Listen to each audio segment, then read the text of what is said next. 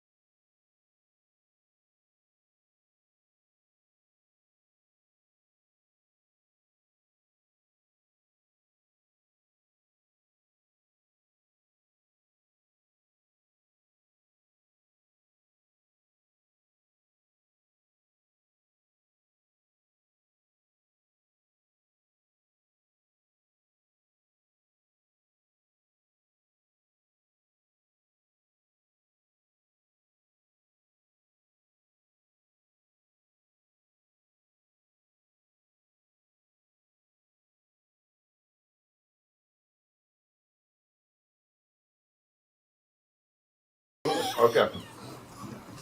All right. We need superintendent or no? No. Okay. How All much right. time we started? All right. We'll call the meeting to order. The Hey, we're starting. operations. And first up, we have the intercom replacement system. Ms. Bayer. Good morning, board members. Good morning. So what we have for you today is the South Brunswick High School intercom replacement, which the funding for the intercoms was part of the 2016 bond. Several months ago, we approved the sole source procurement method for those intercom systems, where we would be using North Carolina Sound to get that Bogan Nyquist intercom system for our schools. So the proposal we have today was obtained from North Carolina Sound for the replacement of the intercom system at South High, $330,688.95. This includes the intercom system with all new cabling, all new speakers, horns outside, and the old system will be removed as part of this project. So all the old cabling, all the old equipment. So that's in the total price. So the staff requests that the North Carolina Sound contract for $330,688.95 be placed on consent for the next board meeting. And this is consistent with what the other schools have as well? Yes, Okay. yes it is. And so they've already been done? The other schools? Yeah. We have a list of several schools to do. South Okay. High just is at the beginning of the list. Okay. We moved on putting an intercom system in Early College High School. We hope that maybe that will get in place over Christmas or shortly after Christmas. Uh-huh. But they did not have one at all to be replaced, but it's part of some of the same money. Okay. As we've been doing construction projects, we've put that Nyquist front end system in. North, west, Town Creek has it now, where we've done construction. Town Creek Middle was built with it. So we're following that standard and slowly starting to work through our schools, replacing the old. I'm fine with consent. Yeah. So any, that's fine. Okay. All right. Thank you very much. Call that meeting closed. And, or, We had a couple of items we were gonna oh, ask. I think that's maybe. okay. Where are we? We actually just had one that I was gonna see if we could have added to the agenda. And that was for the Operations Committee, just a recommendation for a budget to move forward with Jackie's Creek. I think you have a memo about that. First of all, it wasn't on the agenda. So the board would have to vote to agree to add it to the agenda, and then Mr. Smith could talk about it when we get to his part of the meeting. All right. So since we've already started the meeting, can we go back and amend the agenda to add this item? Motion. Okay. Second. All right, Mr. Gainey, and then Ms. Moffitt. All right, and now for discussion, we'll let Mr. Smith can make a presentation. He is. Okay. Okay, good morning. We'd like to do a recommendation. This is all time sensitive to the length of time that the school project would take at Jackie's Creek. So we would like to recommend the board approve or consider, do a first read, and then for the board meeting approve the use of $100,000 for programming, which is where the architect would go and meet with teachers, community leaders, administrators, even possibly students, and talk about how their input on how they would like the new school designed, what kind of rooms, areas, furniture, in great detail, what they would like to see in their new school for optimal learning. So that's kind of how the programming works, and then the company would come in and make a presentation to us on their findings. So that cost for programming from Sherwood Sawyer Sherwood is $100,000. And then of course the topographic survey that we'd like to have the money for when it comes up to be done. Those two items only at this point. the programming for the elementary school isn't just site specific. That can be used for, we know we need to build other schools in the Yes, sir, future it's a anyway. good point. So, we own this information once it's given to us. And, you know, teachers are teachers, and, you know, if we build a second elementary school in the north end or even the central end, we have their input that we can use for the design of a second school, what our teachers like. And say it was, another school came up that we were gonna build in the north end in the elementary school, we could make sure that teachers at Lincoln were spoken to, because that would greatly affect their student population. That's where the majority probably of a second northern elementary school would come from, would be Lincoln. So we'd make sure that they were spoken to and their ideas were included, so that we've already got that on record. So basically, we buy the information, it's ours, we can use it, and it could save us the programming cost for a second school. I think that was a lot of the confusion in the community. I've talked with numerous people about this. And anytime they see architect, they think drawings of buildings. Right. And, Right. you know, the thought is, well, every building you draw is gonna look different on different properties. But this programming survey is basically just gathering the information to get a drawing of a building. So, Yes. and that same information can be Yes. applied to different buildings. Yes, sir. Well, there are lots of other things too. I mean, in a given school building, you can include common spaces, for instance, that maybe don't get used all the time, but can be used by two different classrooms at once. But some teaching staffs don't really think common spaces are something that they want to use, so they would rather have the extra space in their classrooms as opposed to having common spaces.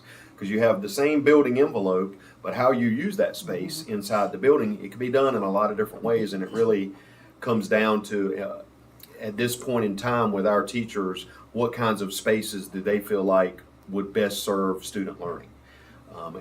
So the programming part of it is all about gathering the feedback of the people that are going to be using the building on the day-to-day for the purpose for which it was designed, which is to advance student learning.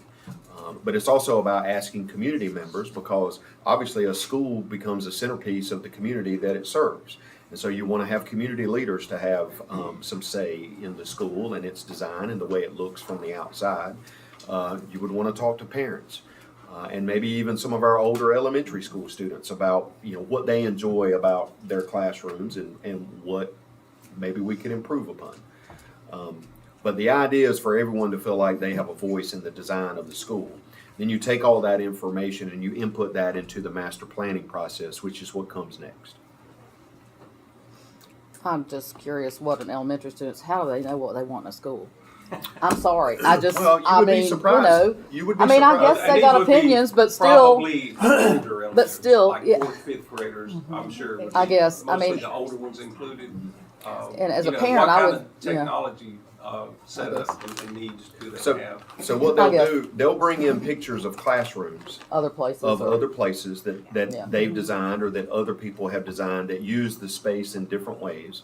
They'll show those pictures and they'll explain how the different spaces could be used in different ways to the kids, to the parents, to the community members. And, So there are other models that they'll, right, Yeah. yeah. Yeah. that's they're what not I'm gonna be saying. having to make No, it that's up what on I'm their own. just, I'm They just, have- they I'm have just saying, you designed know, other schools and they can use their okay. own So I was gonna say if there are other work schools that have used different models that are, what's popular and that have worked, new items that have come up. okay. Is it a financial savings to, are these models architecturally sound already? In other words, The ones they'll propose. Well, in some cases, like I said, they have built other schools. When they did their presentation to us for request for qualifications. so is it a savings because they built a school very similar in the drawings itself when you get ready to build? It really comes down, that cost is gonna come down to just cost per square foot. And it doesn't deviate much from that. Well, I realize we built the high schools years ago at the same time, pretty Right, much. and they're all designed the same. Yeah, they're all exactly. Middle schools, you know, Leland and Right. Lode and South are all the same. You know, it's kind of like once you come up with a design for an elementary school, this county's gonna build several over time. Even We have Jesse some Bay and elementaries Town like Creek that now. are kind of the same. Isn't Supply and Belleville very similar? Yeah. Yeah, and they got away from, you notice, like separate buildings from the older schools, and now, everything's inclusive into one building. And that's due Those to type the of things. modern safety features is we want them to walk into the building and be in the building unless we choose to go outside. Right. We don't really want to have external We buildings that are remember going when outside. they wanted spaces without walls and you had all these pull curtains. Yeah, Uh, safety period of time, features, so- natural light, Yeah. there's a lot of considerations. Have you done this in the past, like in years past, have we done this, or is this a new concept? I would have to ask Craig, because We did it for probably Lincoln. for the middle school, I would imagine. We did it for, we also did it for Lincoln. Lincoln, okay, Okay, yeah. yeah, cause it's, yeah. I've been involved in designing 3 schools in 2 different places, and all 3 of them used a programming process as the first step. Yeah, And I you guess- need this moved on today, correct? I mean, it could be. I think it could wait until the November meeting if the board would like to discuss it further and take, feedback from the public. And I guess at the end of the day, it doesn't make teachers any better. You gotta still have good teachers, regardless of the design and structure of the building. I mean, you can have this, everything beautiful, lovely, all the electronic stuff you need, but if you don't have good teachers, it doesn't matter where you are, That's the So, keyest ingredient, I agree. Anyway. Is the topo needed in order to do these planning meetings? No, it is not, So these are they're totally disconnected? yes, sir. So what are we going to use the topo for between November and when we close on the property? I think that we, at some point, when we decide it's needed, we would like to do a little closer look at the land, because now it looks like, we may not do a middle school there, because we had a conversation with DOT this week, and there's a lot of concerns about traffic flow being dumped in 2,000 students on the same type of bell schedule. So, they're gonna come back to us in 6 to 8 weeks and give us an answer on that, but it did not sound promising. So, with that being said, we could have to go to an elementary, high school schedule, which kind of changes how the land would be used, which part of the land we would use to enter the elementary, or separate entrance maybe to the high school. Do we need part of the other track that we talked about for the high school or athletics? There's still a lot of things to be determined with the land use. So at that time, I think is when we decide to do the topography survey. So is the topo merely a prelude to additional expenses we're going to be asked to approve between now and when the project closes? I don't see that right now, Mr. Gaines. What I would say is that right now the question was, how much risk does the board, or is the board willing to take on with our funding before we officially close on the land? I mean, that is the question. Correct. And so the idea is the $100,000 for the programming, I don't see that as a risk, because we know we're going to be building elementary schools, and we can use that information for any of the elementary schools we build in the next 5 to 10 years. But the topo is not transferable, as Mr. Gainey pointed The out. topo is not transferable. lose The the topo is necessary for master planning, which is the next step after programming. And yes, if we were going to move forward after we spend $100,000 on the programming, we have all of that input from the community. Now we're ready to start master planning the school. Now we need the topo survey in order to know how the school can be laid out on the property. And yes, the master planning, that would be $100,000. But at that point, we should have closed on the property, and there would not be a risk because we would own the property. Now it would be all about just moving forward so that we can get the school built. Okay, so so the $100,000 is for what? The $100,000 we're asking for today is for programming, That's which not goes into the master design. program? That is not master planning. Master planning is drawing out the classrooms, the Okay. hallways, the, Entrances, And master parking planning lots. would be done when? it would be done After after closing. programming is finished and after we have a topographic survey. And before closing? I don't think so. No. I think it'll be Okay. after we've closed, if things go the way we think they are. Okay. Right. And a topo takes a week. That's probably Okay. next to a week or 2 weeks, yeah. And if we're gonna do master planning after next fall, I don't understand why we need a topo this fall. Because I there are some reasonable questions about, will this deal close? I mean, they are legitimate and reasonable. And so as long as those questions remain, I don't see that we would need to do it. Maybe we push the topo back to April, or we push the topo back to May. It seems like doing it then would be very feasible for the process of having a master plan done next fall. I mean, what is the downside to that, Dale? The downside is we can't predict the future. We don't know when hurricanes are coming. We don't know what kind of delays are going to happen in the building, and we are currently on an extremely tight schedule to have this elementary school ready to open in August of 28. And if we can get closed on the property, I don't know, say by February, and we already have the topographic survey done, then we can immediately, I would think, move into master planning, because now we've closed on the property, we own it, we know we're gonna build a school. We have the topographic survey done, now we can immediately go into master planning with no risk. Yeah. The risk right now is that we haven't officially closed yet. So that's the reason why I understand the hesitancy to spend money. But I feel like the programming cost, when we get that product from the architect, from the programming, we can use that to inform the building of any elementary school we build over the next 5 years. So I don't really see that as a risk. The $75,000 for a topographic survey is a risk, because if we end up not closing, then obviously the topographic survey is for a specific site. We couldn't reuse that. In regard to this very tight window you see, we have to inform the seller once we've done our due diligence and we're ready to proceed to closing. We have to inform them of that.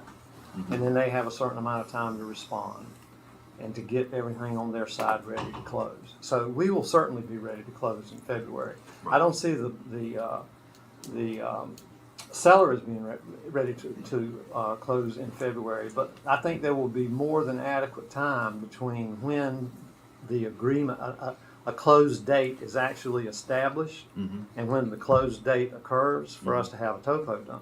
Mm-hmm. And I would suggest that we wait and we approach the topo from that standpoint, because we shouldn't have any issue having a topo ready when we close.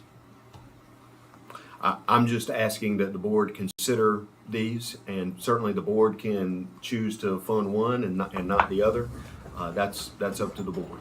The further along we get in this process, through the due diligence and the entitlement period, and I think this is kind of what Mr. Gainey's saying, the further we go, the risk is starting to reduce because there's less obstacles. Mm-hmm. One thing that's intriguing to me is that DOT has a stance on traffic all of a sudden when they mm-hmm. have no stance on any of these housing developments we throw up overnight with 2, 3, 4, 5,000 houses in them. All of a sudden we want to build a school, and that's a problem. I would just like to point that out, that I've never seen DOT mm-hmm. say anything negative about a subdivision being built, but a school is all of a sudden a problem. Well, I think the issue with DOT is how close the driveways are together on 17. It doesn't have to do with, the traffic that the schools will generate as much as how's that traffic going to access. And I think what they're looking at are multiple connections, mm-hmm. and that they're concerned that these connections are going to be too close together. And that's the issue, not the issue of the traffic per se. At least that's my understanding in my conversations with them. They're having the same conversation. You can Google it, with Pender County Schools, with the project that they're working on. It's going to put about 2,500 students, I think, on one campus, right. And they wanted to have a one bell schedule for all of those, and DOT is telling them that they can't do that, and so there's a little bit of a back and forth there. It's really the same thing with us. They wanted us to have a 3-tier bell schedule, which would be a 3-tier bus schedule if we're going to have 3 schools of this size on the site. We're not interested in having a 3-tier bus schedule or bell schedule. We want to keep it 2, like we do with all of our other schools. So we're thinking that we're probably going to be limited to an elementary and a high because we can put those at least 45 minutes apart. And that interrupts the traffic flow. But it may not go that way. I don't know. We're going to have to wait and see on their traffic study. We'll get back in 6 to 8 weeks. And I would also point out that the seller has a carte blanche ability to walk away from this deal based on the feedback he gets from DOT. And so this is one of the reasons and one of the liabilities that we face in moving forward with a lot of expenditures prior to closing. Because closing is going to be based on him being satisfied with what the DOT is requiring. And we already see that there's some, potential conflict here. So I think it's The pertinent. connector road from 17 to 133 is at least on the list now to be under consideration. Yeah, I mean, they will, based on what I've heard from DOT, we will get a driveway permit there. The question is, will the developer get the number of driveway permits he's asking for? Will he lump all those together or view all those as part of his agreement with us and with the development of his project, and then determine down the road that he can't get the number of driveway permits that he wants, and so he's just going to walk away from the deal? That is an option that he has based on the contract that we have with him. Well, I think in the interest of us getting on schedule, I apologize for having to add this, or having to ask to have this added to the agenda this morning. Not asking for any decisions today. The board can discuss this between now and November 6th and then make a decision at that time, if that's okay. Is anybody against adding the programming to the agenda for November 6th? The $100,000 for the programming. No. So let's go ahead and add that as an action item so we can have further discussion on it. Mr. Gainey, are you good with that? I'm good. And then the topographic survey, we will have further discussion and probably won't be on the agenda for November 6th, but anything's possible. Okay. Sounds good, thank you. All right, Okay. you got that? So, in the motion for that, or just whatever your motion is? Put that on action. Robin and I'll make sure it makes the agenda. All right. All right. Is that all the business for operations then? All right. Then we'll close operations. Thank you. Thank you. Thank you for being here. Are you gonna call next? Okay, all right, okay. All right, and we'll call the finance meeting. Good morning, folks. Good morning. Morning. You got one too, didn't you? So the first two items that I have here are budget amendments will carry over from funds from last year. So this is, we didn't spend it all last year, we need to bring it into this year to continue spending. So that's the capital budget amendment number 1 you see in front of you. And then also special revenue number 1. So I'm asking for those to go on consent unless anyone has any questions. Carry over? Okay. Okay. I think we removed the next item on my agenda. Number 2, we actually have asked to remove from the agenda for today, if we could please. All right. And then on to number 3, which is the request for you to place our budget resolution on the agenda for consent for November. This is the evolution of all the budget conversations we've had all year. We had hoped to wait until the state came down with their funding in arrears that they had anticipated passing. They passed it, the governor vetoed it. They said they would bring it back. My understanding is it's not on for discussion in November. So we have kind of been in limbo waiting for that now for months, and it makes life a whole lot harder reconciling budgets and taking care of things when you reach this point in the year and you're still working from last year's resolution. So what I've done is I've brought this forward. Hopefully we'll get some additional funding that will be able to move some of our local costs into state as the year progresses, which we do every year. So again, this is just the compilation of that budget. I did want to point out, as we went through the year, some of the things that you approved and that are in this budget, including the raises that happened this year. They were state mandated raises that we put in. The teacher supplement increase. I think that was a big part of this budget, and really important to highlight the principal and assistant supplement increases, along with the retention award that our staff received last month, which was great timing for them. So those had all gotten approved. We had some additional K student support staff that have come in, and you'll see those in our Fund 8 budget this year. We expanded that greatly in the schools, and we're getting great feedback from our teaching staff on that. And a number of school support positions that were requested by the schools, and again, we're getting great feedback on all of those. So the resolution is in front of you. It includes, and you have backup there as well for both the state and local budgets, the federal budget, child nutrition budget, the trust fund, which is just that little bit of money for the Odell Williamson Scholarship, and then our Fund 8 special revenue budgets. If you'd like to take those and look them over through the rest of the month, and hopefully November 6th, if you'll go ahead and put this on the consent agenda, if you have any questions between now and then, I'll be glad to answer them, but I think it stays within the guidelines that you asked us to stay within and met the needs that you've approved. So we hope it's good to go. Any questions? I would also point out that we had a clean audit report again this year, so great work by the finance team. Thanks, sir. This Fund 8, I don't ever recall seeing that. That's our special revenue fund. That's been in the budget from year to year. Okay. Yes. And so everything in this budget, in terms of the local expense side of it, are expenditures that we have previously approved during Yes, our sir. budget workshop? Yes, sir. So there are no things in here that we haven't previously discussed? There are some additional teacher positions that we've moved in, that we flip-flopped in and out of federal budgets. Okay. Because we didn't get the state funding for those positions as of yet, I anticipate they'll be moved back over to state. Okay.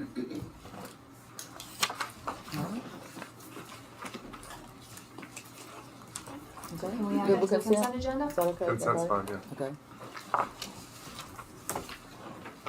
And then the last thing I have on here is an adjustment to one of our policies. It's for donations to the district. What we found, looking back, actually, our superintendent found it, that our board policy required that all donations to the schools be approved by the superintendent, and then over 5,000 come to you. Well, donations coming into the school every day for $20, $50, $100. The logistics of getting his approval before they could actually deposit that money actually kind of falls outside of state law requiring deposits. So we've gone in and adjusted this to say that the superintendent should evaluate any donations greater than $250. That gives the principals the ability to accept the funding. And this change, as long as it stays within current programming, so they couldn't give a donation and say, we want you to start a new project or program without running through the superintendent. And then at the $5,000 limit, he would bring that to you. And each month, anything over $250, you'll get a report that tells you about what donations we received. So that's really the only changes to this.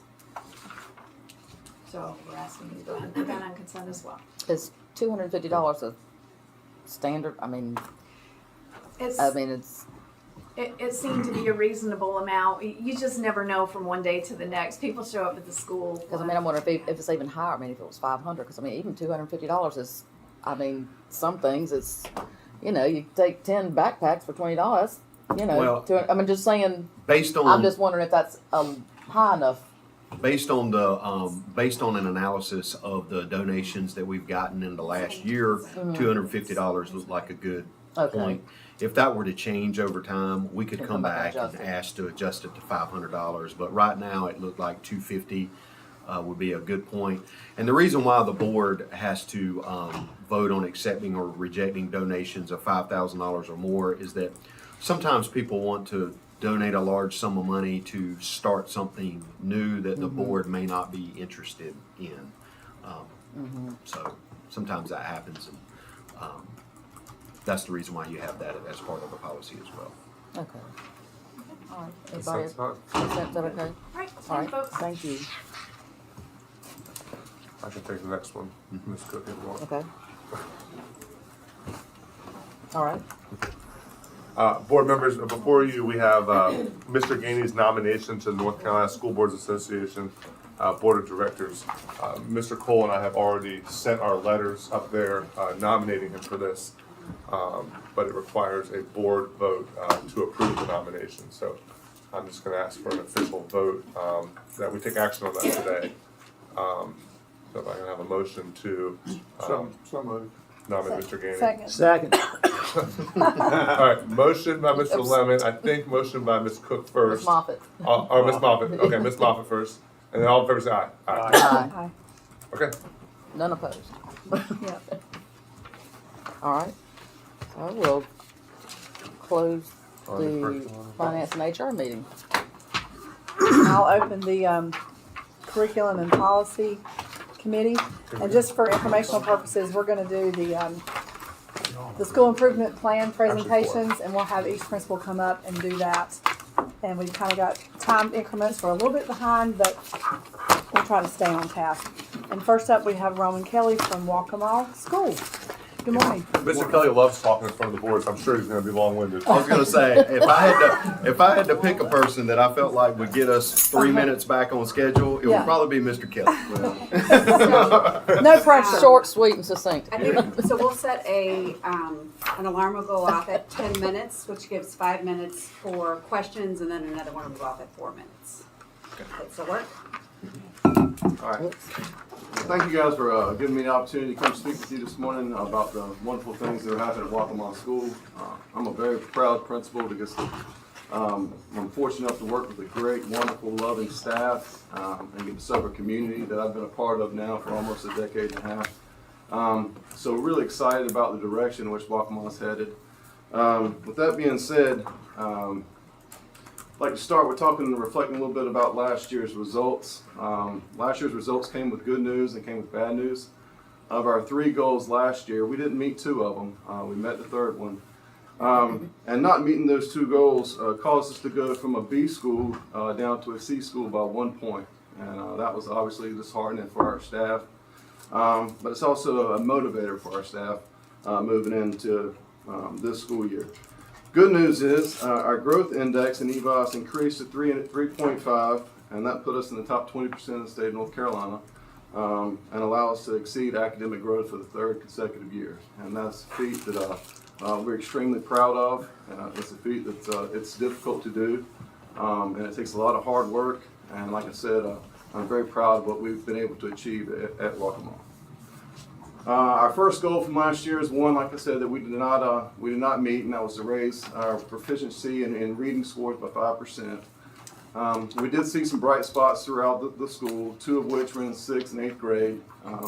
Both grade levels exceeded our local goal, and our 8th grade students were 42% career and college ready, meaning they scored a 4 or 5 on the EOG. Some opportunities for improvement. Obviously, we got another year of wit and wisdom under our belts. Teachers are getting a little bit better at that.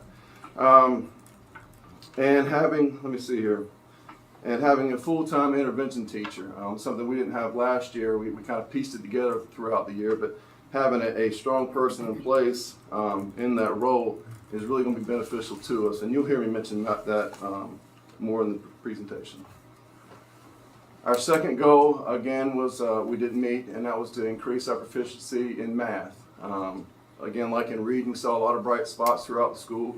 Our brightest being in our 8th grade. Our grade 8 math and our math 1 both exceeded academic expectations and led the district test scores. Some opportunities for that to improve on that is the I Knew I Ready program that you guys purchased for us, and we appreciate that and looking forward to the successes that we hope it brings to our students, and again having that intervention teacher in place, so we're excited about that. Our 3rd goal last year is something that we did achieve. We wanted to increase our parent participation, and we certainly did that. Our PTO now exceeds 75 members. 25 of them are extremely active. They want to help, they want to serve, they want to provide, and it's very comforting to me to know that I can pick up the phone and call and ask for some pizzas for the staff or t-shirts or those type things. And they have the ability financially to help us and the willingness to help us is something that we're excited of. And opportunities for us and our staff is maintaining a balance of classroom expectations versus after-school activities. I think sometimes that got a little foggy last year, but having that fine line in between and separating that will really help us. All right, talk a little bit about this year and this year's goals. As long as I'm the principal, proficiency will be part of our school improvement plan. Our goal, obviously, is to return to a B school and work towards becoming an A school and maintaining an A school year in and year out, and exceeding growth year in and year out. And that starts with proficiency, and that's something that we've got to get better at. So our goals this year, our first two goals will be continuations of our goals from last year. It's to, of course, increase proficiency. This goal one is to increase proficiency in reading. We have achieved this through instructional planning based on the expectations and recommendations developed by teachers and coaches, using direct and explicit instruction of academic vocabulary. But most importantly, it will be better to monitor teacher attendance. At the end of last year, Ms. Browning and I kind of sat down and put all our school stuff on the table and kind of sorted through what worked and some things that we could have got better. And one thing jumped right out at us, and that was our teacher attendance rate. It was worse last year than it ever was during COVID. And yes, we got a great staff, and yes, they're great at what they do, and they're great at planning. But if our students benefit more when our teachers are standing in front of them delivering that instruction versus our substitute teachers taking the plans that the teachers give them and delivering the instruction. We've put some stuff in place, and we've already seen a huge improvement on that this 9 weeks. With that being said, our goal 2, again, is to increase our math proficiency. We saw some bright spots. Let me see here. Losing a spot here. Improving our math proficiency. Here we go. We'll plan on doing this again by implementing the iReady program, having that consistent intervention teacher in place. Again, monitoring teacher attendance and student engagement, and providing our teachers, proper feedback through walkthroughs and informal observations and formal observations, and being honest with our teachers.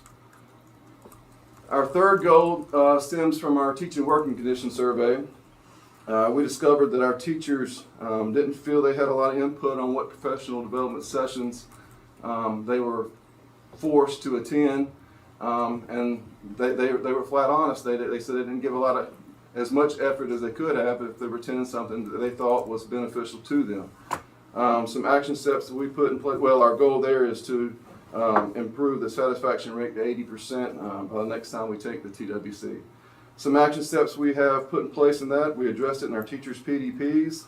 Teacher-specific trainings will be offered during our weekly PLC meetings, and having individual discussions with our teachers about their EVOS and what sessions that the district's going to offer that can help them fit the needs of maybe some of their downfalls and give them some more tools in their toolbox to help them with their daily instructional delivery.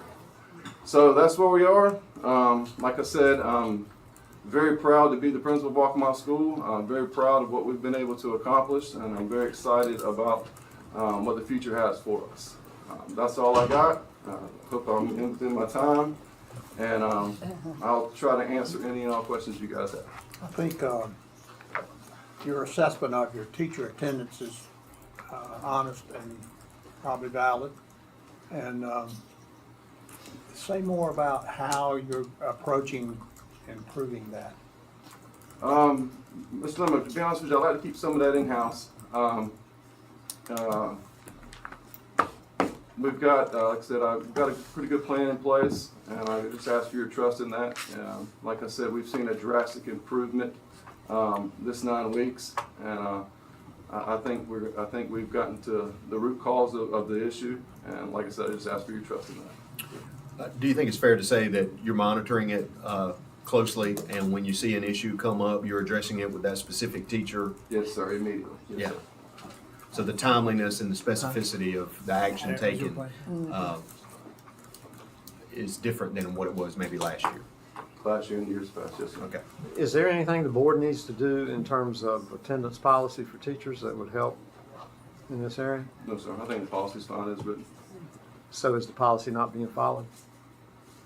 Mr. Gainey, I don't have an answer for that. Like I said, we noticed that we were having some teaching, and I understand life happens. I get it. We're mothers, we're fathers, we're family members. I just think that once we brought the attention to the teachers that you know how valuable they are for our students, and how important it is, and you know a lot of our teachers have their own children in the school. So they're kind of actually seeing it at the kitchen table and, you know, having discussions at home. And I have a great staff, a prideful staff.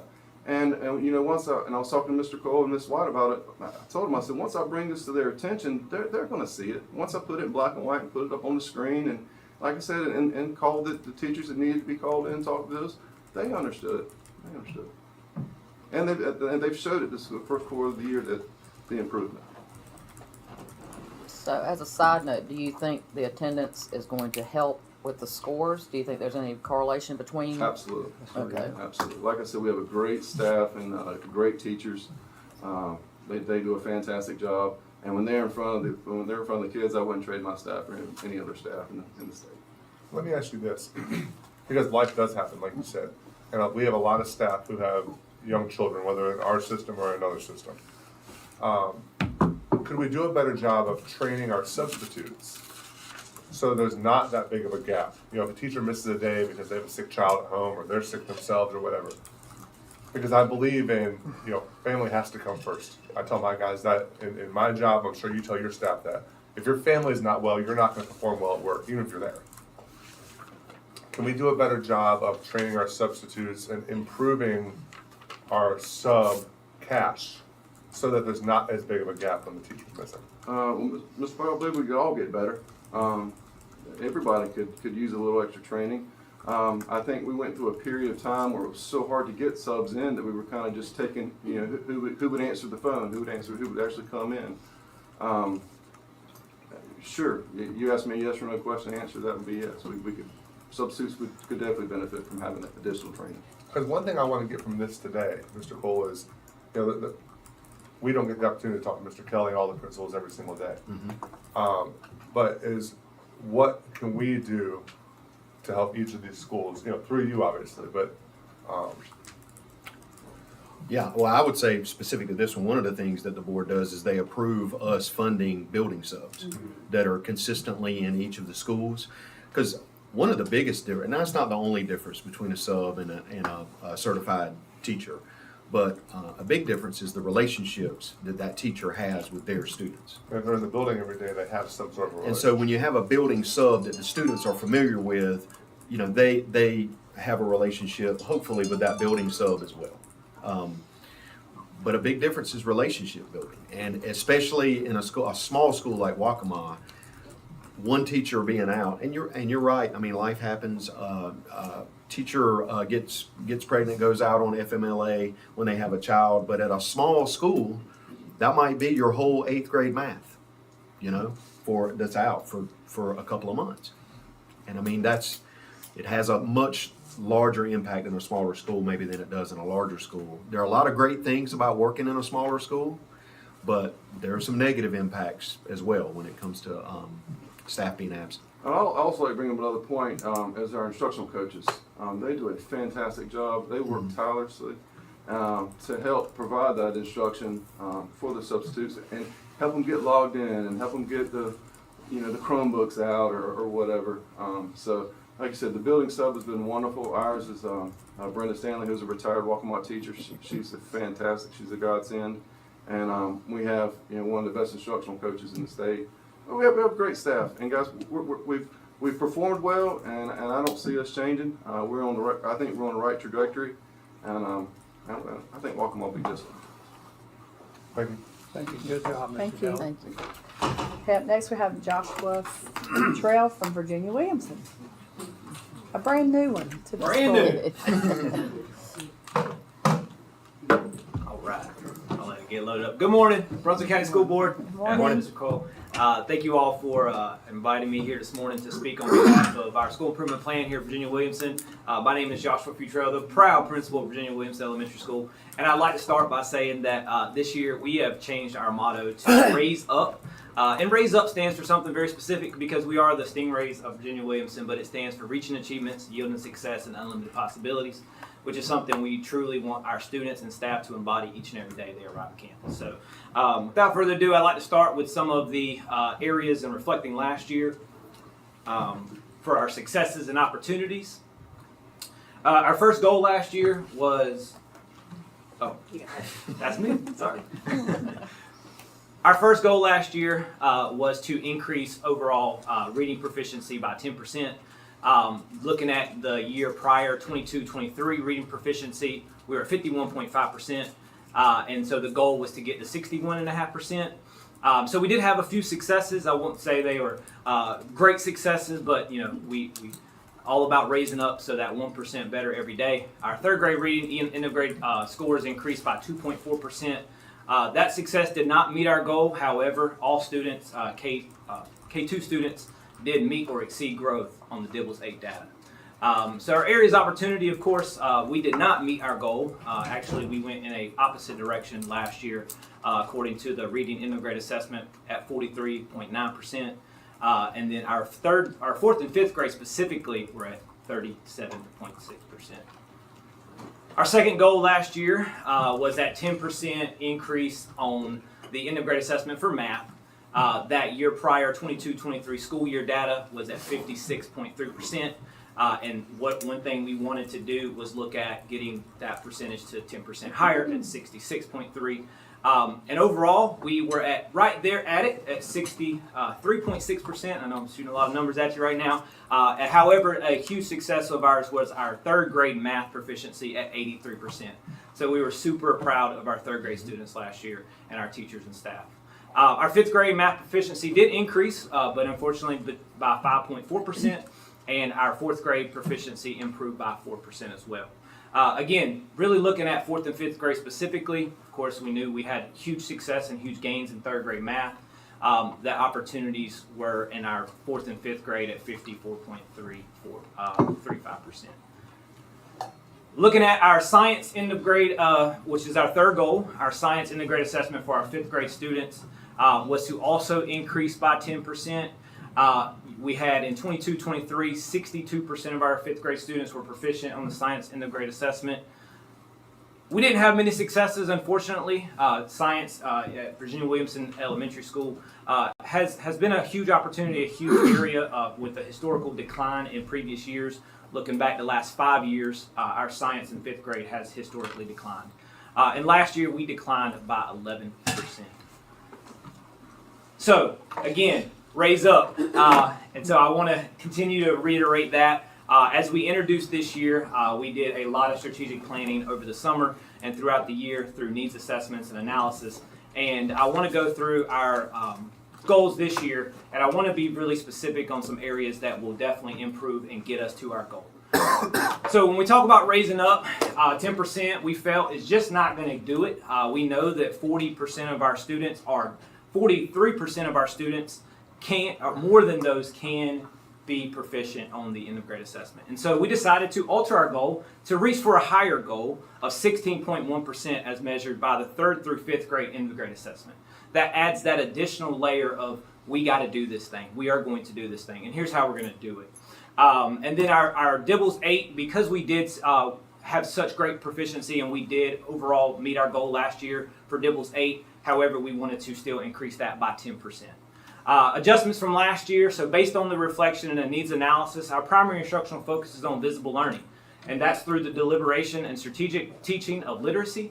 To support this goal, we have crafted a master schedule that is rich in literacy components designed to ensure that both students and teachers remain engaged and on track for our ultimate goal of 16.1% in grades 3 through 5. That action step does look like a literacy-focused master schedule. We have uninterrupted ELA blocks this year. We have built-in small group time for our students to add that extra layer of intervention and support, as well as embedding a everyday daily win time, which is what I need for every student.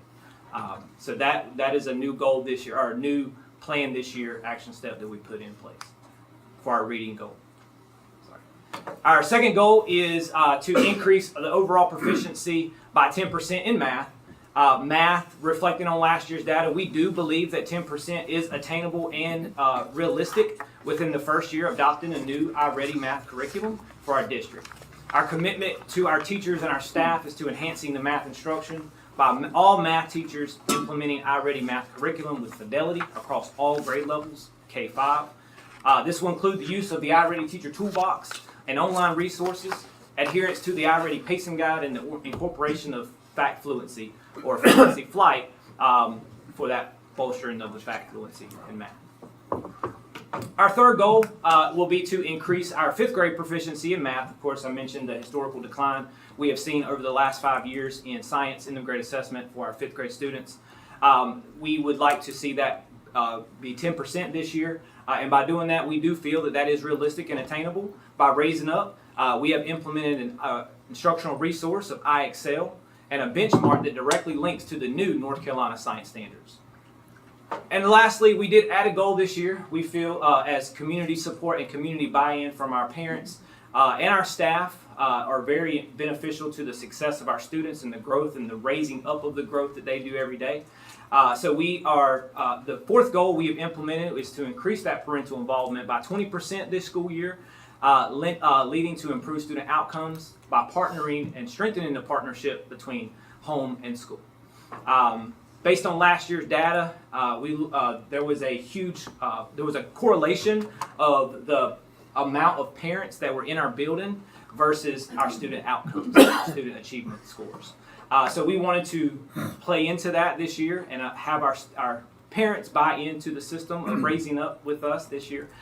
So developing a family engagement subcommittee to plan, organize, and market events at Virginia Williamson. And this committee is composed of teachers, parents, community members to plan and oversee family engagement events. And just to share with you really quickly an update on this goal specifically, we have our first family engagement event next Wednesday night, October 30th, is our Q1 parent report card pickup night. We decided to tie in with a trunk or treat event, and we had RSVPs sent out, and already we are over 500 RSVPs. So families will be coming to Virginia Williamson this year at 500. So we're super happy for that. That is all I have for you today. We are again raising up. We were not as proficient as we want to be last year, but I have set a tone with our staff. We are really working really hard every single day. We have some great staff at Virginia Williamson. We have had a huge turnover from last year. Unfortunately, that retention, was tough on our staff. But we are excited to see the new improvements this year, and we are raising up each and every day. Any questions?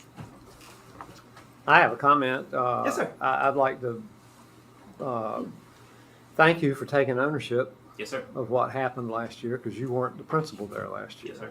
And no one would have ever understood that listening to you make the presentation. You sounded just like you were there, and I think it's very important. I think that's an exceptionally strong point of view for you to take and to have, and it speaks quite favorably for your prospects for success, I think. Yes, sir. Let's see. I just had a quick question about, you're teaching the same students. Yes, sir. So, you've got the same field that you're working in. And here's math and here's English. So it's not the students. Sorry. So what's going on there? I mean, there was like a 20-point gap. So I'd like to go back to some of that.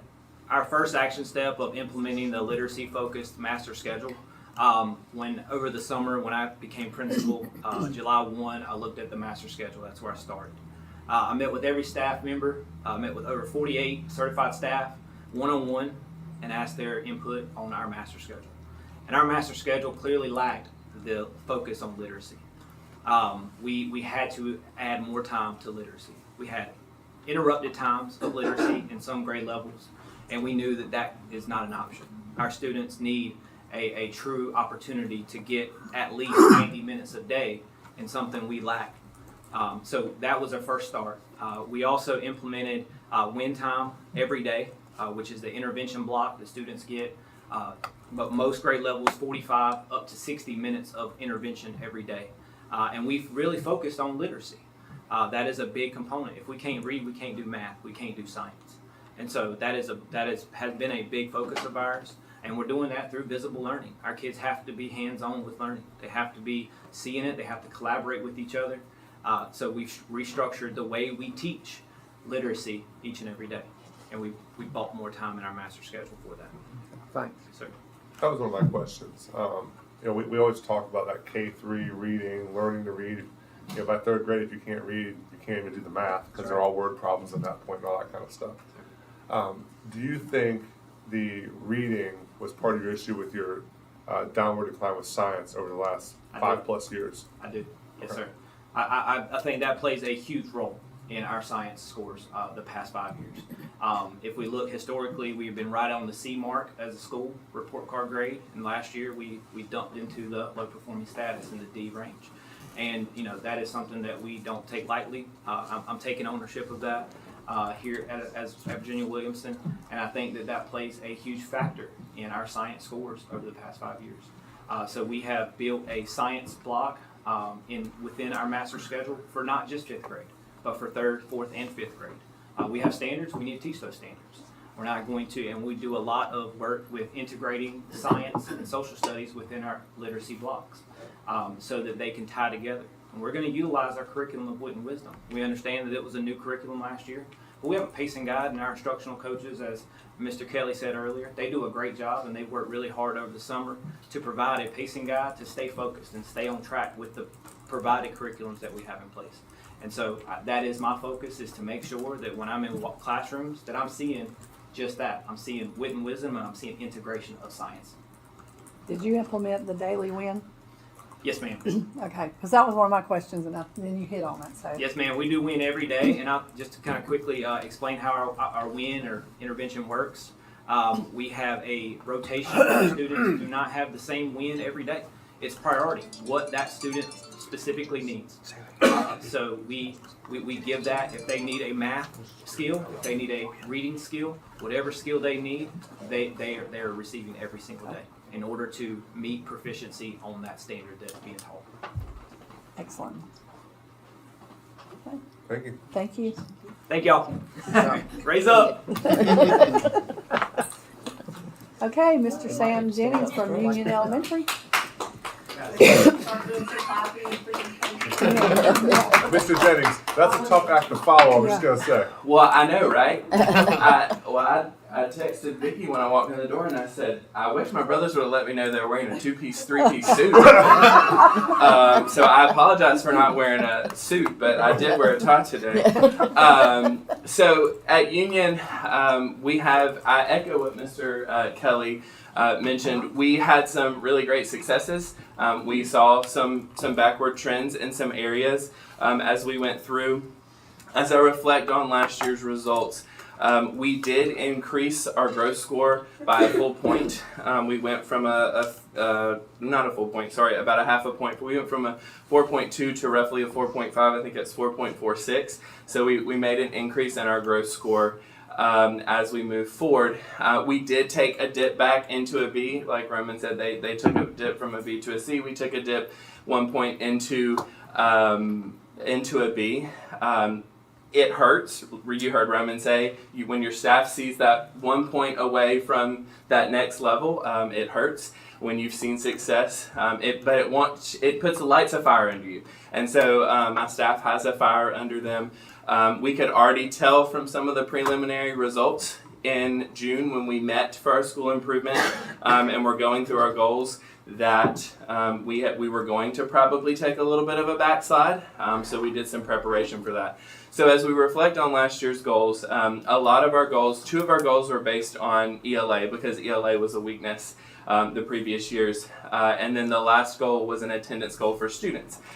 The first goal was about reading comprehension and increasing that overall reading comprehension by 2%.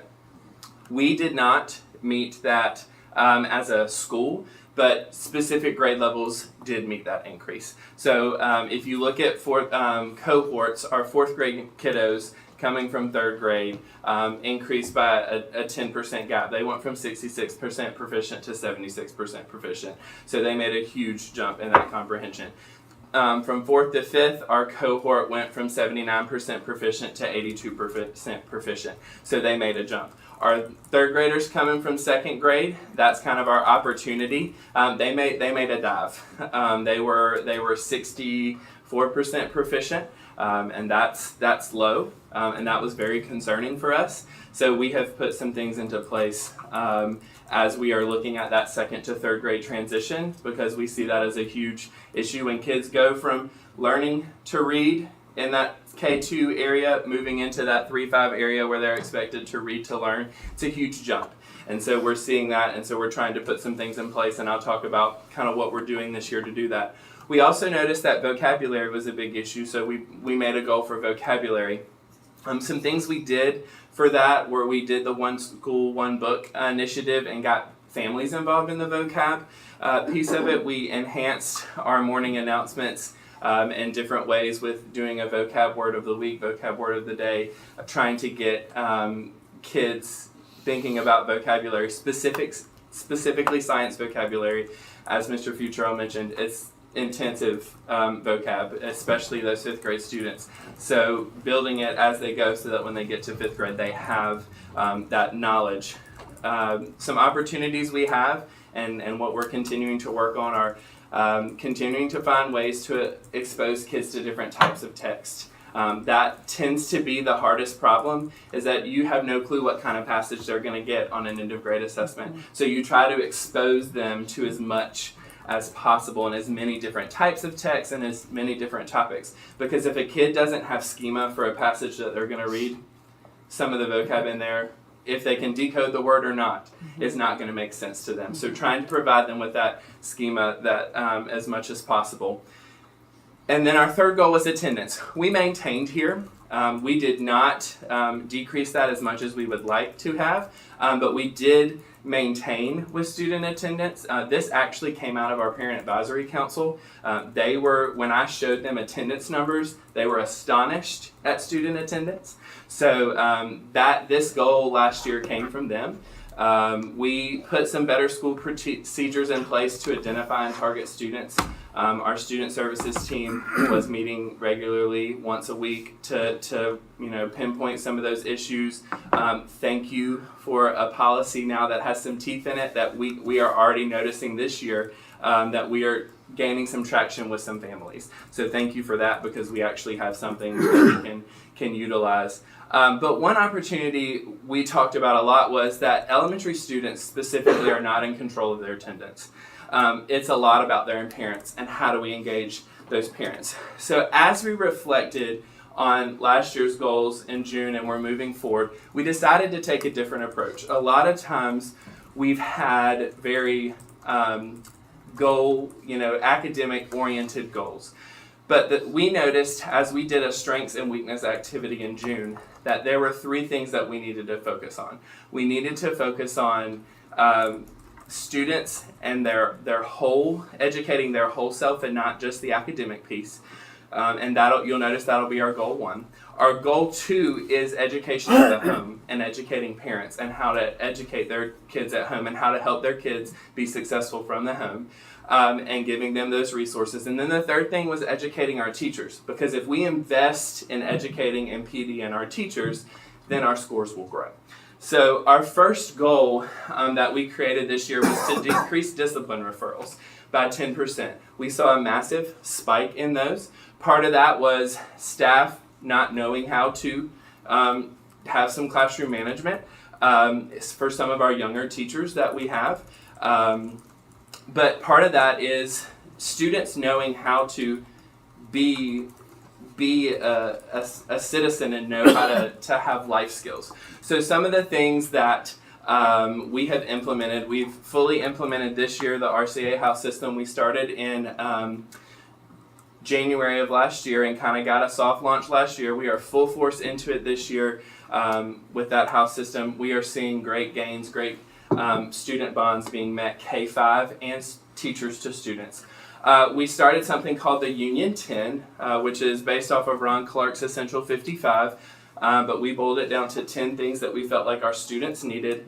Some of those, just so you kind of have an idea of what that looks like.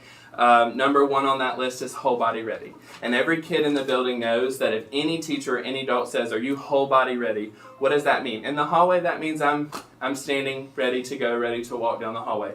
In the classroom, that means I'm sitting up at my desk with my pencil, my book, whatever the teacher has asked me, and I'm focused on the teacher. So we can say whole body ready. Making eye contact. We've lost a lot of that with kids. And that's why sometimes it doesn't process and go through when a teacher's teaching, because they're not making eye contact with that teacher. They're over here, they're over there. So talking about making eye contact with whoever is talking. Standing to speak, teaching kids that they are important and they are valued. And when they have something to say and they're giving an answer in class, they're standing and all of their peers are stopping and focusing on them. Those are just some of the things that are on that Union 10. As we go through that. And then we've really intensively started an SEL program to get some of those social and emotional skills. Just 10 minutes a day, giving teachers the time right at the beginning of the day and that morning meeting time to touch base with kids and make sure that they're ready to learn. Because if they're not ready to learn, we're never going to get there. Goal 2 is engaging more of our parents. We have a very engaged parent population.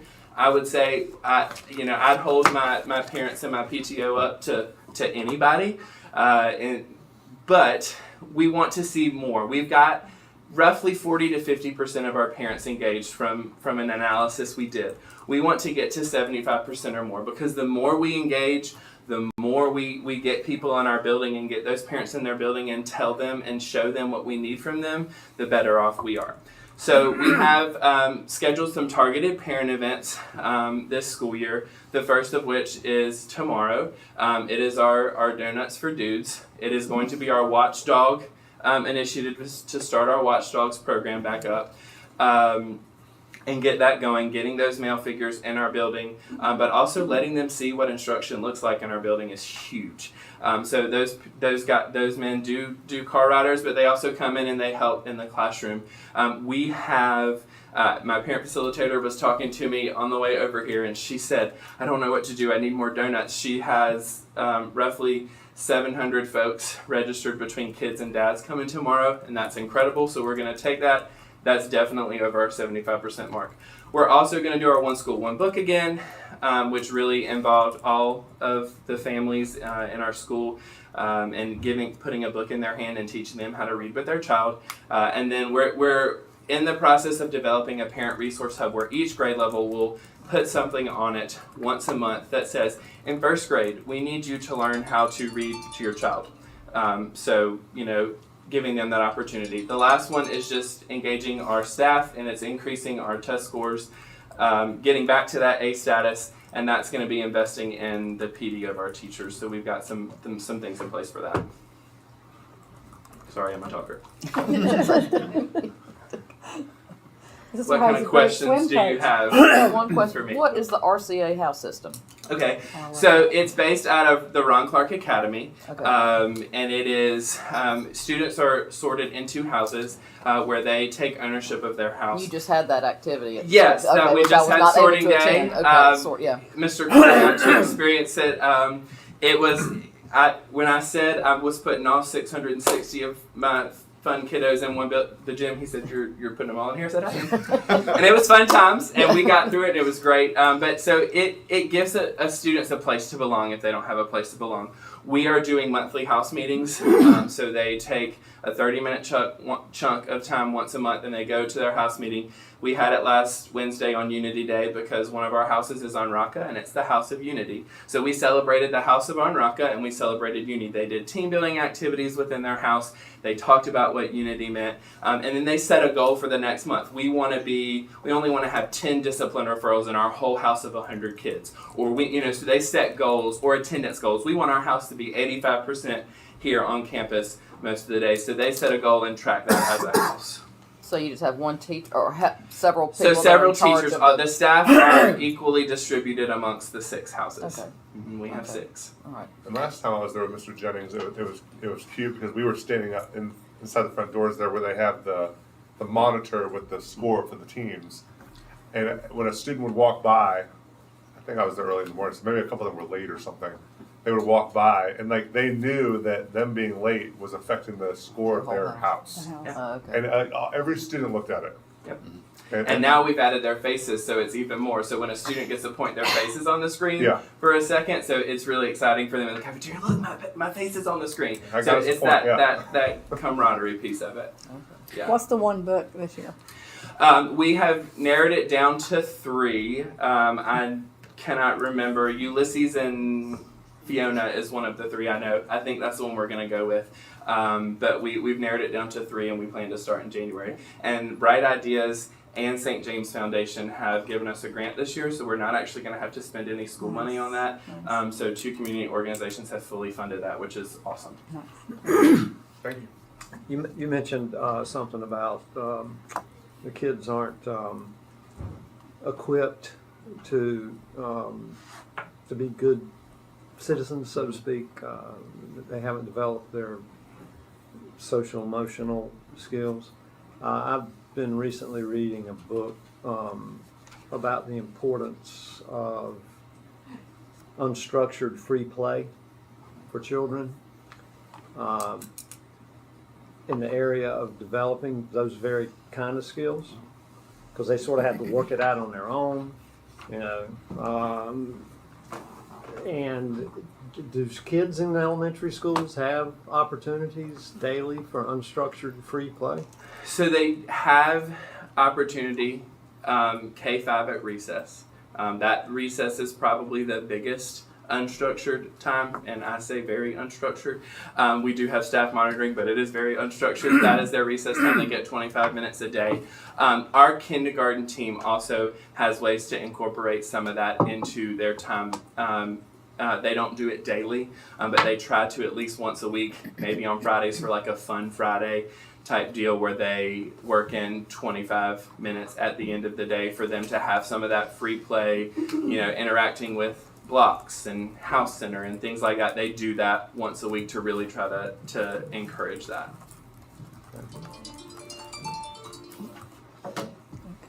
Thank you. Here we have Miss Costin from Town Creek Elementary. Good morning. Hey there.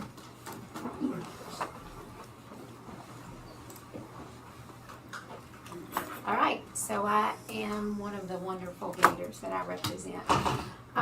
This year, we took a look over the summer with my school improvement team. We had some wins, we had some opportunities, and once we get to the goals for this year, I'll share with you what our 2-year goal is. A lofty goal, but that's okay. When we look at our scores from last year, this is the reading. We met our goal for kindergarten and 4th grade. We weren't far off, but that really was not where we wanted to be. So we had a discussion about what were some reasons behind it. We talked about the new curriculum, so that could possibly have something to do with it. Anytime somebody has to learn something new, there's a question mark. One of the things, in March or April, I start looking at any patterns or anything to work on things for next year. So one of the things that I saw the previous year was there's some inconsistencies in the small group instruction. So we already knew that was somewhere that we are headed, because I'll be very honest with you, kindergarten through 2nd grade, small group instruction is where the magic happens. If they don't feed them lunch, I want them to teach small groups. No, I'm just kidding. But that truly is the most important part of reading in K2. Our math goals, again, close, but not quite what we set our goals for. We're shooting for 80%. We want to be 80% at everything. That's what we're shooting for in the future. We're still above 75% but that's not where we want to be. Attendance. We did decrease our tardies, but what we found was that our group of repeat offenders were not necessarily the same. Some improved, but we felt like we need to do more than what we're doing to tackle the attendance with students. And I'll talk about what we're doing this year. Discipline. We were shooting for the bus referrals. We did some things last year, and overall, student by student, the percent of referrals went down. The bus was not what we wanted it to be. When we talked about it, what was that because of? Had some new bus drivers, some bus drivers that struggled. Our TAs that know the kids do a fantastic job. They know the kids, they know the families, but not every TA is able to drive a bus. Nor, truth be told, do I want every TA driving a bus, because they are fantastic in the classroom, not as good with 80 children behind them. We talked about some things school-wide that we could do, and we're hoping that those pieces are filtering over to the buses. We're also putting some other things in place for the buses this year. So when we met over the summer, I talked with my staff, and they agreed that we're a good school. So my question to them was, why aren't we a great school? And what do we have to do to get to that level? We would love to see ourselves at an A by the end of not this school year, but by the end of next school year. And basically, we're looking at 80%, whether it's on this plan or on the teachers' PDPs, we are shooting for 80%. And that's technically where the core of your student body should be. So with our reading, we look at cohort groups, like wherever this group ended in kindergarten, we look at where they should be in first grade. We make realistic goals, but again, our kindergarten has hit 90% for the last 2 years. So why would we go down from that? Set your goals high. One of the things that I talked about was the small group instruction. We're working really hard on that this year. Lesson plans, making certain that everybody knows what should be within that hour block, because it is an uninterrupted hour block for literacy small group. We don't have quite that long in math, but I'll talk about some of the plans in math too. One of the other pieces with small group instruction is not just planning what you're doing, but taking data on what you're doing. If a kid is making an error when they're reading on short vowel E, you want to write that down, because you want to focus on that and you want to hit it again the next day and the next week. And you want to see if it's getting better to see what you need to readdress. Another big change for us, I will tell you, it hurts my heart, the amount of money that iReady is. But our school has used iReady for probably the past 10 years, long before I was there. We want something, our teachers are used to it. They love the diagnostic tool and they love the MyPath. So I convinced them to at least try IXL. iReady is about $14,000 just for the reading portion. IXL is about $4,000 cheaper. I will tell you, there are some good things. We're going to get some data. One of the really good things and one of the biggest problems that I have with the iReady diagnostics is whatever they score, whenever they take that diagnostic, that creates their MyPath. If they're having a bad day and they're in 3rd grade and they score at a kindergarten level for math, those are the lessons that it gives them on MyPath. You can have them retake it, but again, one of the things that I like about IXL for the reading is that it's a constant diagnostic, and it adjusts the level of the kid. Today, I cannot tell you one way or the other which way that I would go, but our pilot ends in December.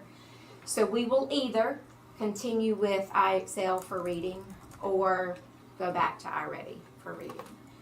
But that is definitely a change for us this year. It's been, change is tough when folks get used to a certain thing and they're used to what it looks like, but we'll see.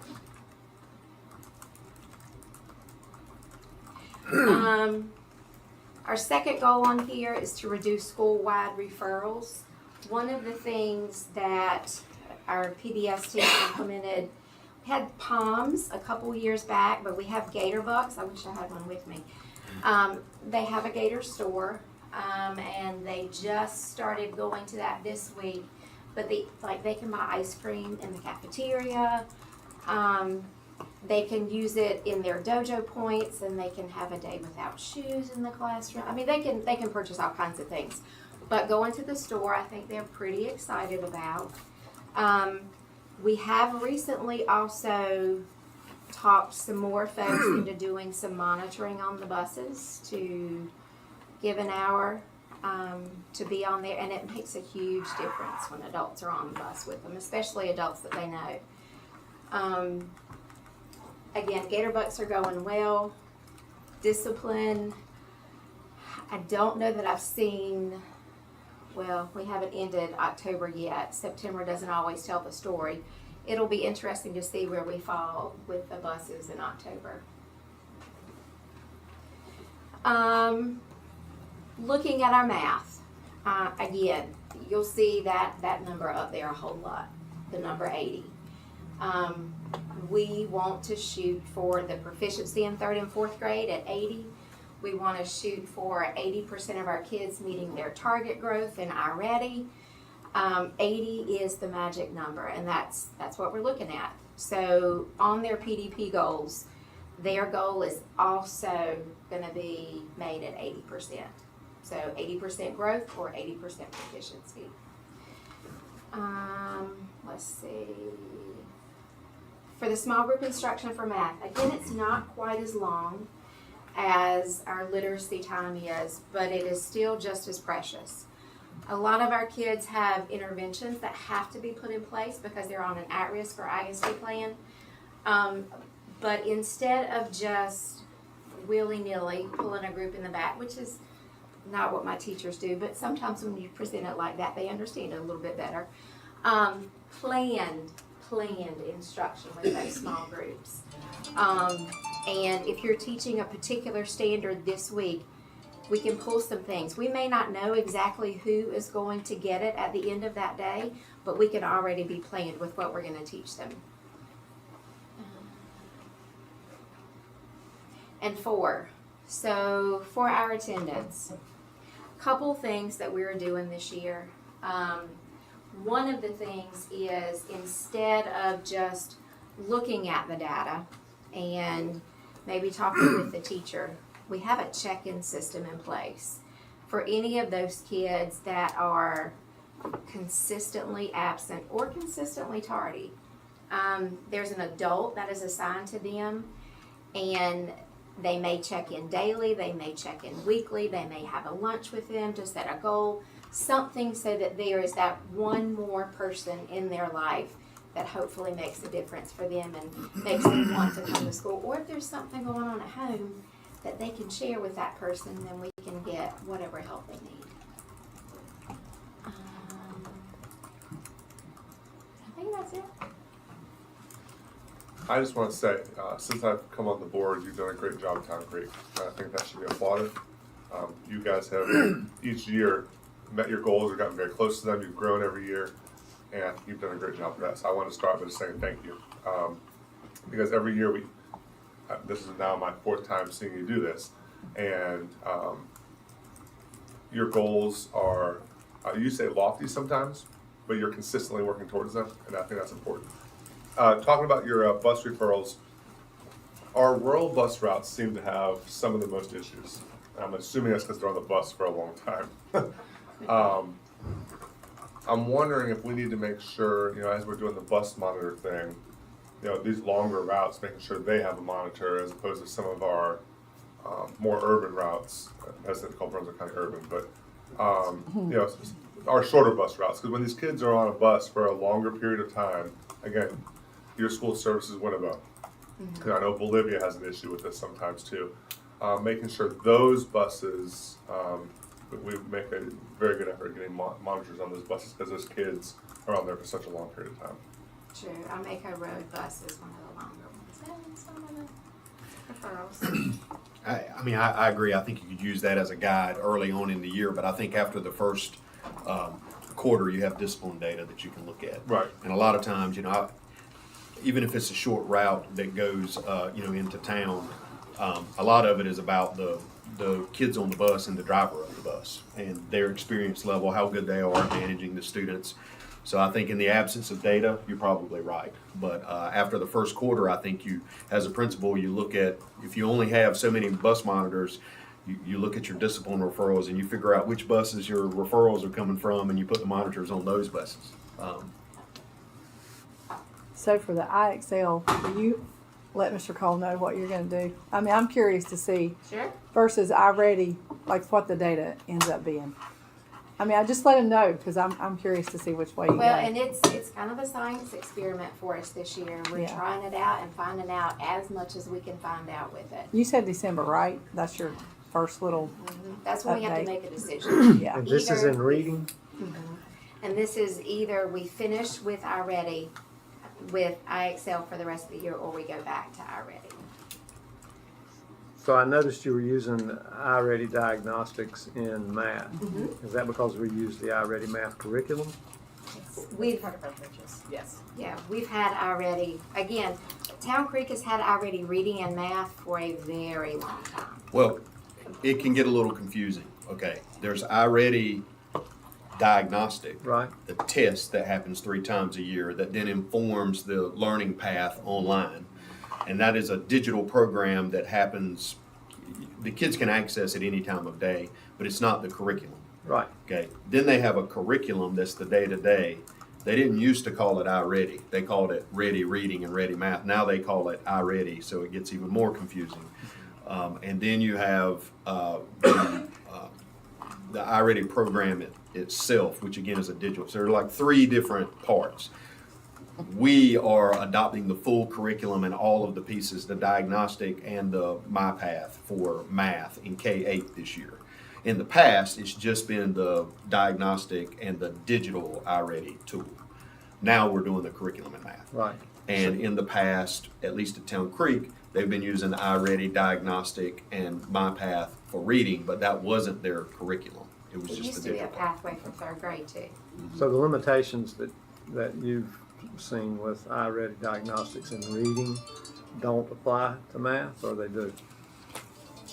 Well, we're doing a better job right now of looking at the specific domains in math and drawing goals based on what they score in that domain. We do have to have them retake it if we don't feel like it's a good score for them. Sometimes it means taking it over a couple days or somebody sitting right beside them if they need to help focus.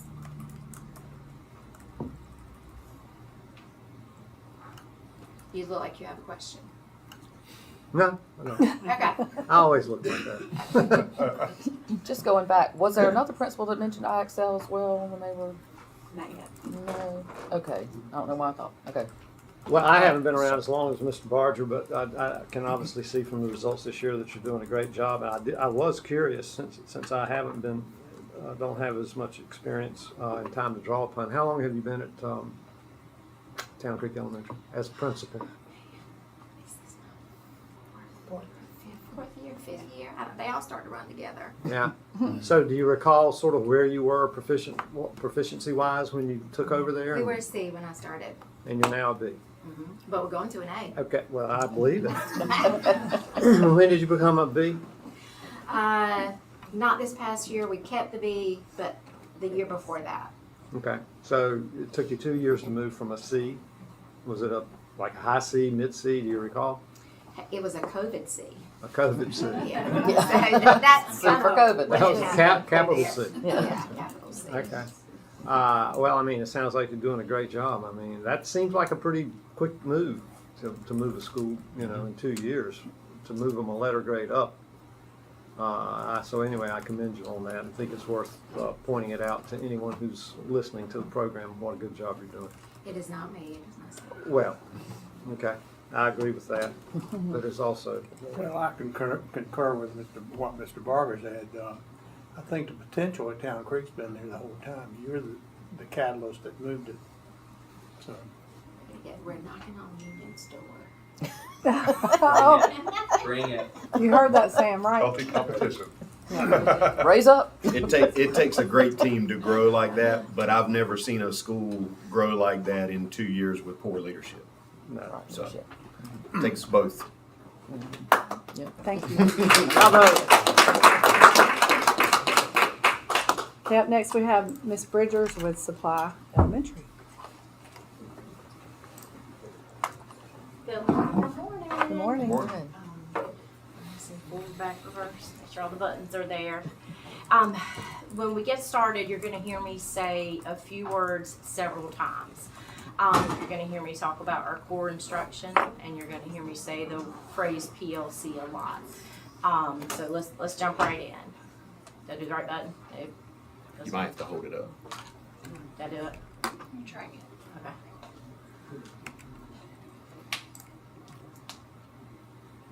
The right side, there you go. Yes, there we go, there we go. All right, so let's start with last year's review. The successes that we had. So our three. Sorry, let me backtrack. Our three basic goals: reading, math, and behavior, are the foundation of anything that we're trying to do at Supply. And if we look at where we ended, we did have a few successes. So the Dibbles program, the Dibbles assessments with the kindergarten through third grade crowd. In kindergarten, we did see progress up to 77% proficiency. And leaning into that, we brought in Haggerty for Supply this year. We realized that we didn't have it, so we brought it in and teachers started using it, and definitely we're getting some success with the children. Okay, when we look at first grade, they exceeded their growth, and our second grade met their expected growth. We like the foundation that we're laying in our kindergarten through second grade crowd to move up as we get into these EOG grades. Our biggest school celebration was in our EOG reading, just the subcategory for reading. We did meet our growth, and that has not happened for quite a while at Supply, so we are super excited about that. Attributing it to our core instruction with wit and wisdom. Okay. Opportunities. While we did meet our reading growth, it was negative growth, which sounds kind of counterintuitive, but when you look at the effectiveness of what the teachers were doing, they were still within the green, if you will, but they were on the left side of the green instead of the right side. So that lets us know we're doing some of the things correctly, but we need to drill down and keep working with our teachers on that core instruction to get on the positive side of the green. In math, our best success for last year was definitely our third grade math at 76.9%. And that has traditionally been a shiny spot at Supply. The handle that the teachers in third grade have on the math content definitely shows, and they are biting at the bits to get to 80%. It is bugging them to death that they're not quite there yet, and so they're definitely making that a grade level goal. Opportunities for us with this one, we are super excited to have the curriculum with iReady this year. There was a lot of piecemealing together, and some people using this and some people using that, and now we're going to get on the same page and be consistent with the curriculum. So we're super excited about that. One of the things that we are trying to figure out as a school is how can we help our third graders as they transition to fourth graders, and making the big jump with where we've learned how to do all of these operations into how are we going to do these operations with fractions. Okay?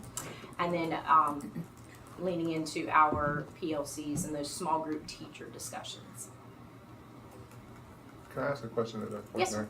when you're talking about your 3rd and 4th grade math there, Mhm. do you have a lot of co-teaching where students might spend some time with one teacher for reading and then they'll transition to a teacher who might be better with math? Do you guys have a lot of that supply? In 3rd grade, yes. Okay. In 3rd grade, yes. In 4th grade, they're all self-contained, teaching the 4 Okay. content classes. With behavior, our goal last year was to decrease the number of discipline referrals. The success that we found from that, did we meet that goal? No, we didn't. But when we were analyzing it at the end of the year, it was helping the teachers learn the tool the Educator's Handbook is. When I came on to supply last year, I want everything in Educator's Handbook. I want the minors in there. I want the parent phone calls in there. I want the majors in there. And so it appeared that our discipline went up, but in fact it was a more realistic number of what's happening because now everything is being put in, not just certain items, whether it resulted in a suspension or not. So using the tool for what it is to get a better look at drilling down into it. Opportunities from this is realizing that we had a big staff turnover and we needed some more training into the positive side of the discipline world, and the fact that we were not utilizing our student services team as best as we could. And so we'll look at ways to address that coming up. So that's where we were, where we're going. So we decided as a school improvement team to stick with the same 3 categories with reading, math, and our behavior. Because foundationally, we have to get out of low performing status. That's where we are, and we need to move as quickly as we can in those areas to make it happen. So our new goal is to look at our percentage points, and over the next 3 years, try to chunk away at it 10 points a year, 10 points a year, 10 points a year. It's percentage points, so that by 26, 27, we're higher. So the reading and the math are phrased very similarly. So adjusting based on where we were last year and where we're going this year is breaking it down into the 3-year focus. In reading, circling in on that core to provide the support that our teachers need through coaching sessions, coaching cycles, through feedback from walkthroughs and observations, and really leaning into the conversations of our PLCs. I'm bringing that up so many times because last year's goal was to bring them back to the school. We're going to meet every week. We're going to get comfortable talking about our data together and start to make these decisions as a school family. So that was a success, is actually getting that framework back into place. And so this year is, okay, we've got the framework, what do we do at the meetings? So in the action steps is making sure they happen, and at the meetings, we're talking about our core instruction. We're analyzing the data that the teachers are taking. We're helping the teachers form their small groups, and then things that we're getting from our professional development, actually applying it. Okay, math, similar setup. We're aiming for the 30 percentage points again and breaking it down over the 3 years. And so our last year's goal, our last year's ending point was at the 57% proficient. Okay, so what's new? Again, the same two words y'all gonna be tired of hearing me say with the core and the PLC to make those grade level decisions. Making sure that we are following the district curriculum, making sure we are using the pacing guides, making sure that the teachers have been tiered into those that need more support and those that need less support, so that we are in their classrooms more having those conversations. And again, the action steps are the same for reading and math because we are drilling down on our core instruction. With our behavior, we kept behavior goal, but we changed the approach. We decided to put the positive spin on ours and celebrate some successes. So our goal is that 85% of our school will be able to go to our celebrations that we have each quarter to recognize that the kids are doing a good job. So ways that we're getting there. We started with some professional development. Because of the big staff turnover, we needed to come back to a baseline where we all were using the same words and all using the same terminology. Leaning into the school boards and the celebrations. So the teachers are working on things weekly with their group of children. Every other week, the grade level is celebrating, and then monthly we're celebrating as a school. And so we want to celebrate what the students can do and keep modeling our expectations with them. And I don't talk as much as Mr. Jennings and Ms. Constant. You had 13 seconds. Well done. Yes, good deal. No, questions. it's very, very streamlined and very targeted for our core instruction and get out of this low performance status that we're in. I'm gonna ask this, Miss Damon's gonna throw something at me, because I know she's told me this before. How often do they do the dibbles? How many times a year? The benchmark itself is 3 times a year. Okay. But then, depending on where the student is in that process, once we get their scores back, then they go on a progress monitoring routine. Okay. So the ones who are higher need, they're getting instruction and progress monitoring every 10 days. And then there's students that are in that monthly rotation, and then the ones on the semester. Okay. And then for the pacing, I know we put a lot of emphasis on the pacing guides. And then how do we manage, the pacing in a classroom versus students who might not be at that pace, right? And your intervention time. Can you just describe how that works at Supply? Absolutely. So that is a big hurdle that we do face as a school family, because we do have some deficiencies that we're trying to close those gaps with the children. And it drills down a lot into the small group time and the intervention time. So we do have dedicated intervention time in our master schedule where the students work with their classroom teacher, and then we also have time with the interventionist. That's also a time of day where a lot of the students that do have IEPs get their 30 minutes of extra reading here or 30 minutes of extra math. So that is built into the schedule with it. From the small groups that we have and working in the PLCs, that's where we're helping guide the teachers on who they're working with and what they're doing with the kids. Another piece that we're working with in the intervention time is starting up our volunteer program, which has had a great start. So we've been working with Bob von Sprecken on his volunteers in public schools. And I forgot the number where we are, but we are up to about 30 volunteers who are coming in regularly. And during that intervention time, that's one more person working with 1 or 2 kids in the library. So we're putting as many thinking brains together in the PLCs to analyze and make decisions. And then we're also trying to use as many resources that we have in the school and reaching out to our community with our volunteer program. Yeah, and I would just add, that's what MTSS is all about, multi-tiered systems of support. It's about layering on supports based on student need, but every kid gets guaranteed access to a grade level core of instruction. Because if we provide a core of instruction that, let's say they're a grade level or 2 behind, and then the core instruction we provide them is a grade level or 2 behind, then they're never going to reach the grade level that they're at. So they're going to get core instruction at the grade level that they're in, and then they're going to get layers of support for intervention to push them harder. So they get more time, more instruction as they need it. Well, what is your view on having to do the dibbles versus smaller class sizes, K3, and giving up teacher assistants because of that? I guess that's the reason it occurred. Is your view that you still need an assistant in every class K3?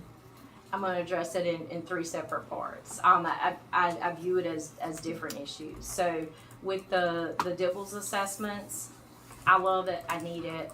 It helps our teachers drill down and figure out what's going on with their reading specifically as we target these skills to, I call them the little potholes on their road, but fill the potholes so the kids can read, so the kids can figure out the magic of reading. So that's one piece. And then the separate piece with the class sizes. Class size is key. Class size is key. A smaller class definitely helps. And then personally, I could use a TA in every classroom if I could fill it, right, all the way through 5th grade. So I feel that they're all important pieces, but for different reasons. Yeah, and the Dibbles assessment is a requirement of the law. Yeah, and but even if it wasn't, data always helps to know exactly what the kids know and what they don't. But certainly, we would love to have a teacher assistant in every K-3 classroom, and it's very achievable by our state. It's just right now, based on the most recent budget, the General Assembly felt that $500 million for opportunity scholarships was more important than having a teacher assistant in every K-3 classroom. I mean, that's just the facts. So I would certainly push for having that. I think it would be a great help to our K-3 teachers. You know, I agree. Dibbles is important for the data you need, but it's very time consuming, even with smaller classes. So I don't think. In my personal experiences, way back in the day when I was a teacher doing some versions of tables, and even when I had an opportunity to help train with that, if you have the right structure and management in place in your classroom, it doesn't take long. Most of the assessments are just a minute. Now, yes, a minute times 18 kids, okay, and changeover, it can be a little bit of a time, but the cost outweighs the time. Like the information that you get to be able to move forward into these skill sets that the kids need far outweighs that bit of time that it takes to do the actual assessment. So my experience is, even as classroom teacher and now as principal, it didn't take too much time. The investment of time is worth the result you get, so that you can have more focused teaching practices. That's what I would agree with. I still would like to have a teacher assistant. Yeah. K-3 anyway. K-3, I would. Thank Anything you. else? Okay. All right, thank you so much. You. Okay, Ms. Bourne with Southport Elementary. Take my little break here.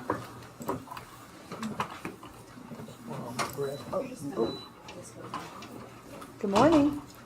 Good morning. Thank you for the opportunity to be here to speak about my school. How did we do? I'm very proud of our school community. We exceeded growth last year, and we also raised our school performance grade from a C to a B.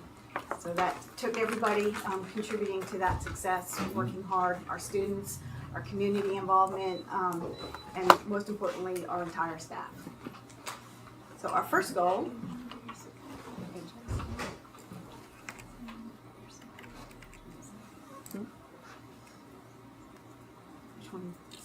It's the right button. Nope. Sorry. It's okay. You're just gonna hit the arrow. Okay. So reflecting on last year's results, Southport Elementary, we had a goal of increasing our reading proficiency by 5%. And we set that as a 2-year goal last year, and again this year we'd like to do another 5%, so 10% over a period of 2 years. So we were able to meet that goal with some of our cohorts. Our 3rd grade reading cohort went from 46% to 53.9%, and our 4th grade reading cohort to 5th grade went from 65% to 72%. And our overall growth in reading index for our entire school was 3.54 last year. And so the students who are now at 53.9%, those are our 5th graders. And when we looked at that, we said, hey, we still have 46.1% of our 5th grade who is not proficient. And so we really need to drill down and do what we can for those students before they leave our school. Those are our babies who were affected by COVID in kindergarten, and then we came back in 1st grade with masks on. So they have not had the most ideal situation for them in elementary school. So we really want to look at our intervention block and providing as much reading intervention as we can for them. Looking at our at-risk plans and developing those and meeting with parents and working out individual plans for students for their education and any other additional services that we can give our students in reading. We are definitely looking for those opportunities. Our next goal was goal 2 in math. We wanted to increase our math proficiency by 5%. over the course of last year, and then again another 5% this year, so 10% overall. So we met growth in math for grades 4 through 5 with a 0.51 overall growth index. We'd like that to increase.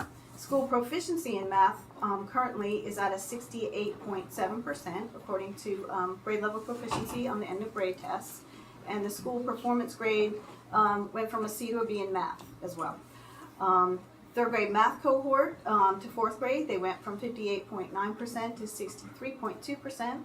And then our fourth grade math cohort to fifth grade went from 55.7 to 68.7. When we drilled down into the data, we looked at our students with disabilities who they did meet growth, which would be the standard error of 2, but they were a negative 1.47, which indicates limited progress within that standard of error. So we're going to address that through individual IEP goals, our service delivery schedules, and the new iReady curriculum we're very excited about with individual student data analysis quarterly. And that program also has extra features in that for analyzing the data. And we like the program because it not only analyzes the data for us, it also gives us the plan for intervention. And the teacher's toolbox has specific lessons that teachers can go to and address in small group instruction for those gaps. Our goal 3 was looking at our attendance data to try to reduce unexcused absences.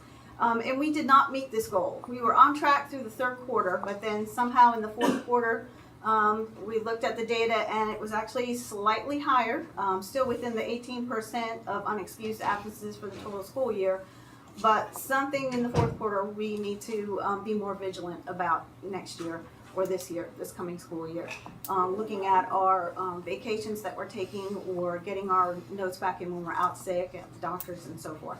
So that's something that our attendance committee is meeting to address every week.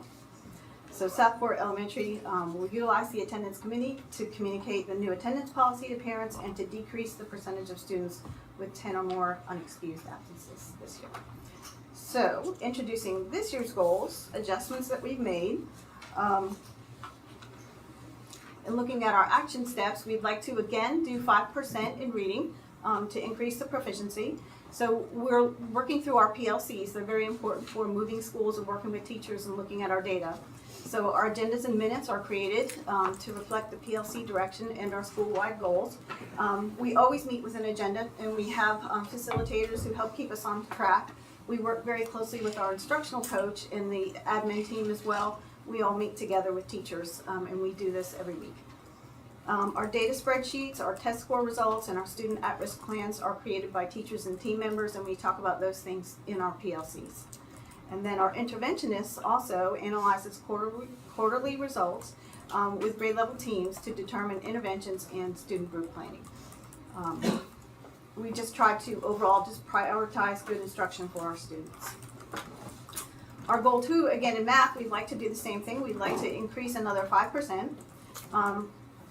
We are implementing our new math curriculum provided by the county. So iReady Math, we're using the Fluency Flight and iReady for math fluency practice. That frees up students' working memory to attend to some higher level word problems in math. So if they can get the basics down, then they'll be able to do the higher level. Professional learning for teachers with the iReady Curriculum Associates also this year is happening. Math Superstars for nurturing in K2, and teachers have been very positive and very excited about the iReady Math curriculum this year. Goal 3, we would like to improve our overall school climate, noted by a decrease in school discipline referral data and by our teacher working conditions survey, an increase in questions that pertain to overall school climate for teachers. So if we can improve our discipline and improve our attendance at school, we believe that our climate will improve as well. So looking at our revised PBIS matrix, we've enlarged it for our hallways and classrooms based upon teacher requests. They said we have it, that we can readily refer to it as we're in the teaching moment. That would really be a plus. So we went ahead and we enlarged everything. And it's hanging on our walls. We also have it in the cafeteria to emphasize positive behaviors in a visible format for students.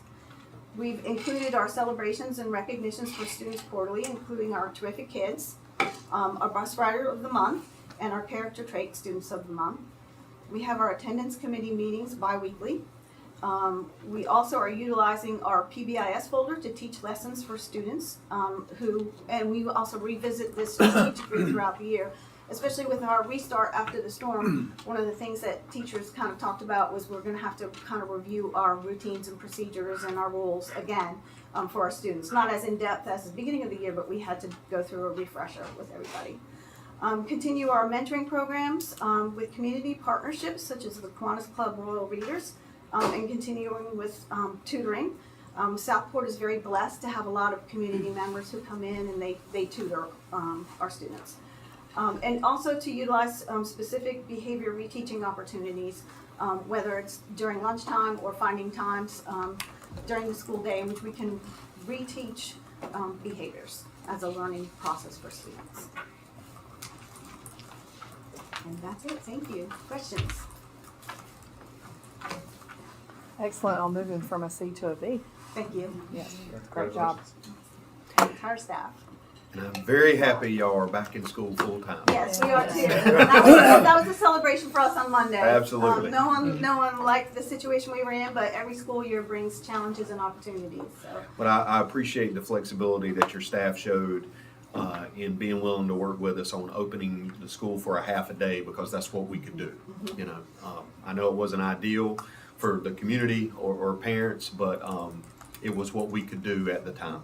So I appreciate their willingness to work with us on that. And everybody knew it was temporary, so there was a light at the end of the tunnel there for us. I gotta say, probably a dozen or more of her staff reached out to me, and all they said was, let's go back. Whatever it looks like, I'm all in for the temporary. So having that buy-in is important as well. Everybody good? Okay, All right. thank you. Thank you. Okay, and we've got Lincoln Elementary up next with Mr. Ross.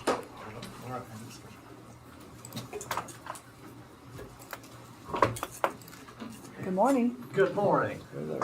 I want to thank the board for taking time out of your day to meet with us, to go over some of the successes that we saw at Lincoln, and also kind of forward planning into this year's school improvement plan.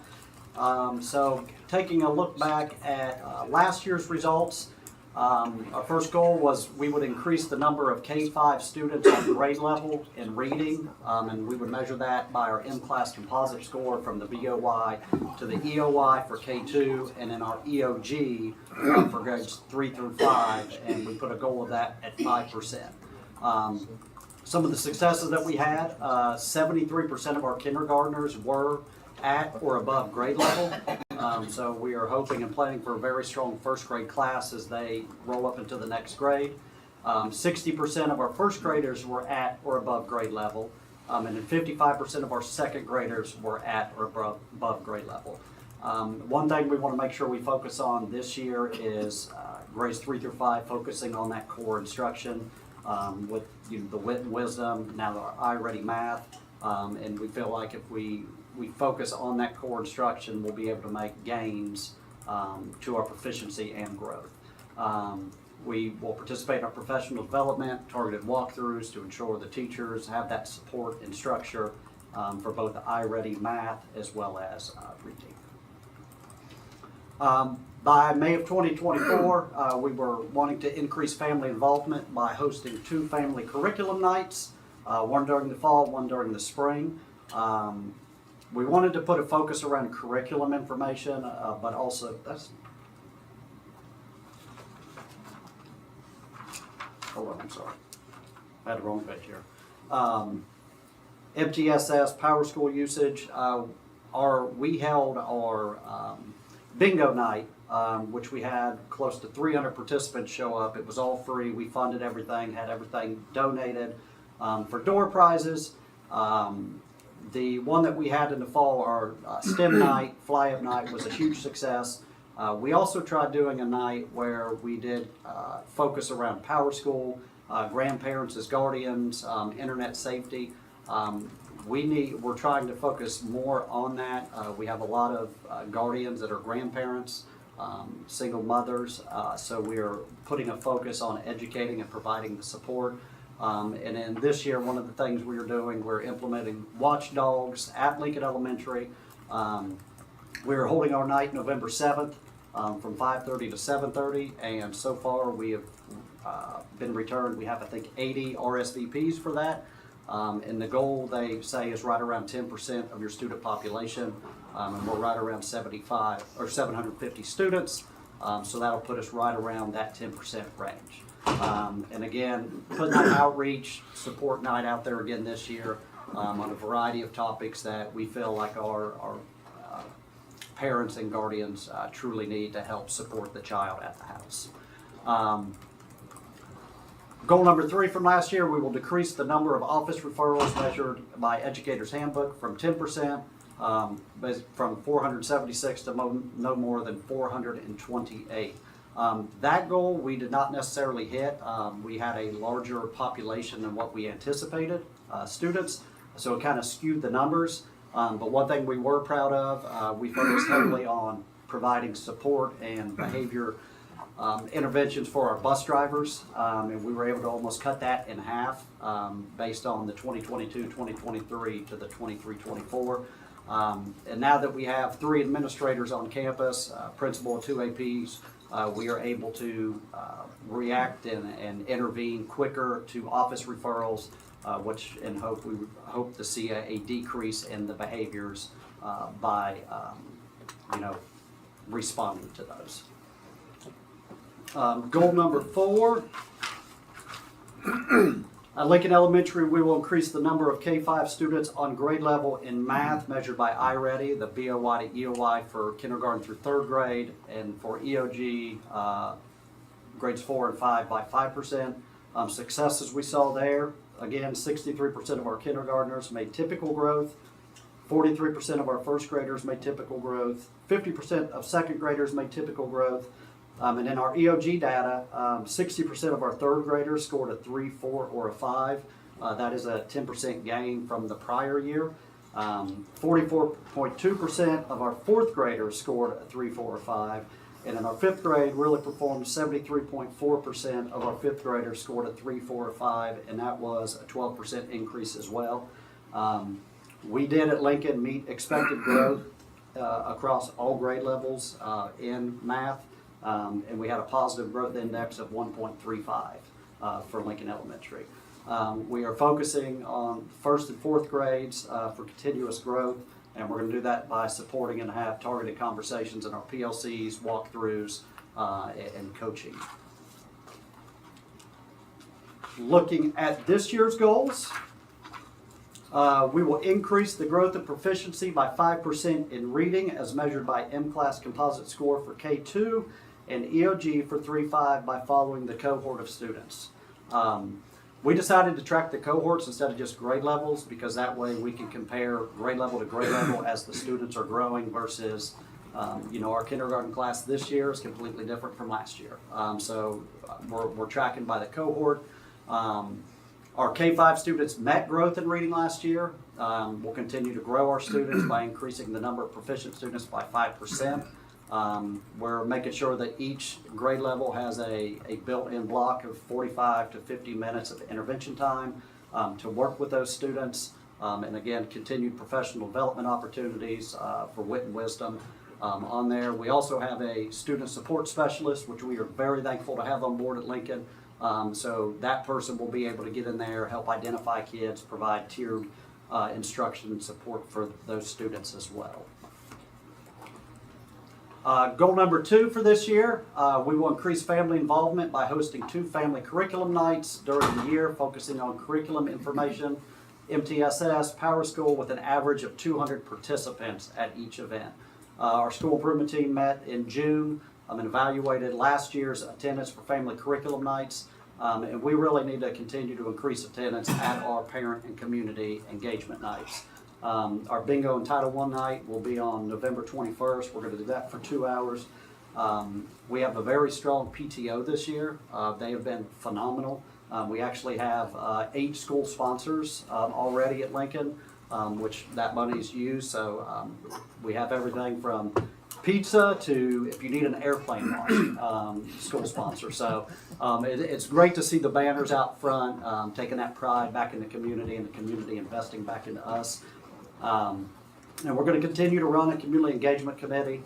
And then again, we also have our PAC team up this year. And our watchdogs, preliminary looks like we're going to have a strong turnout for our watchdogs program as well. Goal number 3, we will decrease the number of office referrals by 15% this year, from 595 to 506, by utilizing our support staff services. That's our counselors. We have 2 full-time counselors at Lincoln. Social worker, behavior specialists.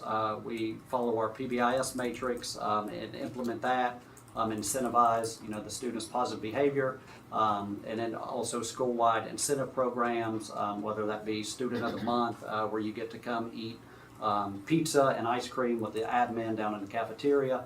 We decorate it for them, so we're really trying to incentivize that. We're gonna. The one thing we did really look into is this year we are implementing a program called Zones of Regulation.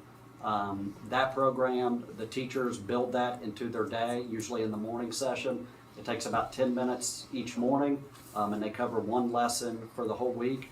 And it gives students the tools needed to kind of help try to self-regulate, coping strategies. So we're hoping what we'll see is a payoff of taking the time and implementing that will then give back to the teacher being able to focus on instructional time. And goal 4, we will increase the number of K-5 students on grade level in math measured by iReady for K3, iReady, BOY to EOY for K3, and EOG for 4th and 5th grade by 5%. Again, this is going to be done using the MTSS framework with Fidelity, iReady instructional tools, the iReady toolbox during core, and our interventionist and enrichment time. Our kindergarten through 5th grade students met growth in math last year, and we're going to continue to grow by increasing that number of proficient students by 5%. And our teachers are already working very hard at making sure we're implementing the iReady core math curriculum daily. And then we have professional development already set up throughout the year to support implementation. Right on. Yeah. How about that?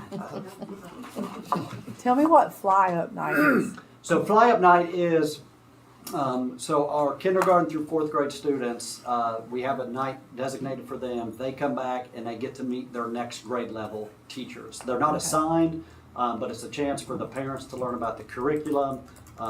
It's big for our kindergartners because we do like a kindergartner roundup. So we want to make sure we're already starting those connections, and they tour the different classrooms. So our 4th grade would visit all our 5th grade teachers, and it kind of starts that communication piece with the parents, the students, and the teachers. Let's guess the zones of regulation. I think maybe Mr. Jennings mentioned some 10-minute before. Some principal mentioned the 10-minute morning assessment. Meeting. Yeah, morning meeting. So is this the same? I mean, is this something that everybody's kind of same kind of thing? It's or school wide for us. Is it okay? And I didn't know. we build it into kind of our social emotional learning, and the teachers all have the posters printed. So each day the students come in, the students will identify, and it's private. They don't have to, put it out there. Are you feeling blue, green, red, yellow? And it's not just in the sense of I'm feeling red. That means anger. There's different emotions in there based on each one. So that way the teachers, when they do a walkthrough, they can kind of see the frame of mind the student is already in on arrival. And as the day progresses, teachers are constantly checking it, and you'll see, students go from anxious and unhappy to happy. So it kind of gives them a good way to monitor and track and respond to those. So do they have something on their desk that they Yes. have? Okay, didn't know. Yes. Okay.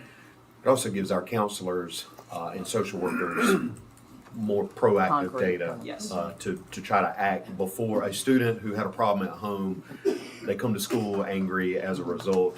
Instead of waiting for them to explode, if they let us know, if we teach them to let us know how they're feeling, then we can direct support services to them before something bad happens. And hopefully that leads to less discipline referrals, less absences, so that they're in class. One thing I'm going to suggest to the principals, probably especially in the northern part part of the county. Instead of maybe goals of reducing the number of discipline referrals, that's really hard to hit when you're growing as fast as you are. As you add students, you know, you're probably going to add discipline referrals regardless of how good your behavior system is. DPI has always, they used to have a recognition program for schools that had a great PBIS discipline system. And in order to reach that, you had to show data proving that 80% of your students had 0 to 1 discipline referrals for the year. 15% had 2 to 5 discipline referrals for the year, and 5% had 6+, because you're always going to have 5% no matter how good your discipline program is. Those students are going to be your tier 3. I think if you use a percentage like that, it doesn't really matter how many students you add year to year. You're going to be able to stay consistent because you're talking about a percentage. Does that make sense? Yeah, I like that. If you just use total number of referrals and you add 50 students, it's going to be really hard to meet the numbers, and I don't know that the numbers really mean what you set out for them to mean. Yes, sir. No, that makes complete sense.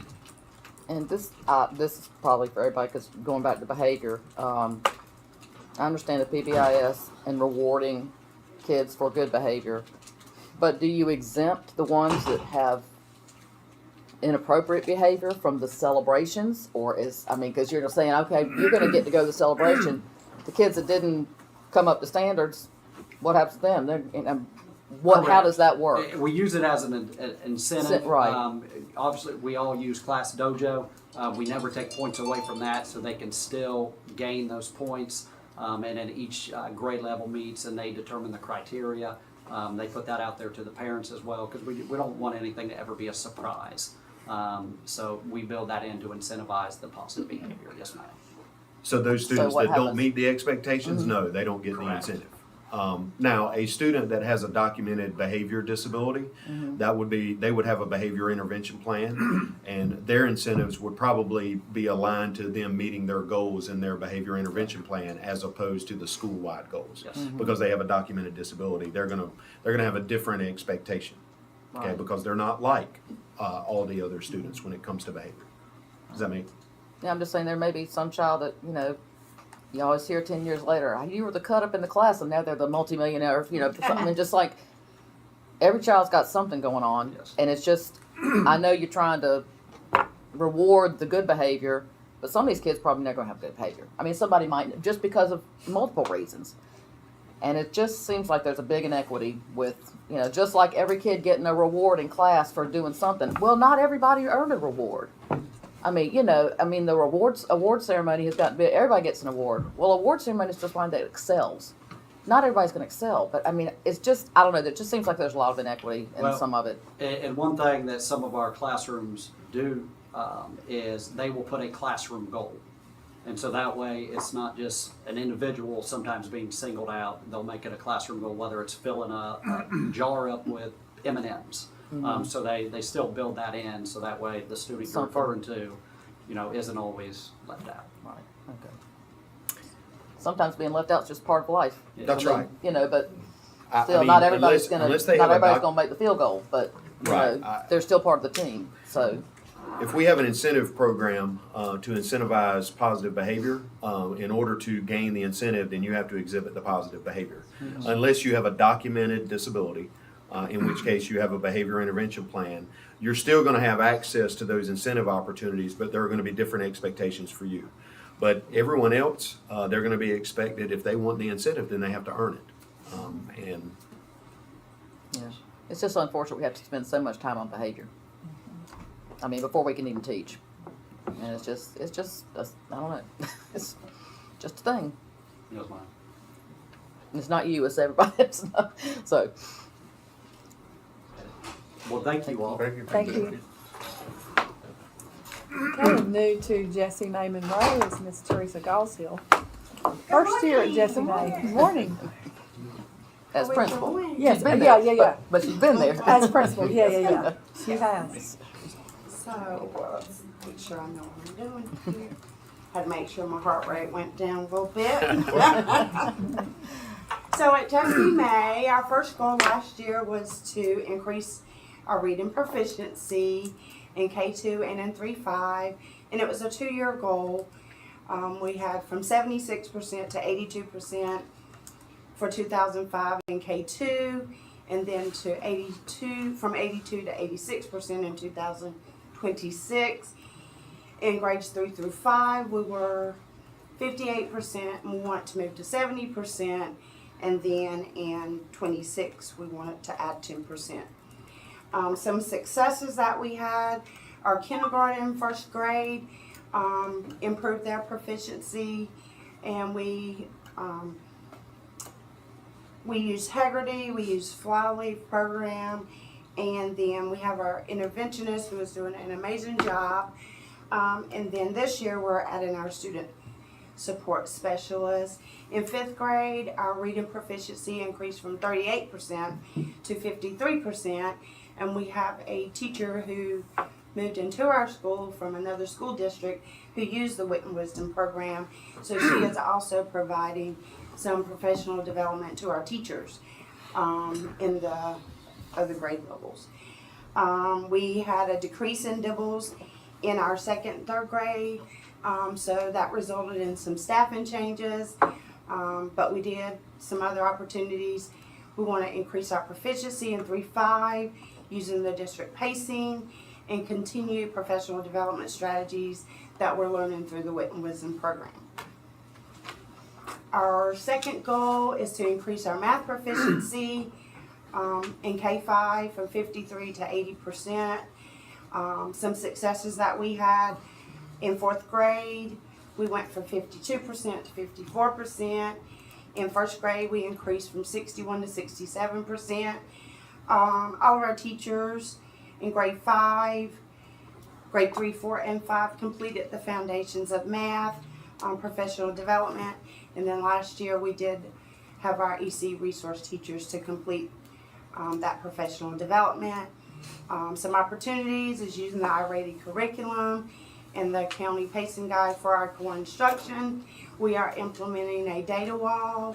Started it last year, but we have gotten it up and running a little bit better this year to improve our student tracking and conversations with not just our students who are struggling in the at-risk program or IST students, but also our gifted and talented students. Goal 3, to implement core and intervention strategies using the MTSS framework with fidelity to increase the number of students who are proficient. Our focus is on delivering rigorous and differentiated instruction that addresses the diverse needs of all the students.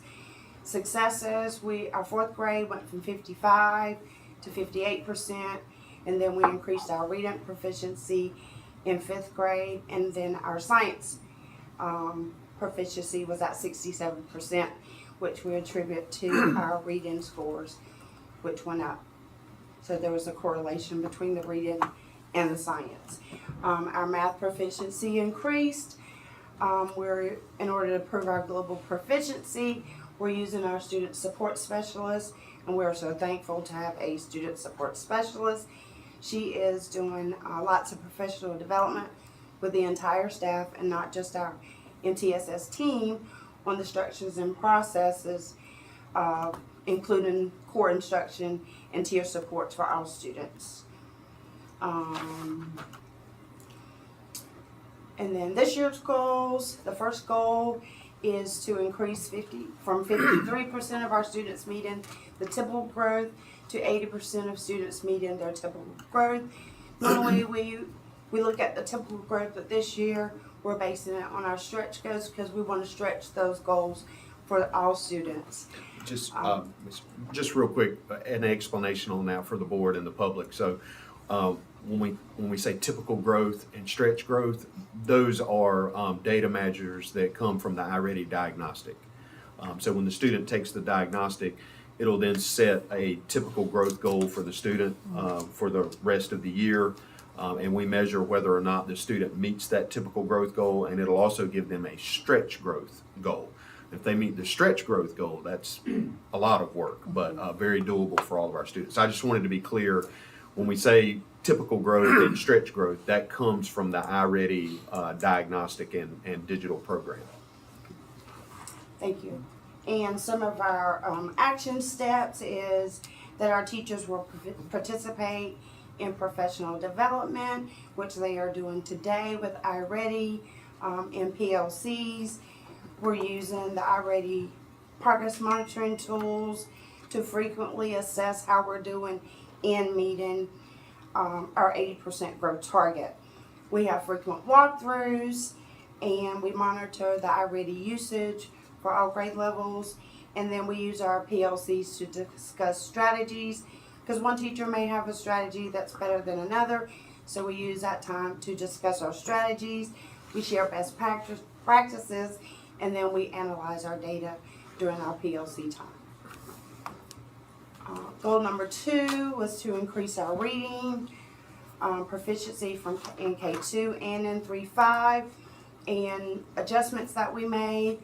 Reflecting on last year's data, we made some changes to our master schedule to make sure that we had 120 minutes of uninterrupted ELA instruction. Last year we found that there were some holes where, we had a little bit of time here, a little bit of time there. So this year we made sure that they had that 120 minutes of uninterrupted ELA instruction. We also added an additional 30 minutes for Read to Achieve in our 3rd grade classrooms, and then we have a win time, which is our intervention block to help our struggling readers. And during our PLCs, our instructional coach leads a little bit more data-driven discussions on our new data wall, and ensure 80% are meeting proficiency at our core. We did get our data wall started this year, and we've already started having discussions on how to move our students. We are giving teachers time to notice and wonder, and using other inquiry-based practices to engage all of our students. In our Read to Achieve block for 3rd grade, so they have the 120 minutes, but then they also have an additional 30-minute block for Read to Achieve to help those students to develop proficiency, fluency, comprehension, foundational skills, and offer enrichment for those students who have, at this point of the year, have already met that goal for BOG. We are providing regular coaching to review their progress and to also discuss our data wall. Goal number 3, to decrease student referrals by 10% from 430 to 387. And last year, the data said that, we had some structures in place, but they were partially effective, they were inconsistent, and that contributed to the higher referral rates.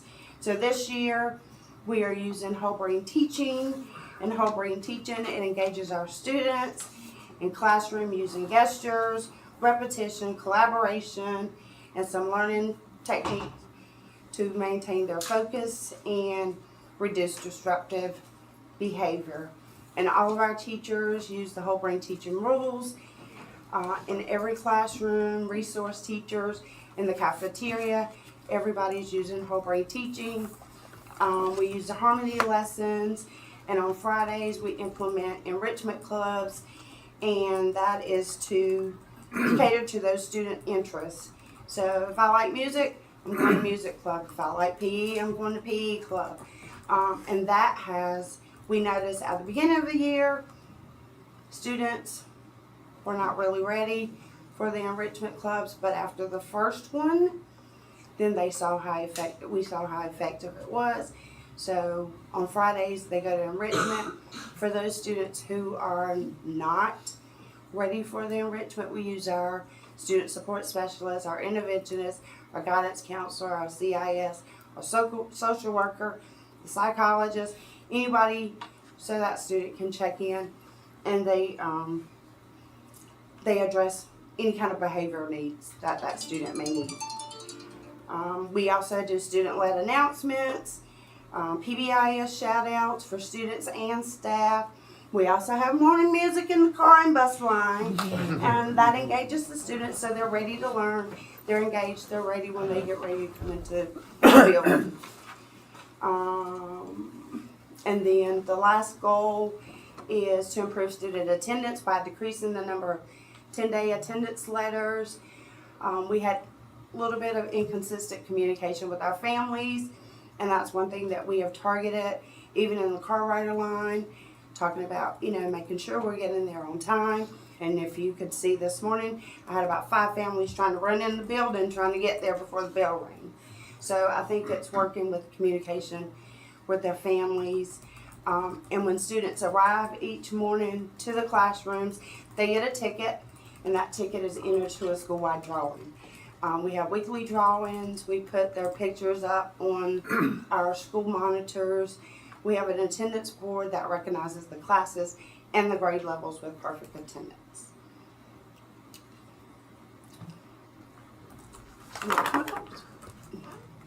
Questions? We are ready to grow. That's our theme for this year, ready to grow. The one teacher you mentioned that you brought in from another district who had wit and wisdom experience, Mr. Lemon and I spent some time in her room Yes. at the end of last year when we came in and visited with you. And that's an invaluable resource you have there. Yes. Absolutely. Yes. And other teachers' rooms we went in also spoke highly of her. So, that's your staff mentoring themselves and each other was really good to see, just being able to see it firsthand. The 120-minute ELA block, uninterrupted ELA block, what grade levels? All grade levels. Really? Is that hard to manage with? It was. I mean, that sounds like a at long the beginning time. when we tried to work on our master schedule, yes. But we made it work, and each teacher has that time where there are no interruptions during their ELA block, and we try. 5th grade is the only grade who is not self-contained, but they still have that time in their blocks. Well, I mean, I'm more interested in how the students are responding to being, I mean, I don't know what goes on during the 120 minutes, but I know I had a hard time staying focused in a 90-minute Well, college we use whole class. brain teaching, so that it goes through all the modalities, so they're not just sitting and getting. Okay, good. Well, you mentioned the 10-day letter for attendance. Is that does that present an alarm for something else to happen with that student once they hit the 10 days? Or is just a stat? For students, yes, Or it does. just data for you all? It's data for us, but it also is, we meet with parents when they have that 10 At days. 10 days? Mm-hmm. Well, we start with 6 and meet with parents and call them and tell them, hey, we're at 6 days. We need to come up with some strategies for your student to be here. Okay. It changes also, if I remember correctly from our policy, it changes the way what you require in terms of notes and. Yes. And And we have that in our front office. I also make sure that parents are reminded on our weekly call. And our new attendance policy allows for 10 unexcused absences. So that 10-day letter informs the parents, the next absence, now you're over on the policy if you have an unexcused absence. So that triggers some more things that will have to be done. Well, I don't want to question our policy, but 10 days is 10 days, whether they're excused or unexcused. That's still an issue. Yes. Sure. Any other questions? Thank you. Thank Thank you. you so much. Okay, we have Miss Mara Cleary from Bolivia up next.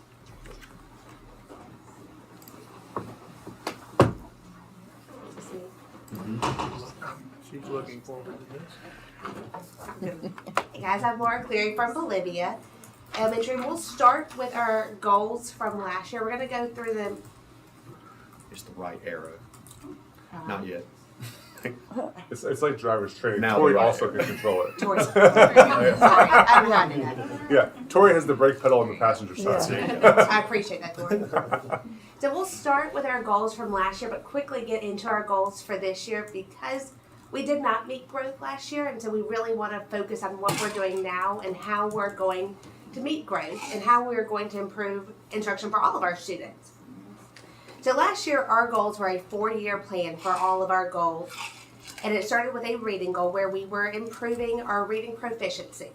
So you can see we did not meet our goals in reading for 3-5 as measured by the OG. We did experience some success on iReady, so you'll see our successes where 3rd grade did increase their proficiency on iReady.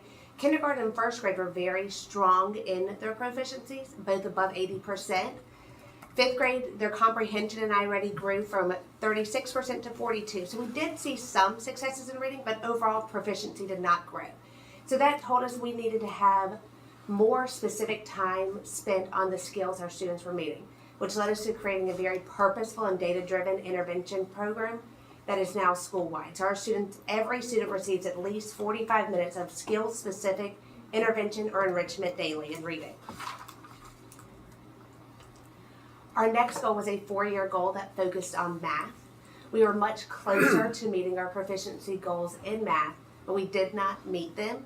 As you can see, our 3rd graders that are now 4th graders had a much higher proficiency rate, so we're hoping to see that trend continue. But once again, we realize that we have students that are missing foundational skills that we need to intervene on. So we are using our win time to work on that. And then our students that have the skills, providing enrichment opportunities. We are using iReady in all of our math classes for their core instruction along with their MyPath to meet those foundational skills.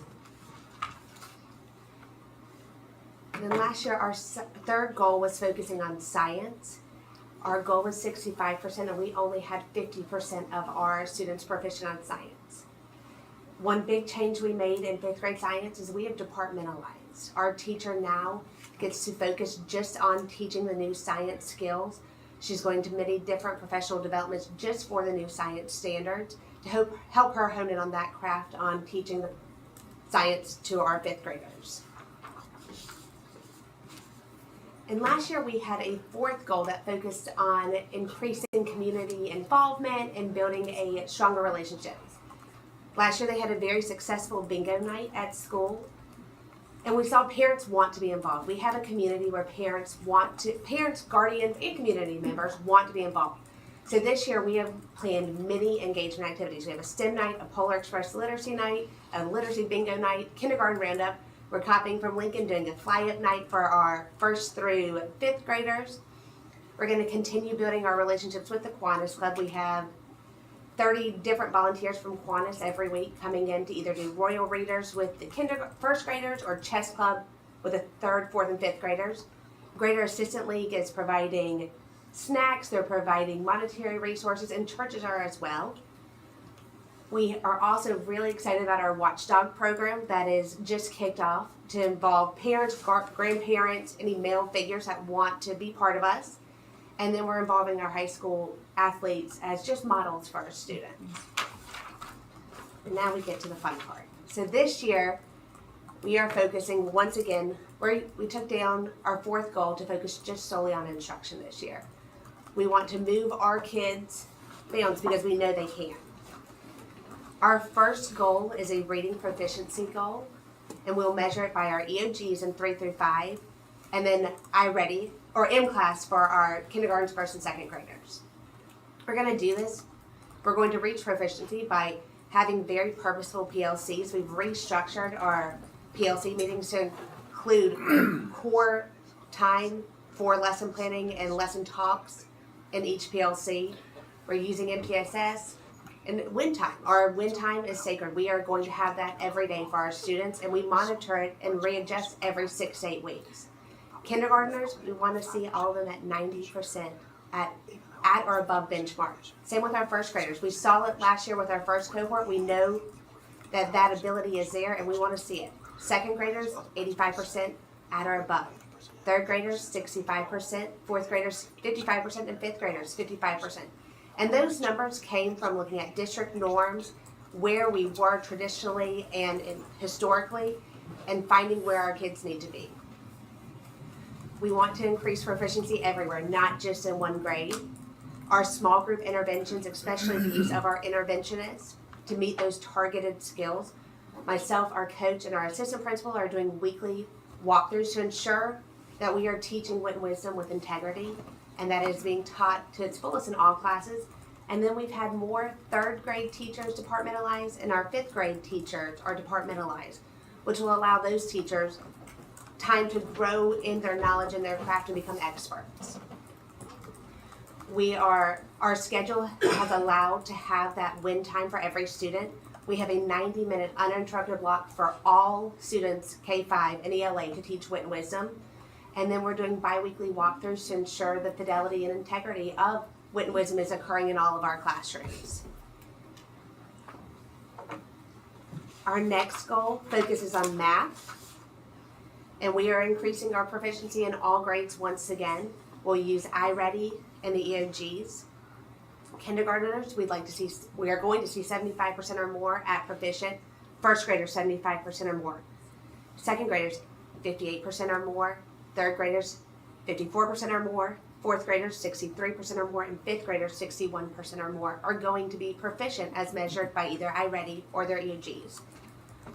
We have developed these numbers to match growth from the county, from the district and the state, and realistic growth. Where did we see that our kids could be? We didn't want to just throw a number out there. We wanted to look at our trends and see where we could be. We're using iReady in all classes. We're doing our weekly and bi-weekly walkthroughs to ensure that that's being done. Students will have the opportunity to use iReady My Path, which is our personalized pathway to fill in any foundational gaps, especially in our upper grades. And then our 3rd goal this year, and our final goal, is to increase our proficiency in science as measured by the EOG. There's no reason that our students cannot be at this point. We have to get there, and we know one of our big things is teaching vocabulary. So our science teacher for 5th grade, that's one of her targets in each lesson. She has vocabulary. She's been to different PD opportunities already this year to kind of master her craft. In teaching science, she is provided with all the hands-on materials she needs, along with using our digital learning specialists to help her create those lessons that are engaging. Because we have found that when our kids are engaged, they're learning. And so as a school, we have really focused on getting students engaged. Our instructional coach every week at PD is getting a new engagement strategy. Say, how can we get our kids engaged in their learning? Because they have the ability, but we have to get them excited about learning so they can show that proficiency. So for a school that has not been performing at the level it should have been, I like your focus, and it's reading, math, and science, and not spending a lot of energy on surrounding areas that, of course, affect learning, but your focus is to get this school moving, and I like your plan. Well, I had some good advice on that. We knew there are a lot of wonderful things going on, and I think if you come into our building, you'll see that, like you said, there's a lot of other great things, but we've got to focus on math, reading, and science. Yeah, absolutely. Because our kids have to be 21st century learners, and that's how we're going to get them there, by being able to read, by being able to do math, and critical thinking skills are present. I really appreciate that. That's going to get Bolivia moving. We got some big expectations, and we're going to have some pretty amazing results this year. We got some good things going on. I like how you're using the high school kids as role models. I think that's reciprocal in both ways. It's positive. It's very nice for our kids to see beyond the doors at Bolivia, to see what's coming. And we had kids from the coast virtually reading to a kindergarten class yesterday. And so to build those partnerships is pretty unique, and our kids, they all thought they were Panthers players, but they were excited, and they said, the Panthers are here today getting us out of the car. And we said, it's okay, it's the Cougars, but we'll take it. And our plan, we're going to continue that through all the different sports, so our kids see track and volleyball. No. So, yeah, we're excited about that. That's a good idea. So we had some good things beyond instruction, but really our teachers were buckling down on instruction. That's where we need to be. Well, I think that connects when you do like the senior walkthrough. It's those same kids that are coming back and it just culminates everything. I think those little ones seeing beyond, like you said, the doors of the elementary school. I think that's a good connection piece. It's wonderful. We've been very lucky. That's what I was going to ask you, how you're implementing that, but I see you're having them physically come to the campus as well as So we are having the sports teams come. Actually, the band's coming on Monday to play as well. So kind of just different opportunities. Just different opportunities for our kids to see. You know, these are people opening the doors, and it's wonderful because it also gives our staff the opportunity to not have to do that morning duty. So it's kind of a break for them as well, or time to plan with someone else while they're still seeing these high school. You got the music going too? They're coming Monday. No, I mean, you got Miss Gall got the music. Miss Gallfield got the music going. We need the music going. Loudspeaker, right? Yeah. That's the next budget request. Yeah, that's right. Yeah. Speaker system for Bolivia. Buzzer. There's some real inexpensive jam boxes you can get. So. Turtle box. Turtle box is good. Okay, I have a question. Yes, sir. I've heard a couple of people speak. I think you did, and I think at least one other principal spoke specifically to vocabulary in the science. Do we have science instruction prior to 5th grade? Yes. Okay. So is this a deficit that's being, this vocabulary issue, is that science-specific vocabulary? We find, or just vocabulary in general? What kind of vocabulary are you talking about? I would say tier 2 vocabulary is difficult for most students. And the science EOG is a lot of tier 2 vocabulary. So it's a memorization. Yeah. Hearing the word precipitation, they have to hear it so many times to know that that means rain. Right. And just really honing in on. What? They don't have a vocabulary for science? I mean, like. Oh, they do. They like definitely do. precipitation, and here's the definition, and here's the way. Okay. Absolutely. And I would more say advanced. The standards change too. So what they're focusing on evolves. So you'll see correlations usually between 2 grades. So like 2nd and 5th. Oh look, I got it this time. With that, but it is not. It doesn't roll over from year to year with that. So you have to kind of reignite some of that vocabulary for it. And it's done a lot through integration, through language arts as well, so that they can kind of apply it to the different things that they're reading with that too. But there is specific, by grade level, there's specific, when she talks about tier 2 words, those are specific to the standards or science words that stand alone, where you have other words that, like application, can be used across any content, right? So they're very specific to the standards of that grade level, and there is some rollover, but it's pretty wide across the 6 years of elementary school. Just more high level words, or just more. And just different tiers. I mean, they're just totally different standards. Yeah. So is the 5th grade when we start testing Yes, science? sir. Yeah. I think that's smart that the schools are doing that because they are such different words, and if you They don't are. know them, you will bomb the test. Well, it's not words that are a lot of our kids in their daily conversations. Yep.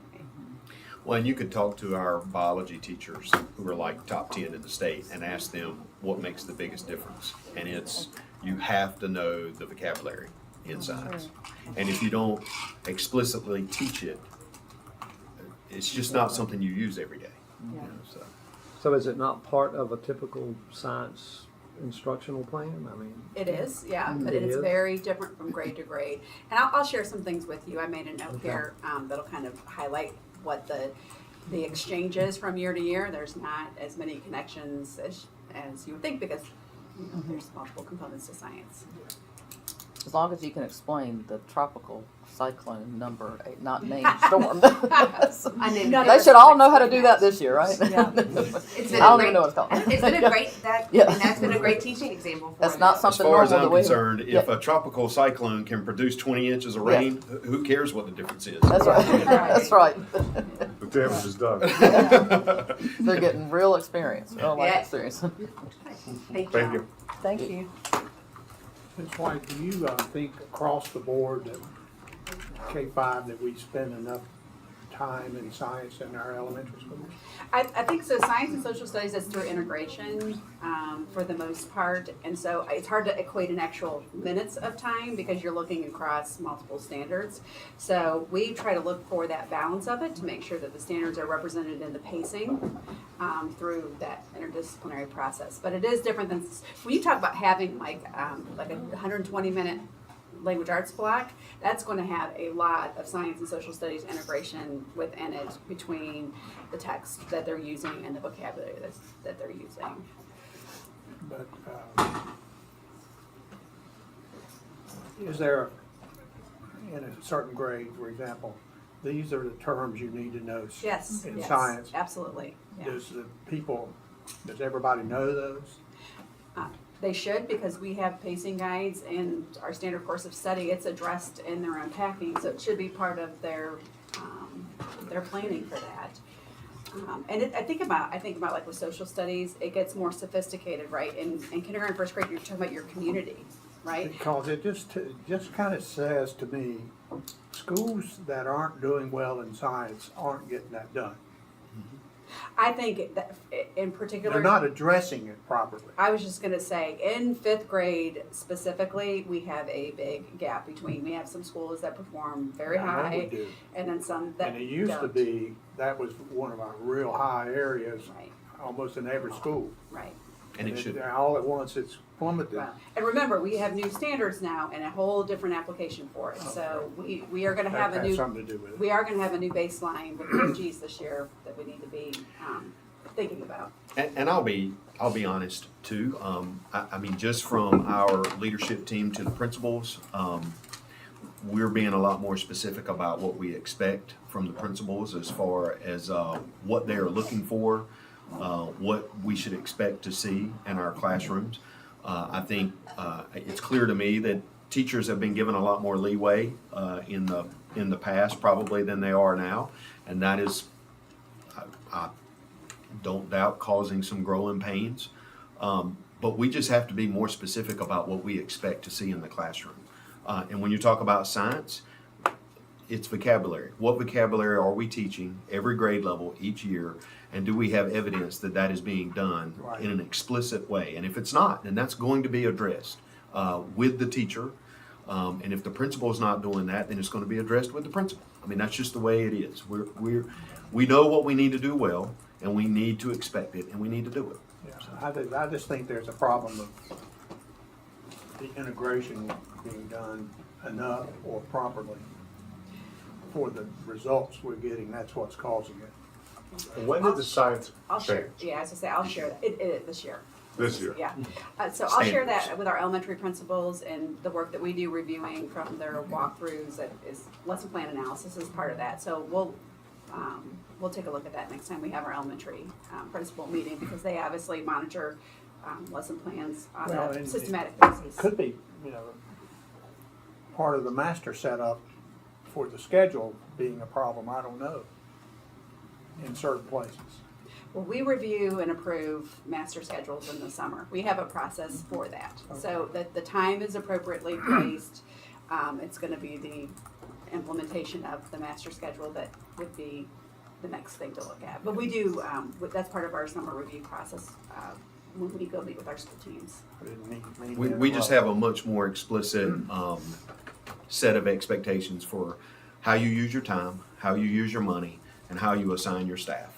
And we monitor that. We're in constant conversations with our principals about that, especially in the summertime.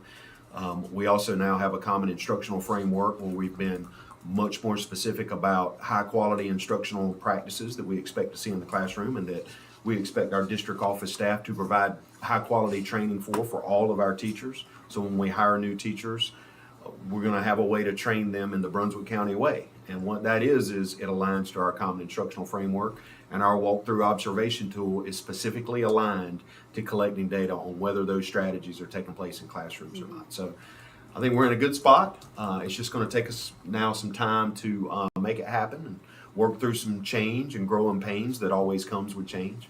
But we're going to get there, I have no doubt. So now this is the equivalent of icing the kicker. We have, That's right. We've delayed Miss Dixon's start here, so. It's okay. Good morning, We're still early. Yeah. Thank you for having me here today. I'm here to talk about Belleville Elementary School. And as we say at Belleville, it's a great day to be a shark every day.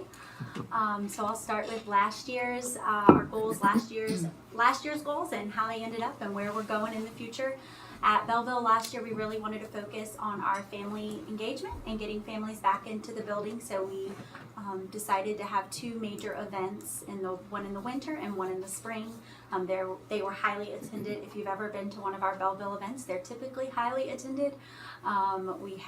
We just had one on Friday, and we had 1,100 people at our fall festival. Wow. So that was, that wasn't just students. Obviously, that was families and community members. But Well, obviously, that's an interesting point when Mr. Roush. Yeah, Ralph. Rouse was talking about 200 at Lincoln. Yeah. yeah. So, So obviously, our goal of increasing family engagement, we felt like it was very successful.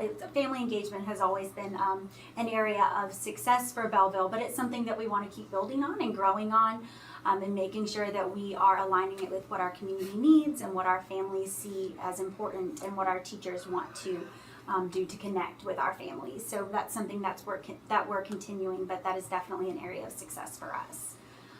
Last year, for our reading goal, we wanted to increase our Dibbles 8 composite score. In kindergarten, we were able to see an 11% growth from MOI to EOI, and this was a 5% increase. And in third grade, we had a 9% growth over beginning of year to end of year, and this was also a 5% increase.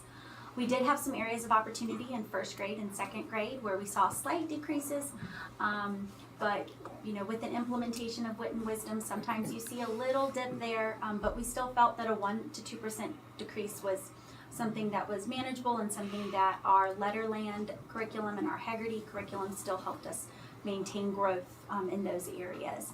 We also last year started making sure that our instructional assistants would be trained in Haggerty and Letterland so that they were able to facilitate small group instruction. At Belleville, we really believe that our instructional assistants are an extension of our teachers, and we expect them to be working with our students and delivering instruction the majority of their time that they are at our school.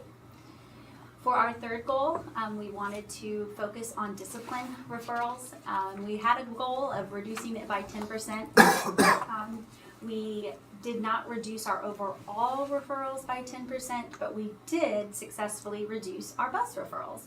And we have seen a downward trend of our bus referrals over the last 3 years, which is something that we are proud of.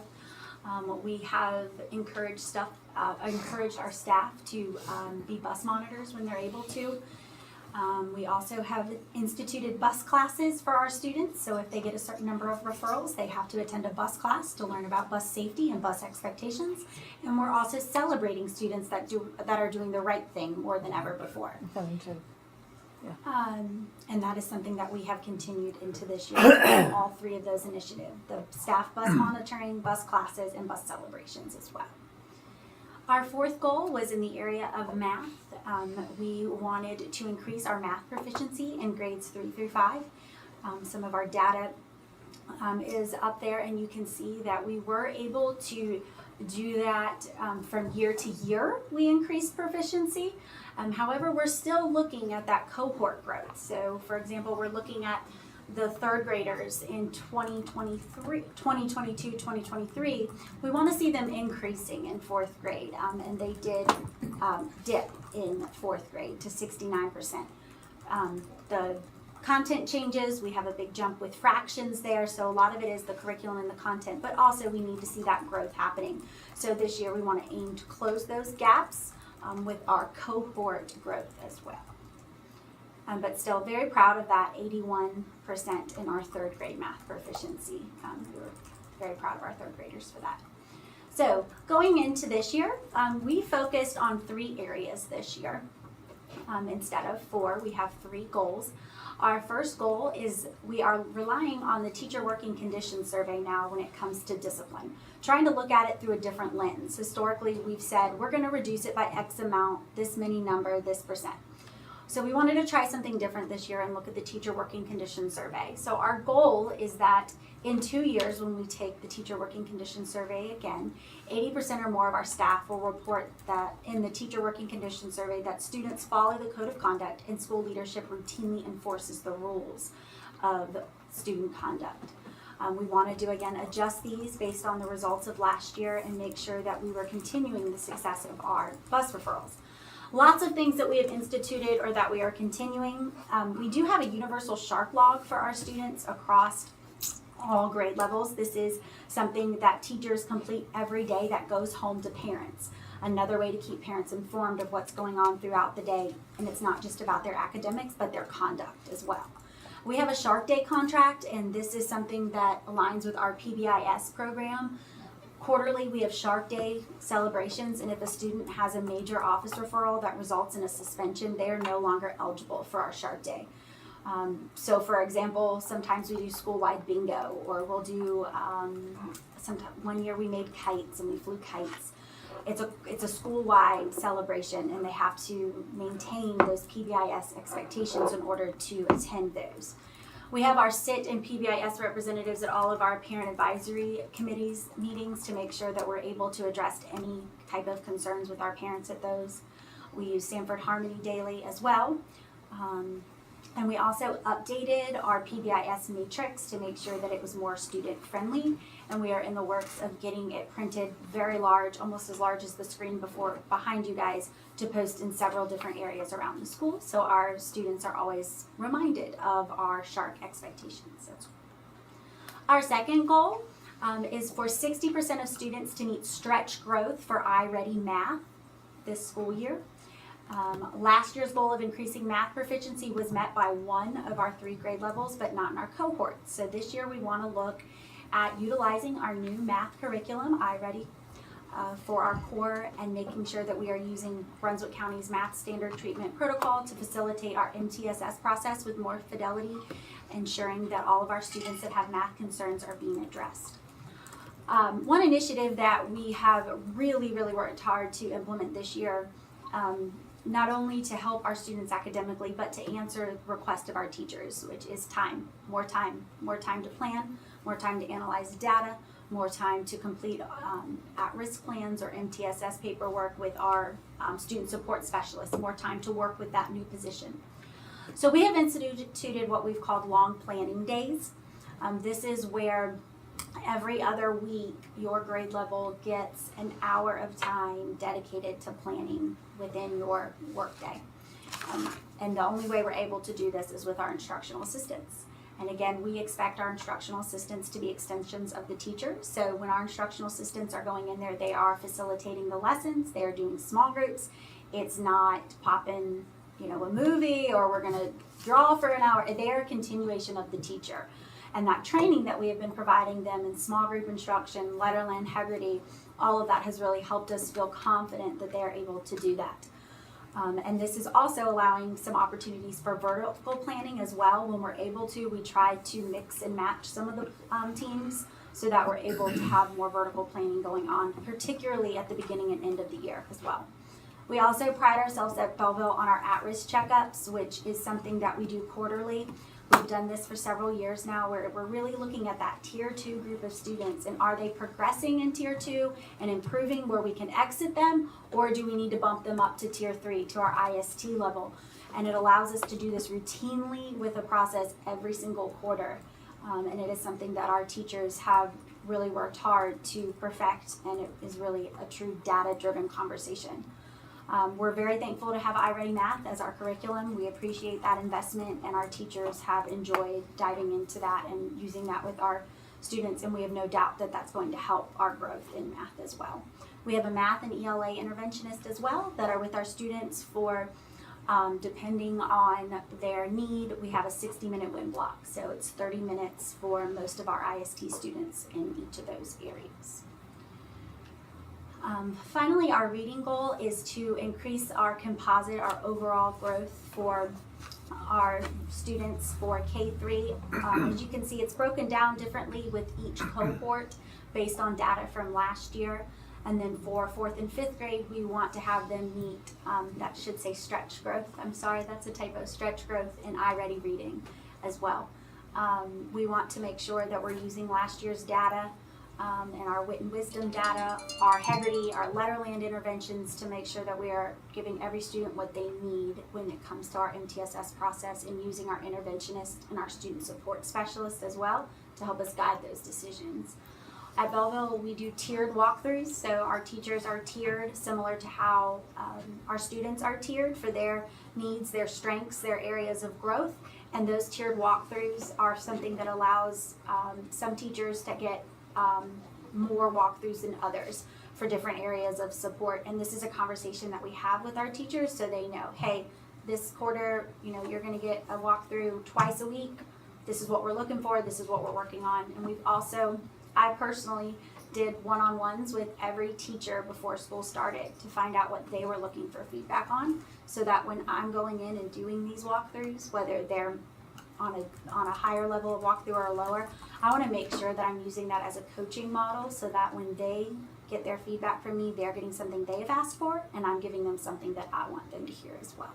So making sure that it is that reciprocal conversation so that we can build those relationships and those coaching models through those walkthroughs. That's all from Belleville. I love the bus classes. Yes. That's really cool. Yes, it's been very successful. We started it with Mr. Futrell last semester, and we've continued it as well. So when do they go? Typically, it's sometimes it's during their elective time, depending on what their elective is, and then sometimes it could be during recess as well, just depending on what it is. So I think that's probably very effective. Yes. You do that. They It don't is. probably want to go back to bus class. Yes. So, yeah. That's the goal. Yep. That is the goal. Yeah.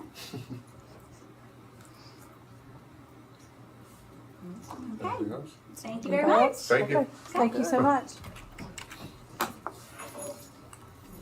Okay, that concludes our school improvement plan presentations, and I need a motion to go to close. For elementary. For elementary, yeah, I got this yes. afternoon to go. Yes. Motion to go to close? So moved. All right. Let's take a Good. 5-minute recess, then go to close. 5-minute recess, then go to close? Okay, all right. Well, that's a motion too. That's a motion too. Well, I make amended a motion to go to closed session after a 5-minute recess. Okay.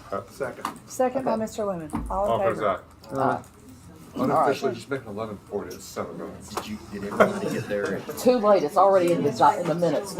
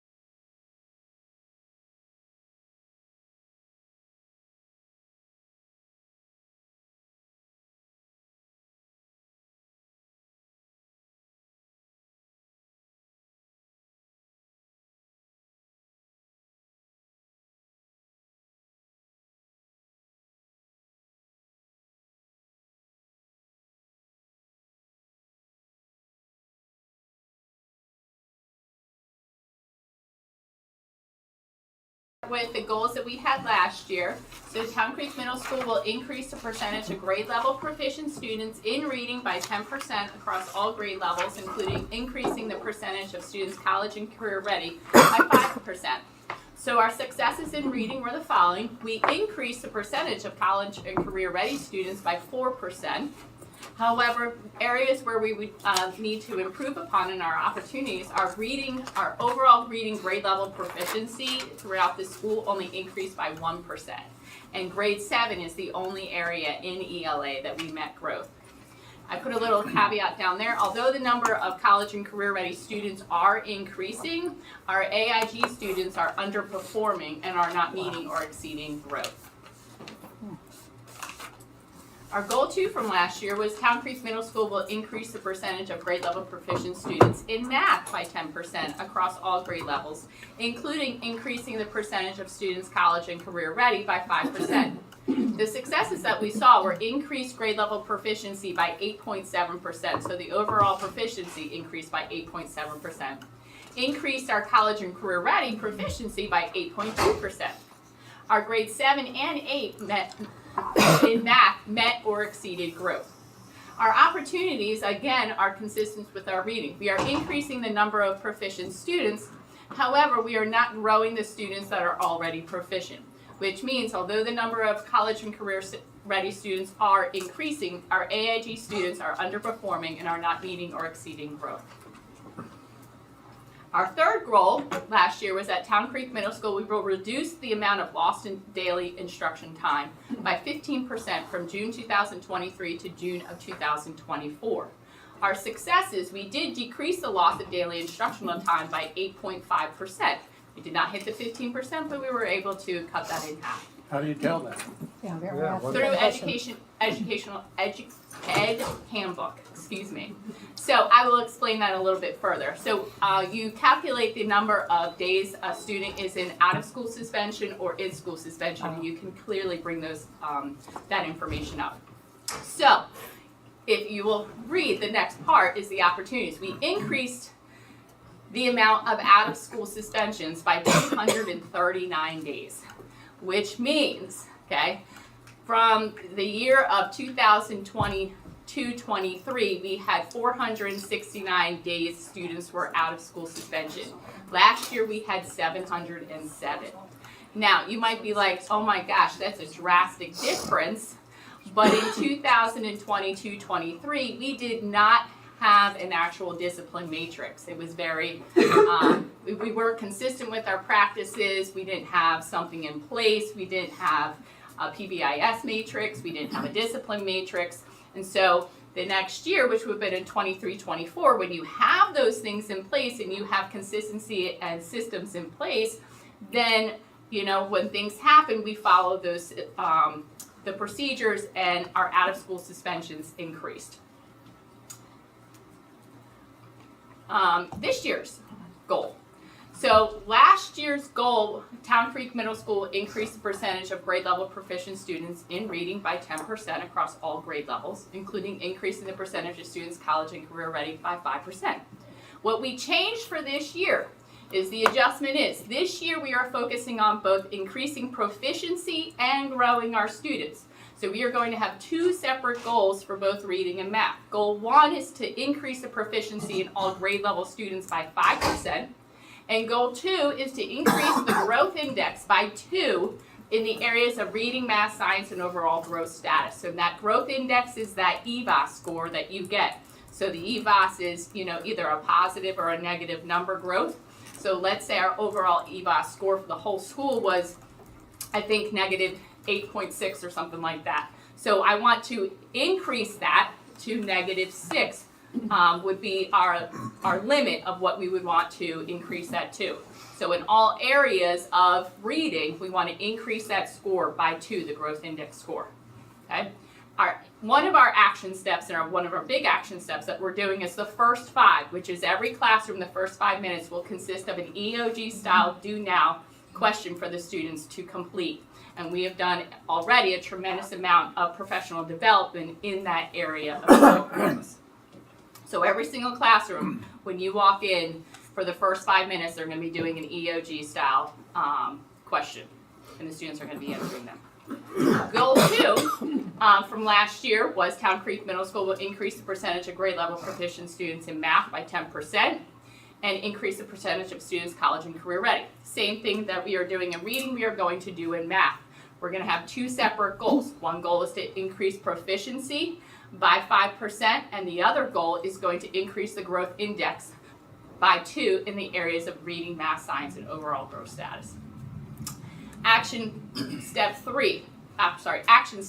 So we have done a tremendous amount of professional development, and we are going to continue to be very intentional with our professional development. So we have 3 half-day vertical planning days and 1 full day already planned for the year. The topics include already what is the ideal answer. So our first round of half-day vertical plannings is actually this Monday and Tuesday.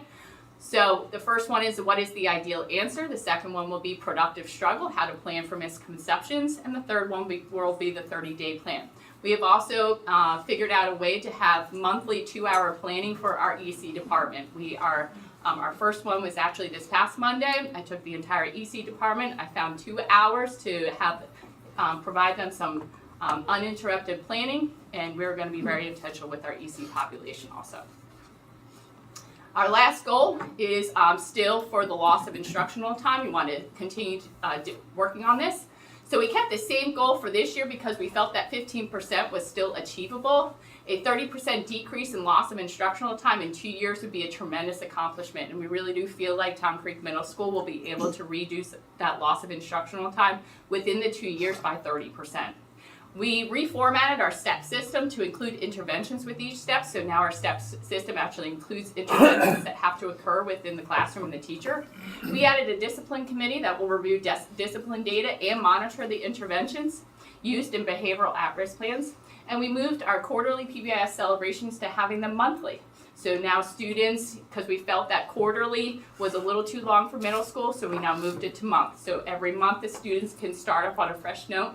And if they get an ISS or OSS within that month, they're not allowed to attend, but it reduces it from them being able to have those short-term goals.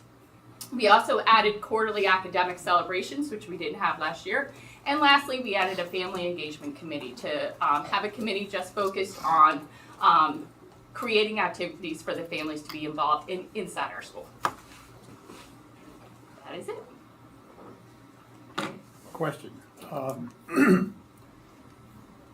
Maybe this was included internally, the AIG lack of performance. Mm-hmm. I thought you might have a goal for that, but you must have incorporated it somehow. Yes, so the AIG is one of the indicators for the growth. Okay, so it's actually a specific indicator. So we are wanting to increase that growth index by 2. Yeah, so we want to target every single group, and we want to make sure, so each group gets an EBOS score, an EBOS growth score. Okay, so AIG, whole school, grade 6, grade 7, grade 8, your EL population, your EC population, they all get a growth score. They all get an EBOS score. Okay, and that EBOS score is, I want to increase that EBOS score by 2 within each category. Is it an expectation that all AIG kids be proficient and make growth? Yes, sir. Yes, so if you have an AIG student, and even though they scored a 3, which is proficient, okay, it doesn't mean that they're growing. Right. Right. So if they scored a 5, and they're scoring at the 98th percentile, okay, I need to make sure that they continue to score at the 98th percentile or 99th percentile. Right. Yes. Yeah, just as a reminder for the public and the board, the way EBOS measures things is it renorms every year based on the test scores from that particular year, and all of the parsing of data by subgroup, like AIG, by race, by gender, or whatever, that happens after the fact. All EBOS does is it takes Johnny Smith and Miss Heitz's 8th grade math class, and it has his testing history all the way back now to kindergarten in all subjects. and it takes every other student in the state of North Carolina with the same testing history as Johnny Smith, and does Johnny grow the average amount that all of those other students with the same testing history do each year? Because it was expected that he would within within 2 standard errors of measure. And that's earlier, people were talking about the line being above and below the line in EVOS. EVOS will tell you that they're not accurate enough beyond the standard error of measure. That's just statistics. So as long as they're in the green, they made growth as far as EVOS is concerned. So AIG students, that's just whether or not they're categorized as AIG is figured out after the fact. But we would expect our AIG students to grow the same amount as every kid that has the same testing history as them all across the state on average each year. And if they don't, then the instruction or something was different.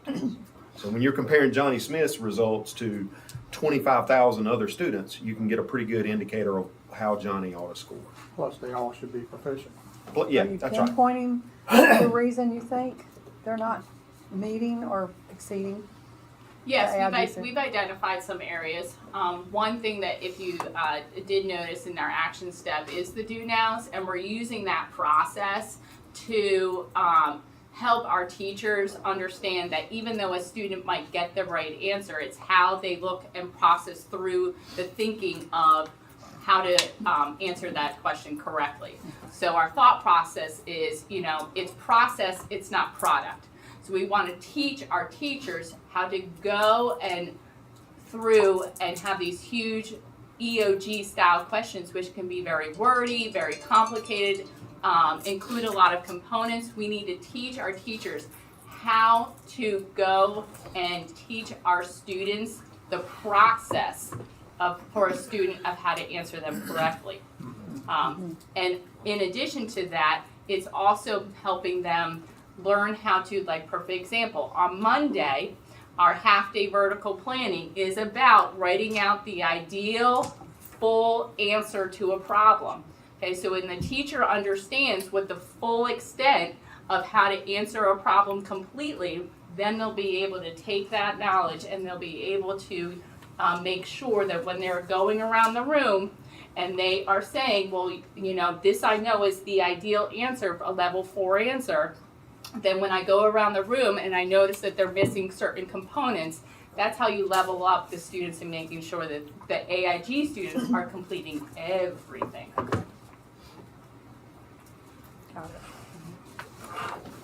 Thank you. Well, I have a quick question, if no one else does. You are a site of one of our pilot programs, and we did the pilot program to improve our schools. So this is part of an improvement plan that the board implemented at your school. How's it going? I think it's going really well. Most importantly, the phones are put away. We don't see phones. We don't see phones with teachers. We don't see phones with students. No one's recording fights. No one's texting each other. Parents aren't texting their children. Children aren't texting their parents. So that entire thing has been eliminated. Also, the earbuds, that was another big thing. The earbuds aren't anywhere, so there's no pretending to listening to music or anything like that. So all of that has been really, really good, and we've seen some good effects on that. Even at the lunches.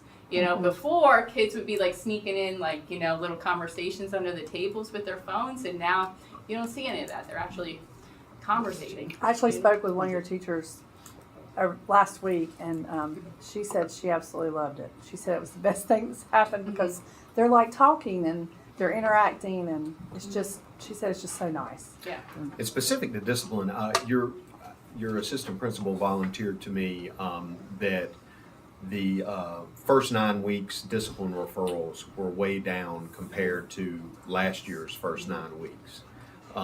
Is that true? And because it sounds like you did a lot of work to your discipline processes to be more consistent, and that is paying dividends this year. So even though your discipline referral numbers went up, discipline improved this year as a result. Would you agree with that? Our discipline has greatly improved already. Last week was a little bit of a bump. It's October, middle school. Yeah. But in general, our discipline has greatly decreased. Good. 184 to 81. We're Wow. close. That's great. Could you give us some specific numbers? Yeah. Well, I mean, that's how, you know, sometimes you got to do the work on the front end. Correct. And it has a negative impact on your numbers.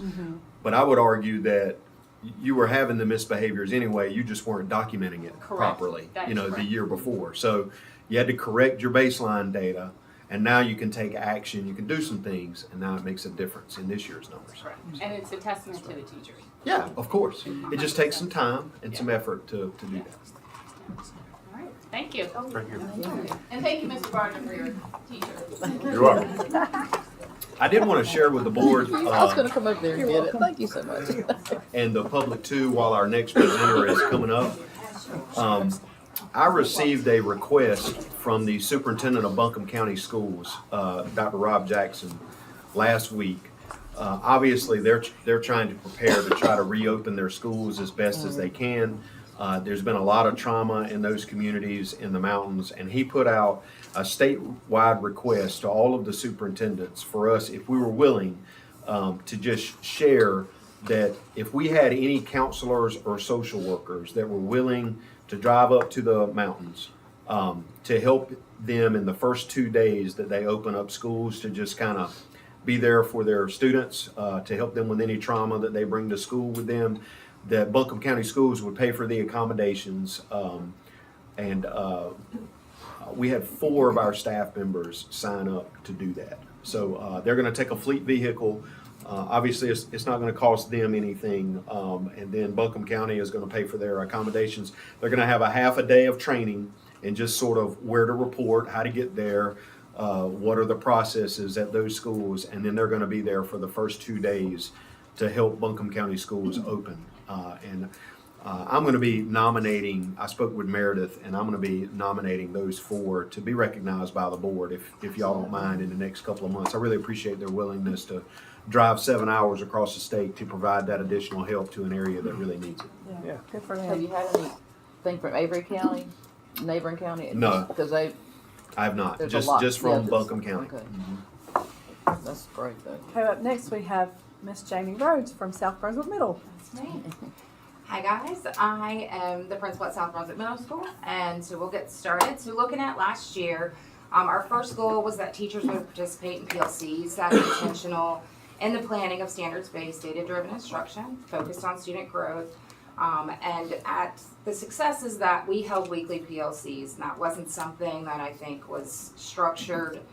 They had PLCs, but they weren't very structured, so we really focused on that. I got a lot of pushback at the beginning of the year. They didn't love meeting with me each Wednesday, but as we moved throughout the year, I got a lot less pushback. I made it a priority to be in every single one of those meetings, so they know, with the exception of a few times, that I would be a part of those PLC meetings. Some of the opportunities, I think, would be to just expand on that professional development and following through with that. You know, if we do something in PLCs, as administrators, we're following up and making sure those things are happening in the classroom.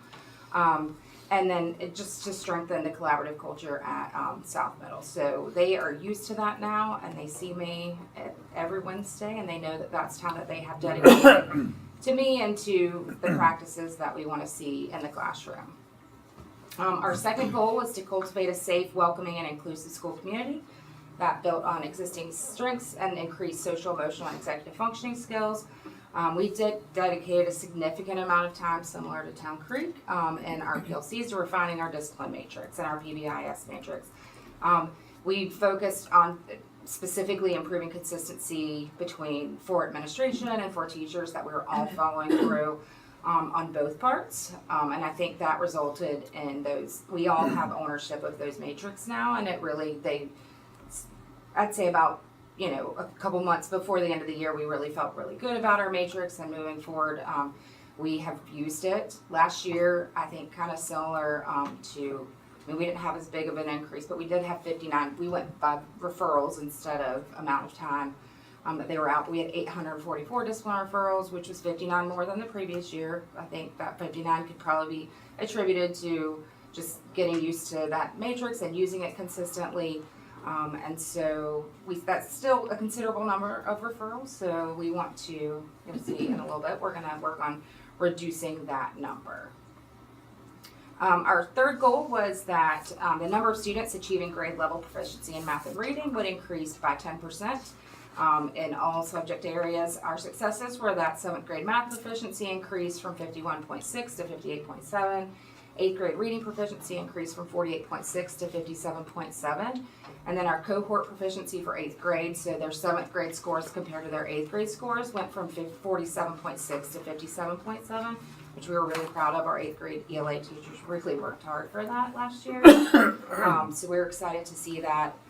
As far as opportunities, we dropped almost 9 percentage points in 6th grade reading. 6th grade math also dropped. And then because it dropped, I wanted just to look at our cohort proficiency because 6th grade typically does pretty well. But that even for that cohort dropped by a little less than 1%. Our cohort proficiency for 8th grade math, though, dropped significantly from 51.6 to 43.8%. So moving into this year, our first goal is that we really have focused a lot on growth at our school. So our goal is that we would meet or exceed growth in math and reading across all grade levels. So last year's results showed that while we made progress in some areas, there's still significant room for improvement. We focused with students on growth. We've talked a lot about growth. I've individually gone into classrooms and talked about the importance of, regardless of where they are, if they, got a 10% on an NC check-in, or, just increasing that. It doesn't matter whether it was 10% or you got 90% and you moved to 100. That 10% of growth is still important. So just having that, we've kind of shifted that focus with students. One of the action steps that we are taking this year is we had our standard treatment protocols. Last year we updated all of those. We worked really hard with that. So just making sure that teachers understand that MTSS focus, the standard treatment protocols, the core matrix. We're actually doing that this afternoon at our staff meeting. So I'm going to go back. We're going to go over our core matrices and just having clear expectations for teachers is the action step for this goal. Our second goal is that we've reduced our total number of discipline referrals by 10%. So last year's results, we felt like probably the increase had something to do with the working through that matrix process, but we had feedback on the discipline matrix. We got teacher work condition survey feedback, and that is an area that we want to really improve in. I think our previous goal was really vague as far as we wanted to improve. It was more like a student culture type goal, but we really want to increase that or decrease the number of referrals. And then we've started a middle school advisory program this year. So we have each of our students is in no more than 15 with a teacher every Wednesday they meet, and they meet for about 30 minutes. And so that is their adult in the building that they can go to, and but during that time we work on some SEL stuff. We work on conflict resolution. We do some team building. We do all kinds of each week is a different focus in the month, and so the kids really seem to be enjoying that. My administration and I go around during that time to make sure that what we expect to happen is happening. It's not additional teaching for anybody or any additional planning. We do all the planning for that and provide those plans to the advisory teacher. And then the last goal for this year is that we wanted to demonstrate significant improvement in our parent-guardian communication and participation in school events. So last year we successfully met our PLC goal, so we wanted to talk through what our next goal might look like. And after reflecting, we recognized that we wanted to improve that communication with parents and increase their participation in school. So one of the major action steps that we're taking for that is we have a parent engagement committee. And we actually have parent representatives as part of that parent engagement committee. We meet once a month and we come up with activities that parents and students can do together. And we also look at how we communicate. With Remind, we did a Remind challenge to get people signed up in Remind so we could have more people in Remind to be able to communicate with. And then we have also started, we started Cougar Continentals, which is like continental breakfast with with students and any significant adult in their life.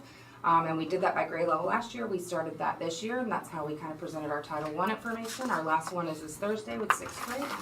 And we've had about we've had about 50 parents between 7th and 8th grade, which is considerably more than I think like the 10 we had at our Title I night last year. So that's it. Any questions? Can you pull up your goal 2 Yes. again? This one? Yeah. Goal 1. Goal 1. Go on. Yeah, so your action steps, in some of the previous school improvement plans, similar goal, and a lot of it seemed like, I'm thinking right, a lot of the action stuff was focused around M-class and results from this and that. So so am I reading this correctly? What you're focusing on here with this MTSS is as it applies to the teachers? Tell me anything. And that you're going to be focusing on improving and meeting this goal and by having a focus on instructional excellence. Right, so our MTSS, so I think all of the middle schools really focused on the standard treatment protocols last year, which is just how we will work with students who aren't meeting expectations, whether that's, they have lower grades in classes, they didn't meet proficiency, or it could be behavioral. And so we do that through the standard treatment protocol. As they go through this process, there's expectations of what will happen. And we created that last year, but we didn't spend a lot of time with teachers going over that because we spent so much time working on it. So this year we want to make sure the goal would be if we follow this, then we're getting those at-risk students, those students who might need more support than just an at-risk plan and go through IST or even potentially look at EC services, but it's just understanding. We also, not meeting growth, we wanted to look at our core matrix because core should meet the majority of our students' needs. If we have a healthy core, we should meet growth. So that's why we're starting this week at this meeting with our core matrices, and next month we're going to go over our STP with teachers. Okay, all right, so I misunderstood a little bit, but let me just ask you, this is not about your plan then, I guess, I'll just get your opinion. So MTSS, it's to target certain levels of need that students have that's impacting their, potentially impacting their ability to learn. Can that same idea be applied to the teachers, that there are tiers of teachers? Yeah, we do that. So we do that? We do that, yes. Okay. We do that. So is that what some of this is about? This is about the students. This Okay. MTSS is about the students. So making sure the teachers know what the expectations are at each level at each tier for different students. I mean, standard treatment protocol is just if this, then that. Yeah. So if you think about it in like medical terms, when you go into the doctor's office, they have standard treatment protocols based on your symptoms. Right. If this, then that. We're applying the same thing to academics or behavior or social emotional issues that maybe the student is having that is causing them to not succeed academically. So this is specific. We built standard treatment protocols for reading, math, science last year. We're implementing them this year, so we should see more results from that. That is not an easy thing to do.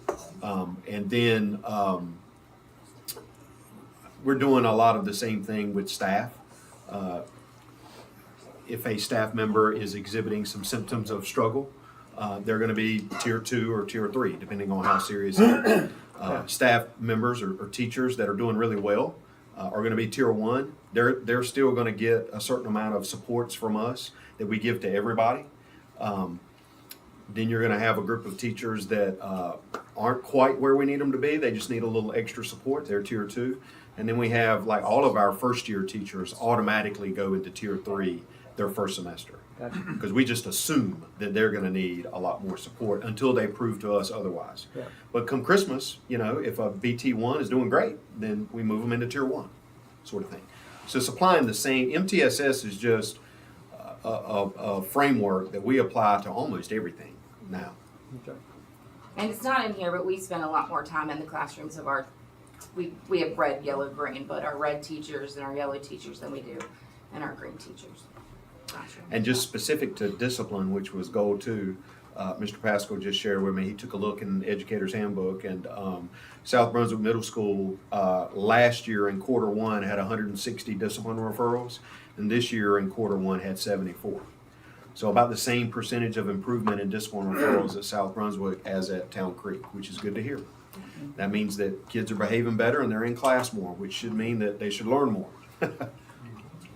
Well, I mean, a lot of schools were showing an increase from last year, because just like crime statistics, when you change how you're Right. measuring it. That's right. You can manipulate statistics to read whatever you want. I think So- that was a lot of it. I mean, we were working on new discipline. We were implementing discipline matrices, building them, and then training the kids and the teachers. And there was some inconsistency in how they were implemented. I think this year there's going to be a lot more consistency. So. Thank you. Okay, thank you. Yeah, next we have Michael Hobbs with Shallotte Middle. Good afternoon. Good afternoon. Sorry, one of my little kids gave me a cold and I'm battling. Oh, wow. So good afternoon. Last year's goals at Shallotte Middle School, we were looking to increase the number of students on grade level by 15% and also increase their growth by +1 in math. Our successes from last year, 8th grade math EOG scores, grade level proficiency increased by 22 points from a 30 to a 52%, as well as met expected growth. Our 7th grade math EOG scores failed in the proficiency area but did meet the expected growth.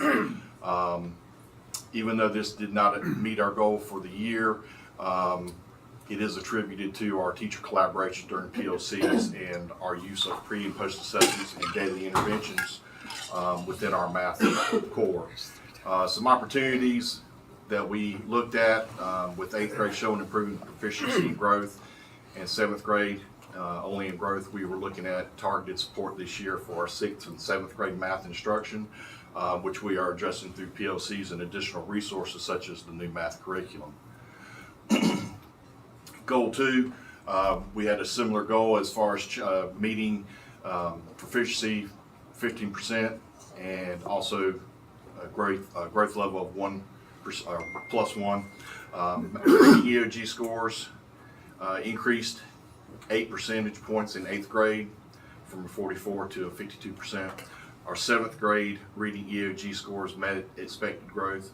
Again, this did not meet our goal for all grade levels, but the increase again was attributed to monitoring of at-risk plans that we had in place for our students with ELA falling below the level, and also the use of the pre and post assessments and daily intervention time for students in ELA.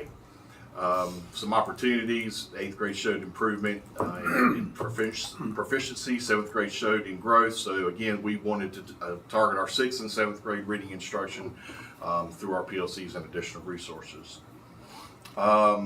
Our discipline goal, we wanted to decrease the number of ODRs per month by 10%. We utilized Class Dojo as a means to increase positive behaviors, as well as use it for parent contact. We also used the e-Hall Pass program to monitor hall movement and increase students' time in class. We reduced the number of office and discipline referrals by 39% from last year. The implementation of Hall Pass was as well as parent contact through Dojo contribute to this achievement. Our strong PBIS framework and positive student referrals also helped as well. So while the number of officer discipline referrals decreased, we did see an increase in the number of school days for suspensions and out-of-school suspensions. So it highlighted a need for us to be more creative in our intervention strategies for students with multiple suspensions. Mr. Hobbs, if I can just ask you a question from there. So your referrals went down, but your number of referrals went down, but the number of days went up. Yeah, so there's more severe behavioral issues then? More consistent and more severe, yes. Okay. So for this year, we are looking to, in math, meet or exceed growth in our math. And what we are looking to do with that is we are implementing targeted small group interventions for students identified below the grade level in math. We are also focusing on our PLCs with our teachers and looking at their higher level questioning, academic vocabulary, and standards alignment within the new math curriculum. We are also focusing on implementing iReady Math with fidelity across the board with all teachers. In goal 2, again, we are going to meet or exceed growth this year for all students in ELA. We are implementing, again, targeted small group interventions for those that fall below grade level in reading. We're looking at continuing our implementation of PLCs with teachers, again, focusing on their higher level questioning, academic vocabulary, and standards alignment, and also making sure that we are using our Common Lit assessment and curriculum with 80% proficiency in the classroom. For our discipline referrals, we reached our referral reduction goal last year. However, repeat offenses and multiple suspensions were still an issue. So we're looking at the at-risk behavior plans this year for students that have 2 or more office referrals with similar behavior. And we are implementing a discipline team to review these concerns and to find a way to share positive student behaviors with these students and put individuals in place so that they can have a buddy to go to and maybe reduce some of the multiple students that have repeat offenses over the school year, and also to reduce that number of out of school and in school suspensions at that point. Any questions? I will add on that we did move from a D to a C last year. So that was a positive growth in our area, and that was, I feel like, a big win for our teachers and our students and parents, moving from a D to a C, and we look to move that up this year as well. Was it like a high D to a low C? I mean, how, on the continuum there, how would you frame that move? So the C that we made is a low C. So we just got over the bump. So I'm looking that we can push that to a high C, possibly a low B. Yeah. I mean, I would also share that teacher working condition survey results dramatically improved under Mr. Hodge's leadership. His teachers are very happy to have him there, as well as his admin team. So I think the academic numbers show that they're on the right track. The fact that discipline referrals went down, I think can be attributed to that as well. And I mean, as far as suspensions going up, I mean, sometimes I've shared many times here, there's always going to be 5%. And in the best, you can have the best discipline system in the world at a school, there's always going to be 5% of students that are going to have 6+ referrals. And those are your multiple repeat, those are your tier 3 students when it comes to behavior. And so when I read that goal, what I'm reading is that you're doing a lot more work on what you're doing for tier 3 students. Correct. Because those are the kids that get suspended a lot because they work their way through the discipline matrix and then they get to out of school suspension and they keep coming. So it's trying to find being innovative practices for those students. We were about 8%. Instead of being that 5% of that top threshold of repeat students, we were about 8 to 9% last year. So the goal would be to get below 5. Looking to get to 5 or below this year. Well, I know one thing. If I was in junior high school and my principal was as big as him, I would not be getting any no office referrals. I would be getting no ODR. You'd be surprised how brave they are these days. They're very brave. Any other questions? Thank you. Thank y'all. Thank you. Okay, we have Mr. Black from Leland Middle. Good afternoon. Hey, I almost said good afternoon. morning, but Yes, it's afternoon. Good afternoon. I too have a cold with me today, so you have to bear with me, but glad to be here. Leland Middle School, on reflecting on last year's results, we kind of fell off the horse. We had my first year as principal. We did great. We grew, over 6 index points. And this year we fell back that amount and more. And that I'm just going to read through the goals, and we can talk more in depth about why and what we're doing this year to combat that. Lee Middle School goal number 1 was to increase imprint proficiency in the math EOGs to 50 to 55% in students grades 6, 7th, and 8th. The goal will be accomplished by utilizing the MTSS framework. You've heard a lot about that today with fidelity. Core and win time, intervention, and enrichment will be sacred, monitored, and delivered with a sense of urgency. The successes where we met growth in math in 23-24 school year. We did meet growth in math. We barely met growth in math. I think our index score was a negative 1.9, which another tenth of a point we would have been. We would not have met growth. Opportunity 7th and 8th grade just missed meeting growth in math. They came close. I think they were both in the between 2 and 3 index score. You have to be again that -2 or more, -2 to +2 index score. Does that make sense? Mm-hmm. Okay. Leland Middle School goal 2 will increase proficiency on the reading EOG to 50 to 55% for students in grades 6, 7, and 8. This goal will be accomplished by utilizing an MTSS framework with fidelity. Core and win time, again, will be sacred, monitored with, and delivered with a sense of urgency. Successes were 7th grade met growth in ELA. I was very proud of 7th grade for meeting growth. Opportunities were 6th and 7th grade did not meet growth. I underline that because we fell hard in ELA by a large margin. And as well in science, 8th grade science as well. And then in goal 3, Leland Middle School will improve its overall school culture during the 2023-24 school year. Using the 22-23 discipline and attendance data as a baseline, we have identified 2 areas of need that will improve by 15 percentage points or more by the May of 2024. Successes where our overall discipline has been greatly improved. It continues to do so, as you'll see, and then with the new goals and the data. Student attendance has improved. Opportunities for improvement we identified as student attendance and even staff attendance. They've improved, but they're not where they need to be. And the bottom line is our TWCS results improved, but they're not where we want them to be as well.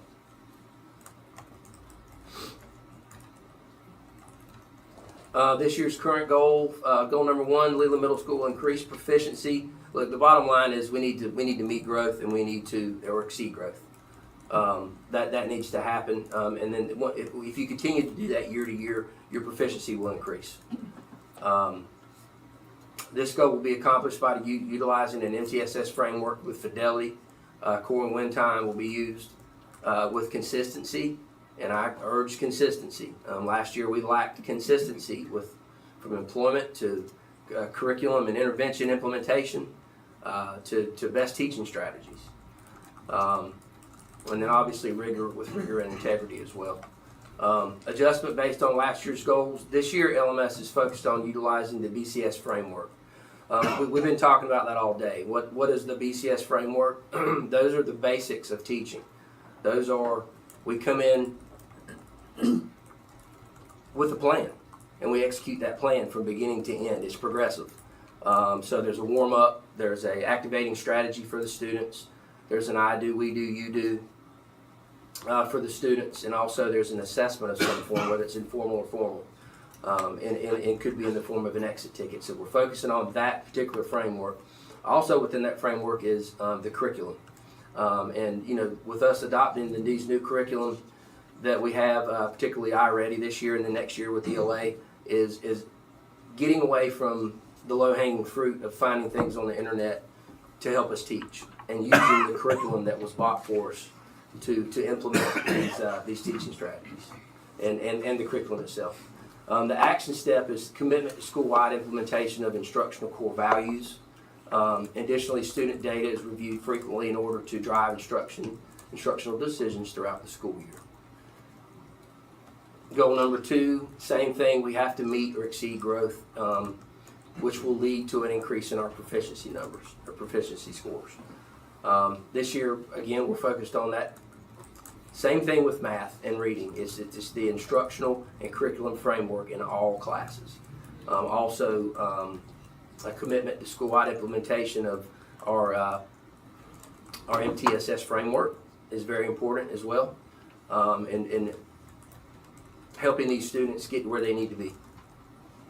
And of course, using data to drive instruction is extremely important as well.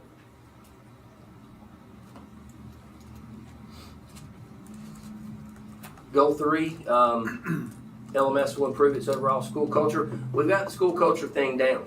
We're rocking and rolling. We're still to this month, this year. I think we decreased our discipline referrals by 10% as compared to last year.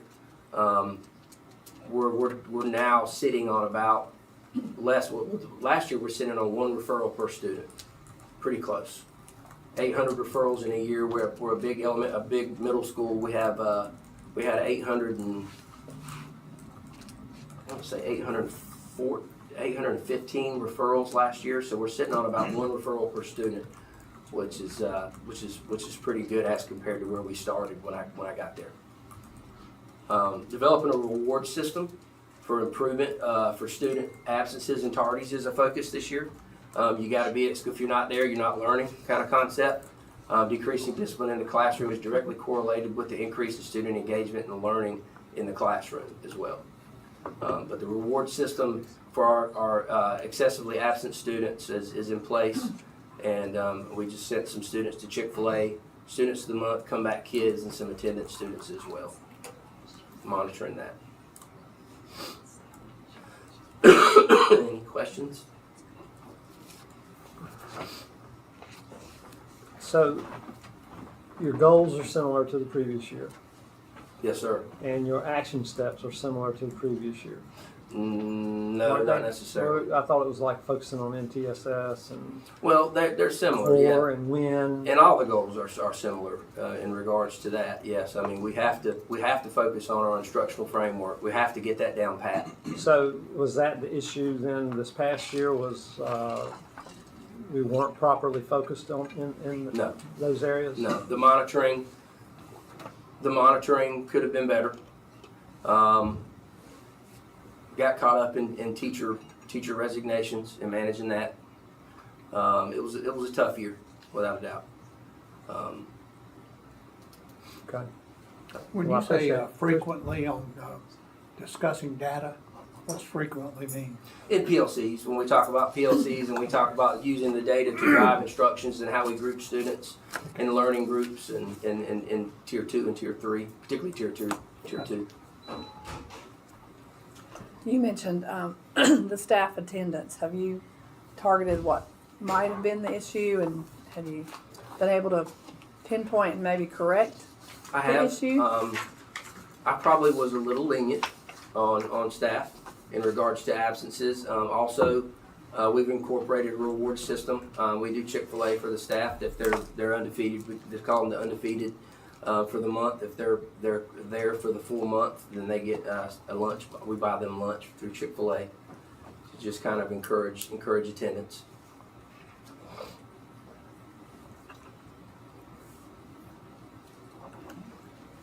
Any other questions, guys?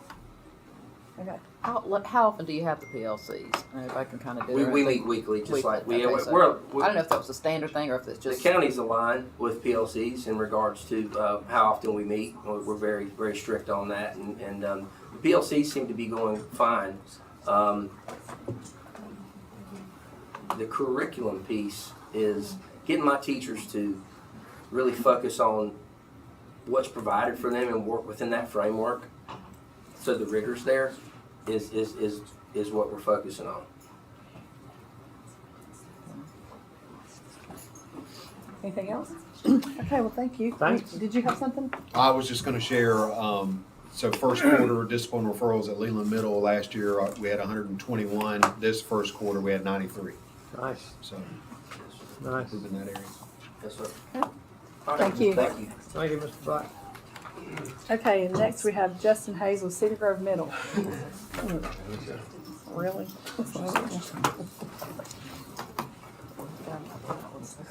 Hello, how's it going, guys? And I'll go ahead and share up front that first quarter at Cedar Grove, last year was 54 referrals. Well, this year they've had a whopping 56 in the first quarter. They're ripping it up at Cedar Grove. Yeah, it's been a terrible start. No, it's been, Raise up. He stole my thunder here. So I actually have that. So if you guys were asking, I was going to mention that. But yeah, so I'm Justin Hayes. I'm from Cedar Grove Middle School. I'm going to review our goals. Last year, you will see that goal number 1. It was a 12% increase in the number of students on grade level as measured on the math EOG. Some of our successes, we had grade 6 math showed a 1.7% improvement from the year prior. While having, we did just something to note, we had a long-term substitute in position just about the entire year for that grade level, and we also exceeded growth in grade 6 math. So that was a success. Opportunities for math were grade 7 and 8. We had a decrease in 9% in 7th grade and a decrease in 12% from the year prior. Obviously not happy with those numbers, but we're looking to rebound this year. We did not meet growth in grade 7 math, I believe, for the first time since I've been there. I'm not 100% certain, but definitely in the last 3 years. And then we dropped to meet growth after we have exceeded growth in our previous years in 8th grade at Cedar Grove. Goal number 2, we wanted to do a grade level increase of 12% as measured on the ELA EOG. We showed success. We actually showed 5% increase, 5.8% increase in proficiency from the year prior in grade 8 ELA. We also have the 8th grade cohort from the time they came in 6th grade to the time they left. We saw a 5.3% overall increase from 6th to 8th grade in ELA. Opportunities, 7th grade showed a decrease of 2.8 from the year prior. Grade 6 showed a decrease of 4.5, and we did not meet growth in 7th grade ELA as well. And then for our discipline, in the years past, what we had done, we had looked at reducing the total number of incidents. Last year, we wanted to focus on the total number of days missed from discipline for ISS and OSS by 10%. You'll see that in 22-23, we had 1,184 instructional days missed due to suspensions. In 23-24, we had 869, and that is ISS and OSS, which is a difference of 315 days and a 26% decrease overall. So you'll see here we have an opportunity, so we're changing goal number 3, and you're going to see that in just a second, because we have seen a steady decline in the number of referrals and days missed due to discipline, but our attendance rate is now our focus, because we're seeing a larger number of kids miss school in general from tardies and absences. And those days absence also, when we talk about that, that is included in our ISS and OSS data. We don't differentiate between those, so you'll see that in just a second. So what we did with goal number 1, and it'll be the same for goal number 2, math and ELA, we wanted to change our numbers a little bit. We talked to the staff this year. It's been 12% because I like to aim high. That's just been me, but we decided to lower it to 6% this year because we took the overall proficiency that we've achieved over the last 3 years. We want it to be more of an attainable goal because we were seeing 12%, we want that, but when we look at where we've averaged over 3 years, and we felt like we were in a pretty good place, we're seeing, like in 6th grade, we saw a 3.5% increase overall, and this is 8.6% in math, 4.2% in math, and then a 7.9% increase in math in 23-24. So we didn't quite see that 12% that we wanted, and so we wanted to make it more attainable. You may be asking why those numbers may be so high, as we have an outlier. The first year when we come back off of COVID, we saw an 18% increase in math, so that really skewed our data just a little bit. So even though our numbers are higher here, if we look at the more recent data, it was somewhere around 4% increase for math. So we looked at lowering the goal by half, making it more attainable. What we're doing is we're implementing a new core curriculum through iReady. I know that's been mentioned a couple of times, and really strengthening our MTSS process, targeting small group instruction with our math teachers during our intervention block, looking specifically at students' previous EOG scores, their IXL math diagnostic level, and their current iReady data to drive decision making through the at-risk process. Something something that's not mentioned there, is our new student support specialist that you guys so graciously gave us. This year has been a win, and I'm sure every other middle school will feel the same way. Probably every other school, if I had to guess. It is a win for us. Our person, Ms. Lentz, give her a shout out. She is really rocking that. She is taking all of our data. She's looking at IXL. She's staying on me. She's like, hey, these kids haven't done IXL. Can I go pull them? Well, I hadn't thought about it. Yeah, pull them, please. And so she's actually staying on those kids, pulling that IXL, getting that diagnostic from the beginning of the year, the kids who are kind of lagging behind that we need to get that data for. The same for iReady. When we look at the iReady data, and you'll see in a second, Common Lit data as well in the IXL ELA. So thank you for our student support specialists. And so with the at-risk process, we're looking at, you got your 80% going back to the MTSS, it's the 80% on core.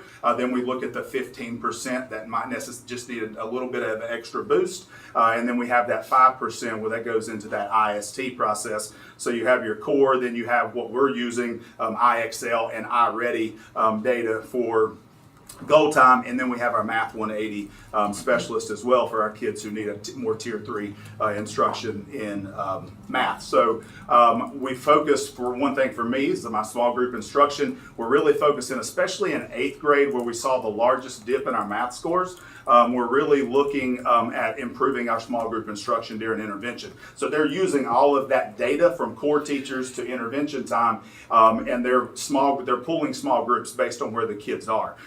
If you look at our current 8th graders, we have, I think it's 51% of our 8th graders, just based on IXL data alone, are 2 or more grade levels below standard where they should be. Or below grade level. So we got a little bit of work to do there. So we're really hoping, focusing on that small group instruction during intervention time and being intentional with who we're pulling with the help of our MTS or our student support specialists will get us to where we need to be, get us back to where we were in years past.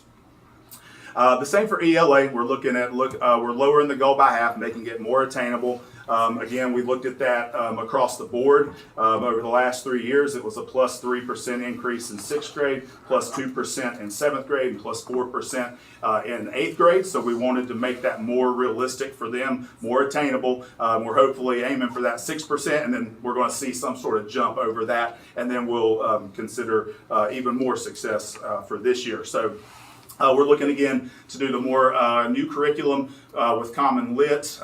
We're looking to strengthen the MTSS process, going back to small group instruction. You'll hear a lot, and I think when I was listening to some of the elementary schools, you hear a lot of small group instruction that helps bridge those gaps from where kids should be and where they are. And I think even though we don't always think about small group instruction at the middle school level, I really feel like that's where we're going to get the most bang for our buck. And it's where we were when we were several years ago exceeding growth consistently. We actually implemented it on a smaller scale, small group instruction, and then COVID hit, no excuse, but then we got away from it, and now we're working to build back into that. So again, using EOG scores, IXL diagnostic level, our Common Lit data, and with this we actually add an extra piece. Our literacy coach helps us a lot with this data as well on top of our student support specialist.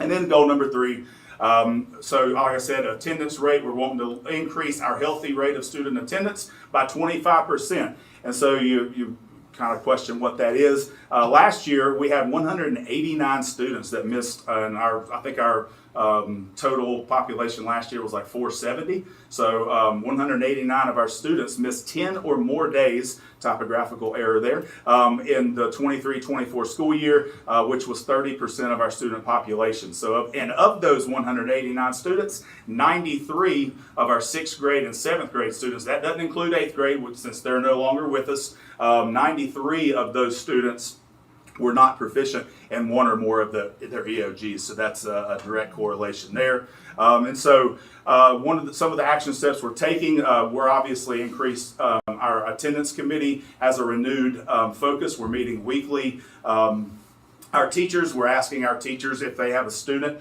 when they look at their attendance, if that student has missed 2 days during the school week, Monday through Friday, I don't really care who they are. They have a spreadsheet. They put them on that spreadsheet, and they make contact with that parent or guardian just saying, hey, we miss Mr. Barger today. We want to make sure he's back in school next week. Is there anything we can do to help? Was they sick? Different things like that. So we're wanting to, and we have our social worker who does that. So that's another layer of support that we have. And they're getting all calls every day if their student's not present in school. So this is just another step to show that we truly value their kid being in school and we want them there.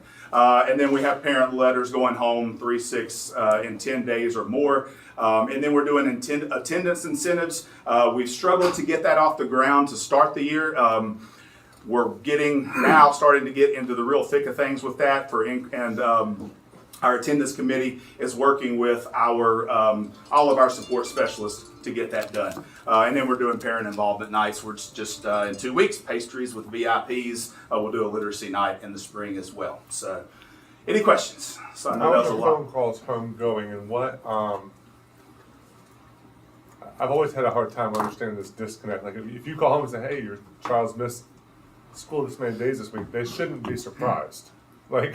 So what kind of feedback are you getting from the parents? Well, so it's opening their eyes. So what you may look at is you may have a student who's only missing 1 or 2 days total for the semester or the quarter, like full days. But we didn't look at their tardies. So if a kid's missing first core, for instance, they might show up second core. It doesn't count on the attendance. So they're in their mind, I think they think their kid's in school. But if they're missing math class 2 days in a row because they've been tardy 2 days in a row, or they're missing math class all 5 days, then because it's first core, then it's opening their eyes. Hey, your kid's missing math instruction. They've not been here 5 days in a row, even though they've showed up at 9 o'clock. So it does open that conversation up a little bit more. We're still tweaking that because it's something new for our teachers. So we're a renewed focus. Again, we're focusing on that moving forward. We pulled some data. We don't know where the disconnect is. I think we're getting when our attendance person prints the attendance on Fridays because we're wanting to do the calls on Fridays. We don't necessarily get that data until about 12 o'clock because they have to make sure the tardies and everything is put in and consistent. So we're working on getting that more streamlined earlier on in the day so they can call during their planning because we don't want them staying after school to make those calls, especially on a Friday.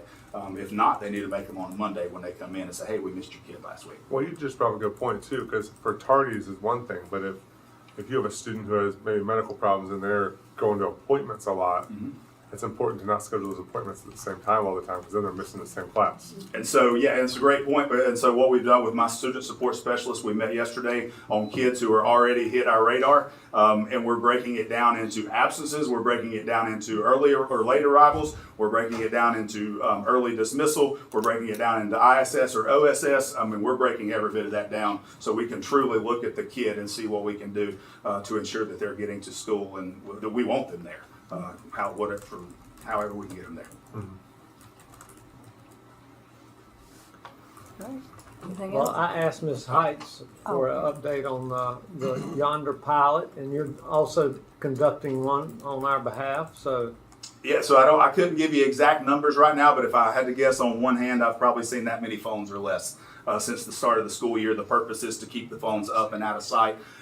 Kids are talking more, and that does reflect a little bit more in the classroom and in the hallways. A little bit louder, but that's okay. We want them talking. We want engagement, and so I rarely see a cell phone, and they know that if we see one, they know what the policy is. They don't question it. I think we might have had 1 or 2 that have kind of given us a little pushback, but no one else. It's really been a seamless transition for us. It's been working well. If the point was to keep phones out of sight and kids more engaged, then it is certainly serving its purpose. Any response from or input from teachers? They love it. Again, I think sometimes I think they may become a little too comfortable because they don't see them, so that some kid might be able to slide. And I'm just saying this just because I think middle school minded. So they might get one past a teacher here or there, but they absolutely love it. Again, it's increased engagement in the classroom. They're having more conversations, and that's ultimately what we want: increased engagement to improve our proficiency and get our growth back up to where it should be. Because I'm not happy with it, neither are my teachers. So we want to get back to where we were exceeding 3-4 years out of the last 7. those numbers you produced, absenteeism for 189 kids or whatever it was, that's alarming.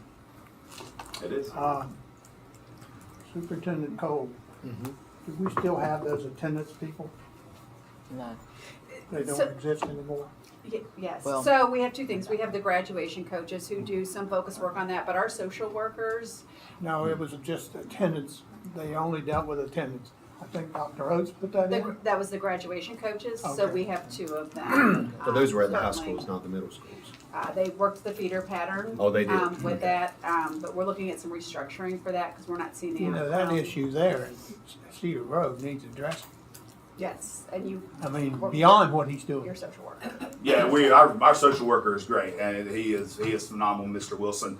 He is in our office. He's now with us. You know, we do have support staff multiple days a week, every day now. We didn't necessarily, I won't say we didn't have that, but it was a little more sporadic last year. So we have 2.5 days social worker, 2.5 days of our psychologist who also works with the student support, our behavior therapist, our student support specialist who's there 5 days a week now. I think we've got the pieces in place to really, again, get us back to where It we may be should a be. situation where the parent becomes a villain of getting their kids to school.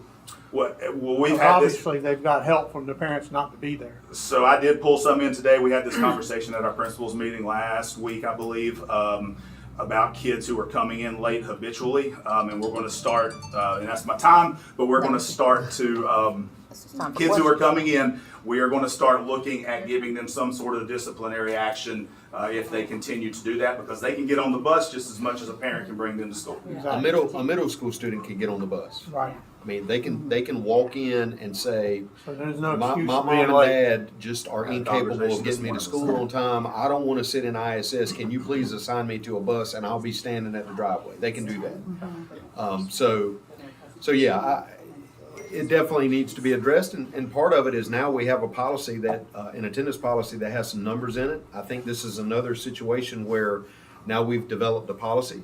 Now this year we will carry out that policy. I fully expect some kids will fail their classes because of attendance. And then next year they'll have a decision to make about whether they're going to come to school or not. And so, Thank you all. Thank you. Appreciate it. Thank you so much. Up next, we have Miss Abster from the early college. It's money bags. Hello. Good afternoon. How are you? I am Denise Absher. Proud to be the principal at Early College and grateful to live at the coast. I just want to report, you guys have probably had a long day, but the kids are back in school. They're engaged. I just left them. I just want to reassure you. It's good to have them back. And when you say live at the coast, you mean the beach, not the coast. Yeah, not the coast The building coast down in the our road. world is a school. You don't live at the school. Oh. You don't live down the road at the coast. No, I was thinking the same thing. I lived in St. Augustine, moved to Winston-Salem, and now I'm back at the beach. Yeah, There you I was Thank thinking you the for same that thing. correction. Although we're happy to support the coast. Yeah. Okay, so you know, we're a round peg in a square hole or a round hole depending on the day, but we're here to be different. And so I want to just answer any questions you have. Having worked for the network for almost 3 years across the state, there's 138 early colleges, no two are alike, and no community fully understands who we are. So if I can help clarify that, I'm happy to do that. But one of the things that we do every year starting in the spring is anticipating what our theme and our focus will be. So this summer we landed on embrace change, engage in learning, and elevate your future. We're a little mad that we did the embrace change thing because we weren't expecting so much of that. We were, went remote in that first week. We started a little earlier than everybody else. But, all in all, things are going well, and we're focused and appreciate the opportunity to help these kids have a great future. All right. I'm just, Hang on. sorry. Are you clicking? Do the right arrow. Oh, right arrow, sorry. Okay. All right, so let's reflect on last year. Our first goal involved engaging our families and our community and gaining some partnerships, having more public events, and again, marketing. I always say to my parents, and they don't necessarily appreciate this, but I'm like, we want the community to understand who we are and why we're here. But as long as we fill all of our seats, it's okay. You know, it's not as urgent a message. I think this community really has embraced early college. This one opened in 2006. But some of the success that we had, we picked a number of 80% of parents and community members completing school surveys. We backed off the survey thing with the Parents' Bill of Rights. We did accreditation, but I can tell you we're nowhere near 80%. So we want to stay focused, and you'll see that in this year's goals. What have we done well and continue to do well? We maintain weekly home calls. We have an all-student Google Classroom where we communicate with our students regularly, daily. They're all grades K through 13, 9 through 13, used to reading that daily. We did plan and hold 6 school-wide community events, fall festivals. We had a regional early college basketball tournament, believe it or not. We had a lot of fun doing basketball in a new and different way. And we had a fall festival. We do some things to bring in our community. We want to continue to get better at that. One of the great things we did last year was instead of requiring our graduates, let me explain what that term is. Our kids can graduate in 4 or 5 years, so we call them graduates when they're graduating. They may have been there 4 years or they may have been there 5. But instead of requiring them to do 10 hours of community service a month, we required them to do an internship that we called a career exploration experience. It was our first year doing it. It was so successful.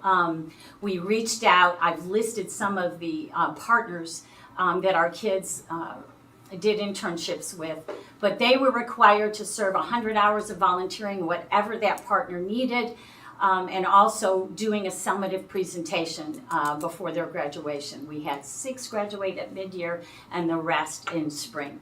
It was very successful. Some of the opportunities in this goal, we had a long-term employee, Catherine Weeks, retire. We did not replace her position until the very end of the year, and she was in charge of our social media. So we wanted to reestablish our presence in social media moving forward.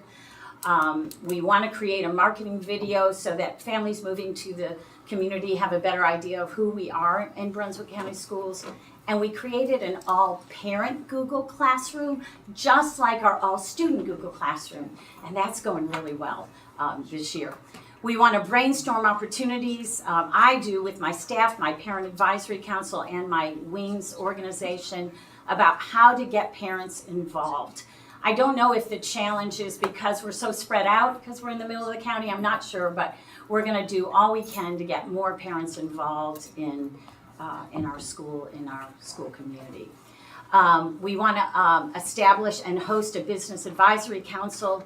We're planning our first meeting and holiday celebration in early December with the partners that we used with the career exploration experience or the internships. So we're looking forward to that in early December. Dr. Richardson and I talked, they too, CTE does a fantastic internship program, and we're going to compare our partners and merge. They have an early college student that's in the teacher prep program. They took classes at BCC and now are taking the coast classes and are doing an internship at SAP. And it's been a great experience. So he and I want to collaborate and see how can we bring the early college students doing these internships together and possibly completing some CTE course sequences along with an associate's degree. So I'm looking forward to that collaboration. Ms. Absher, Yes. I'm already about halfway through time. Just want to give you an Okay, idea. thank you. Teachers and staff will employ suitable interventions and engage data-driven discussion to determine student support strategies. So just so you know, last year was a tough year for us from a behavior point of view, from a success point of view. So you'll see in this year's goal what we're doing to use that data and to improve with student accountability. I've talked about exploring CTE pathways and encouraging our students to gain a credential along with an associate's degree. We're expanding our offerings for academic success with tutoring, with behavior. We'll talk about contracts and social and emotional support with a new program we trained on yesterday called Sources of Strength. Now, moving towards this year. Again, we will prioritize engagement with community and stakeholders to enhance school success. We are going to form that Business Advisory Council with our meeting, first one in December. We created a new administrative support position that I mentioned earlier, and she's handling, she's wonderful, Miss Walcott. She's handling some great things for us, including marketing, including our social media, supporting students and teachers in many ways. We're going to reach out to the community to organize some school-wide service projects. Our schedule changed a little, so we're doing service in a school-wide way together instead of individual service. And that's been powerful. Our older kids are modeling to our younger kids, and it just is a real healthy environment. We just 2 weeks ago did service together. We're going to hold a career day, which we've always done, but this year we've reached out, and our career day is going to be made up of early college, high school alumni that are out in the world doing great things all over the country. So we're excited about that. Our second goal is to enhance our school culture by increasing academic success, student conduct, and attendance. Our goal will be 100% of our students are promoted to the next grade level at year end, and 100% of our graduates will leave with a plan for their future to attend college, study a trade, enter the military, or the workforce. We want them graduating with a plan. Some of the adjustments we made from last year, we are making time and space for a program called Sources of Strength, which helps the school culture, and it promotes mental health and well-being from students from a position of hope, strength, and help instead of sadness, shock, and trauma. We had a great day yesterday in training with that. UNC Chapel Hill is collaborating with us on that. Molly brought that grant to our attention, and we appreciate that. We begin systematically using academic conduct and attendance contracts. Accountability was an issue for our kids. It's hard to track attendance at early college because some of them have all college classes and they don't take attendance. And so we've got some systems in place now. We're holding kids accountable to a success contract, and it seems to be working really well, and we're tracking that data now. We stick back to our 5 R's, and we want our kids ready in every way for their futures. We're plugging into Major Clarity like the rest of the district so our kids get to explore future. You know, they don't always know what they want to do, and Major Clarity is a great help that they start in middle school to match their interest and their skills to a future career. And our last goal is we want to bring back, we have several new teachers. The early college had a founding common instructional framework that we use, that we are going to use teacher leaders. We just have done our first 2 collaboration and classroom talk that we're going to be looking for in classrooms to promote our student-centered classrooms so students take ownership of learning, which doesn't mean teach themselves, but take ownership of learning, hold themselves accountable so they're ready for those high school, for the college classes. And we'll use the data and walkthroughs for evidence that this is happening in our classrooms. But our goal is that every student will read, write, think, talk, every class, every day, every student, not just some. But that's all I have. Do you guys have questions for me? So how do you monitor the attendance with them kind of roaming around the college campus? I never thought of that. Okay, a great question. We have what's called a green sheet, and if they are upperclassmen, they have to be an upperclassman, and we have their schedule down, and where they have open times, they can come when their first class starts, leave when their last class ends, if parents have agreed to them coming and going, but they can't come and go throughout the day. Because they don't always come to your building first. They might. Don't. Yeah, okay. They don't. And we don't get academic alerts until after the fact. They've missed so many college classes. So our proactive way is to use these green sheets And it's a challenge for all early colleges, but we're managing it. Parents do respond to us though when we say, look, we've got an alert they've missed this college class 3 times. So we try to stay proactive with that. We all just all hands on deck call parents when we get those alerts from the college.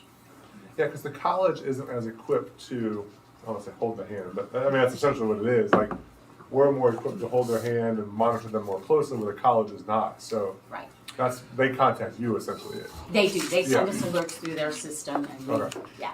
And they can have wildly different expectations. I mean, their teachers are given a lot more leeway than ours are. I mean, like a community college teacher can say, well, I'm not going to take attendance. You know, I don't care if they come or not. As long as they're passing the test of the class. They don't even look at it. And then the teacher right next door at the community college says they get 3 absences. And when they get absence 4, they're out. And our attendance policy doesn't apply to any of those courses, right? Do what? Our attendance policy doesn't apply to any of those college courses? Correct. I never thought about how complicated that was. I mean, it's the same way for students taking CCP courses at WITS. Right. You know, when they're in a community college course, it's community college rules. But their teachers have way more leeway about how they do things than ours do. So they just each individually kind of have their own rules, which makes it more difficult at our end when we're talking about high school kids. But it's the way it is. Well, thank you. I like your career day too, having the students come back. I'm excited. We'll invite y'all. Do you have the date for that already, or? March 28th. But I'll invite you guys. It's fun to see our kids coming back, and especially the ones that are here in Brunswick County. Yeah. Thank you all. Thank you. Okay, up next we have Mr. Dalton from West Brunswick High School. Go Trojans. Thank you for cheering for I know, I'm trying to be nice. A cougar here. Oh, yeah, the game's coming up. This doesn't say Panthers, right? Oh, sure, it's okay. Good afternoon. Appreciate the opportunity to share some of our plan with you from our school improvement plan. Last year, as you know, was my first year at West. I'm entering my second year, and when I stood before you last year, I didn't feel near as informed as I do now about our school and our strengths and areas for improvement. But when I stood here last year, I presented the same goals to you that I'm presenting today, because last summer, a year and a half ago, we developed a school improvement plan that was based on 3-year goals. So if you remember anything that we shared last year, we'll be sharing the same goals as we're in year 2 of a 3-year plan to try to achieve these goals.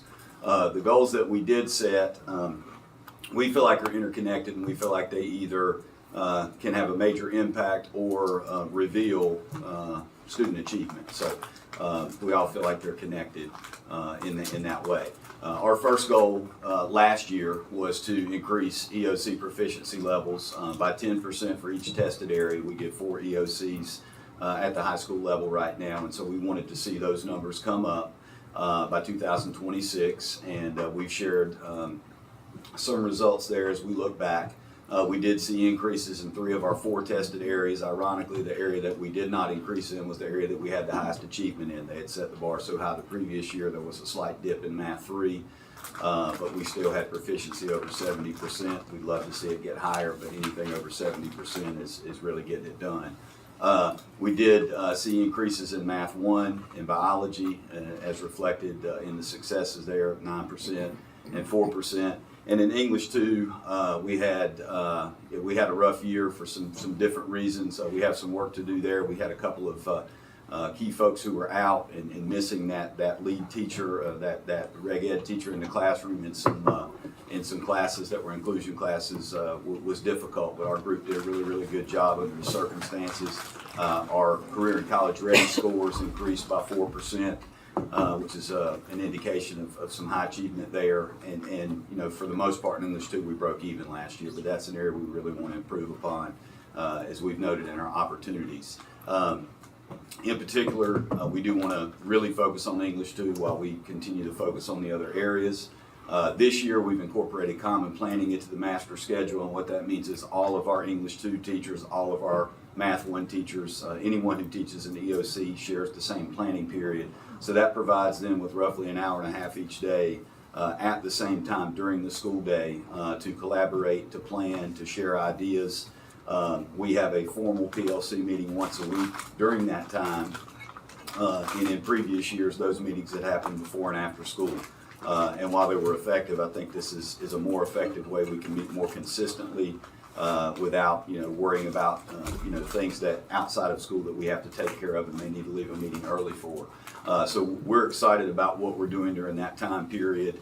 In addition, in English 1, like the other high schools, we've implemented the pre-AP curriculum, which is based on increasing the rigor in English 1, and we hope that will increase or support a stronger foundations for our students as they move into English 2 over the next few years.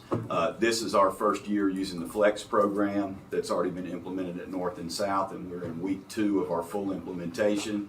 And so we are starting to use that time to do some small group and individual work with our students, primarily right now doing some tutoring, some remediation, some support to try to strengthen some gaps and improve in those areas. And as we move forward, we'll also be using it to identify students, and then during that time to do some pre-teaching and some other areas in preparation for particular concepts or units. Our second goal that we developed 2 years ago was to increase student attendance.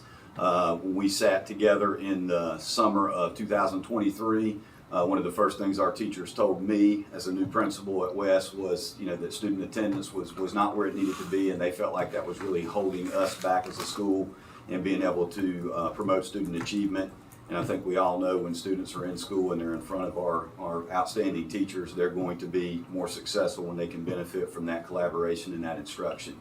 Last year, our attendance on a monthly basis, with the exception of December and May, and kind of those are outliers when you have students who are exempting exams or CMAs and some different things.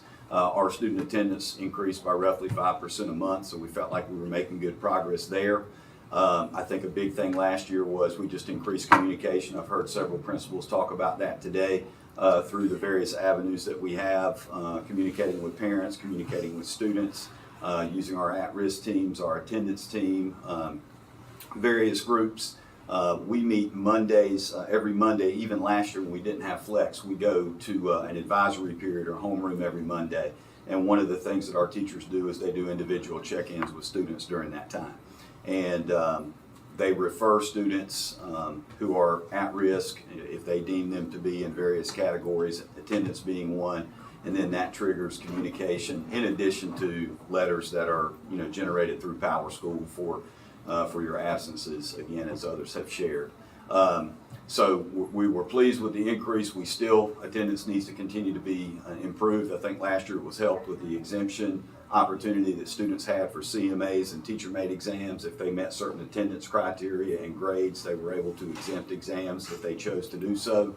That opportunity exists again this year, and that is something that, having seen it for 2 semesters now, students are talking a lot about. We've increased the expectation in order to meet exemption criteria district-wide. And students are trying to meet that because they appreciate the opportunity of, potentially getting a day out of school or at least having to not take an exam at the end of the semester. Opportunities for improvement. We did see that second semester, while our attendance was improving, our average daily attendance was approximately 80%. And so, that's something that we obviously want to work to improve upon. And again, we think that will correlate with student achievement. We're using our advisory period, as I explained, to try to check in with students to identify reasons that are leading to those absences and putting supports in as appropriate, in addition following up and communicating with parents as a part of that process. And then again, our new attendance policy this year, we're really working hard to communicate when students are approaching the danger zone for not meeting that criteria. And at last check, and we had roughly, I think it was 12 students who had already exceeded that criteria. So we've been working with them and their parents to try to make sure that we work together to improve that. Our third goal was to increase our ACT composite score over the course of 3 years by 14%. ACT obviously is one score that could assist a student in potential scholarship opportunities in getting into college. And as the strategic plan for Brunswick County Schools mentions, CTE is a big push. We're talking about internships, we're talking about work-based opportunities, and we recognize the importance of trying to work with each individual student to create a plan that best meets their future goals and opportunities. ACT does two things. I want our students to make sure that they are, planning for their future and meeting the needs and interests that they have. But I also want to make sure that when they graduate, they have opportunities, because I've seen it firsthand so many times within the course of a high school career that a student might change their goals 2 or 3 times. And we know after they graduate, they may change occupations multiple times. So we want them to graduate with opportunities and be able to choose rather than settle. So we do want to prepare them for success on the ACT, but also the ACT is a measure, one data point to measure your core instruction. And if you're doing a great job in your core instruction, then that should be reflected in student achievement in the ACT. So one of the challenges for us is to incentivize and motivate and prepare those students that may be dead set on not attending college to still give their best on this assessment, so that they do have that opportunity, but then also that will reflect the core instruction that we're offering on a daily basis. Opportunities for improvement for us, we did see a slight increase in our ACT scores last year, but not where we wanted it to be, and it was not at our 5% goal. We did want to incorporate additional opportunities to prep for the ACT through Flex Time. We have an ACT review, ACT prep program that's meeting now. Our instructional coaches are working on preparing an ACT prep program for all juniors that will be implemented in the spring prior to that test, which will be administered during the spring semester. And then we are focusing on incorporating various ACT strategies, whether that be a question of the day, certain key points into planning and instruction in our core areas. We have an ACT word of the day that we try to incorporate and encourage our teachers to make sure they're including in their daily conversations with students. And then last year we had some success with an ACT boot camp after school that was optional for students to attend. But in tracking the student data, for those that participated, we saw about a 5% improvement based on their predicted score. So we're going to try to get more kids involved in that.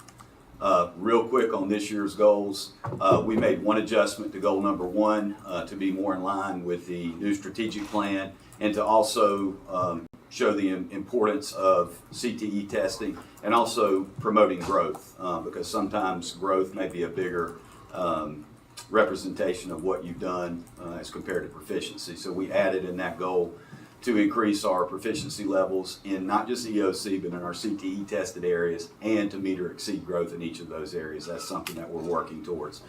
We have not met growth at West in a few years. Last year, we didn't meet growth, but we improved by about 1.5 points in the growth model, which is a big step.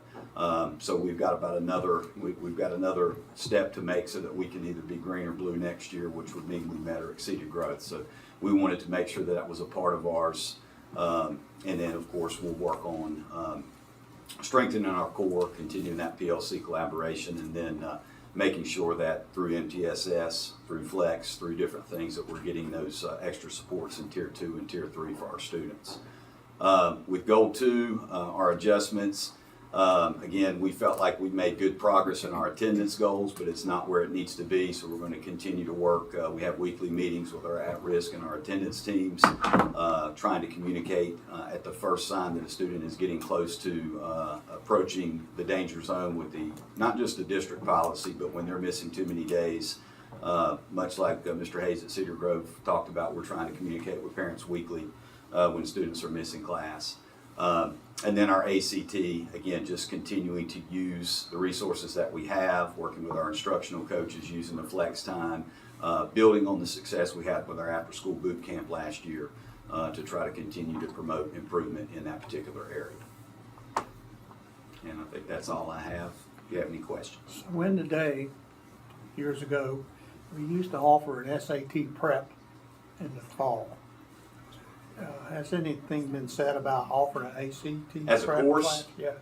Not to my knowledge. We've tried to incorporate that ACT prep through our flex time, but we have not discussed any sort of SAT prep as a class. But it would be, I'm not sure if that's even, I don't know if that's a course that's got a course code or been developed, but would definitely be interested. Do you know anything about that? Sorry, we were off task. I know Khan Academy offers a course on SAT prep that is free, that anybody can take, and it's a really good course. I believe last year there was an ACT prep course offered through North Carolina Virtual Public Schools that students could sign up for, but of course that costs money. So it would just be a matter of if we wanted to allocate funds for that. And there's one through Edmonton as well. So there's a program that we already purchased that we use. There's some software in there that, or a course within there that we could potentially use as well. And then the Mastery Prep software that we used in the past. A graded area might be something we should look into. And we've got a team, so our high school instructional coaches are working with each other to come up with modules to support the high schools. This whole semester they've been working on it. That was part of their goals, was to create a framework that we could use for flex as well, in conjunction with the principals. How long is the flex time at West? It's 30. We're on the common bell 30 schedule minutes? across the district. It's 35 Okay. minutes. It starts at 10:30 and goes to, it starts at 10:35 and goes to about 11:10. It's not at all the same flex you saw, I guess, 2 semesters ago, just at one school. Yeah. So it's the same time across all 3 Okay. high schools now. So they're all doing it the same way now? Yeah. And at the same time. Okay. Because it was like an hour and a half. The one thing that I thought was interesting that you mentioned was the ACT and how students who may not be college bound right out of high school, they may be choosing a career or a vocation, but the ACT is still important to them because they may go to college later. We see a lot of students now choosing to go to college a year or two after high school even. The emphasis on that, I think, is important. Well, when we try to talk to them about that, because there are a lot of students that, they may, again, go out to the workforce and come back. I think the research supports that a lot of them within 10 years will circle back at some point, even if it's just to get a certification to support something. It kind of restate what I said earlier is, I want them, when I hand them a diploma, I want them to know that they have options, even if that option is to go to the workforce or the military, if that's what's best for them at this time. And that may be where they start, but I want them to be able to make a choice rather than to not have a choice. So, we want them to see that it could be important for all of them. How many of your students take the ACT? All of our juniors are scheduled to take it, and some of them, last year, and I've seen this at other schools where I've been. Some of them, choose not to come that day, so we track them down when they return, and we administer on that day. But it's for all juniors. Okay. It's a state requirement. Yes. For everybody. Oh, that's a state requirement. And it's part of the school grades for high schools as well. And that's the hard part about the ACT is how do you convince the kids who don't plan to go to university straight out of high school that they should do their best on a college entrance exam? Because when you have probably on average 60, maybe 70% of your students that aren't planning to go to university straight out of high school, I mean, it's a lot to ask them to concentrate and sit there and do their best for 4 hours. I mean, that's a big exam. Oh, tough test. So what's the premise behind having that? The federal government requires, it's not just us, it requires all states to have some type of assessment / indicator of measuring college readiness for all students. Are we producing college-ready graduates?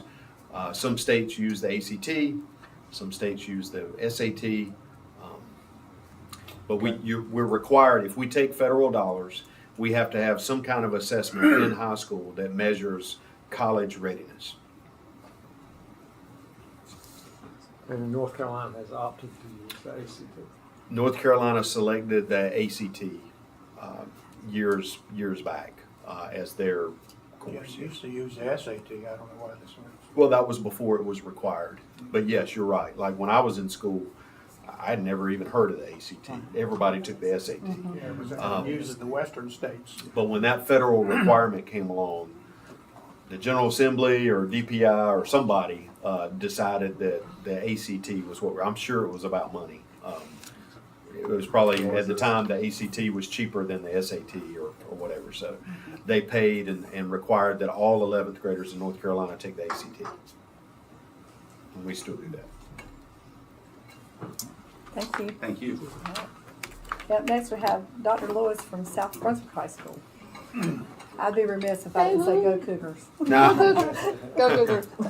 Yeah. Brad, before you start, Mr. Hayes, I meant to ask you a question and I forgot.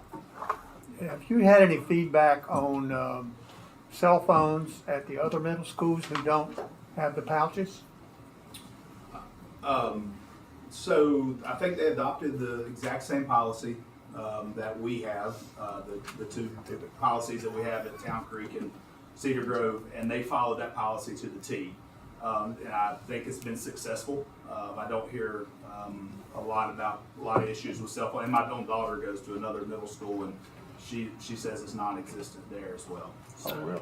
Yeah, we looked up at South Brunswick Middle School that does not have pouches. They've only had 2 discipline referrals in the first quarter for cell phones. So. That's interesting. I think that really what the conversation has been is the kids don't want pouches, and so So they're gonna stick to the what they policy. said is fine. If we stay with this, then we won't have to get the pouches, and so that's been a nice incentive. Wow. Yeah. That's interesting. Sorry. Not just simply let's follow the rules. I'm sorry. Let's follow the rules in lieu of getting something. Dr. Lewis, welcome. Yes. Appreciate you. Go Cougars. I'll try to be very concise. I know y'all have to be worn out He's a by this Trojan point. at heart. Yeah, some time, Trojan, Scorpion. I got a little Yeah, bit of. yeah. I got a little bit of That's everything. right. That's right. I forgot. You've been at all You got three. Quite a multiple conglomeration. personalities. That's why he wears neutral colors. He That's doesn't want right. to show That's right, yeah. Yeah, always in the middle. Last year's results for South, they had made some goals around math proficiency that you'll see. And then we've edited these based on the state requirements of our new goals that I'll get into in just a minute. But they made some gains in Math 1 proficiency, but not quite to what they had hoped. I believe they had shot for 5%. They made about a 2-point gain there. In math, their second goal was to increase average daily attendance, also by 5%. They made a gain of about 1.5%. And they had attributed that some to exam exemptions. We'll see that we've kept that. Right now, I pulled our attendance last week. We were at 90% for all 4 grade levels, so we're very pleased with that. That'd be a big jump if we can maintain it, and I think that has a lot to do with exam exemptions, the new attendance policy, and some of the things going on as far as that happens. So the 86.45, that was your average daily attendance last year? 86.45 was what it ended up last year, Okay. which was about 1.5 points from where they had been the previous year. I think they were just under 85 Okay. in the previous school year. So we're trying to, the goal is to try to get it up into that 90% range. Of course. Let's see. Goal 3 for them the previous year was professional development, kind of building led. They implemented something called Cougar Conferences. I obviously was not there for those, but in talking to staff and staff surveys I did when I was coming in to the school to try to get to know everyone, they did remark very much on those, and they seem to have been very successful and very well received. I know district office people came out and did some training on MTSS and some other areas at those. We had planned to continue those. One of those was actually supposed to be yesterday with the makeup day. We'll now just have one of those. But you'll see that stayed. That was received very well by our staff and everybody that I've talked to about how it went. They liked that idea. The staff could kind of give some feedback of what they felt they needed and would be useful to them in the building. And then we could tailor some things around it, either building specialists, experts that we have in-house, or by reaching out to central office and having them help us with some of those things.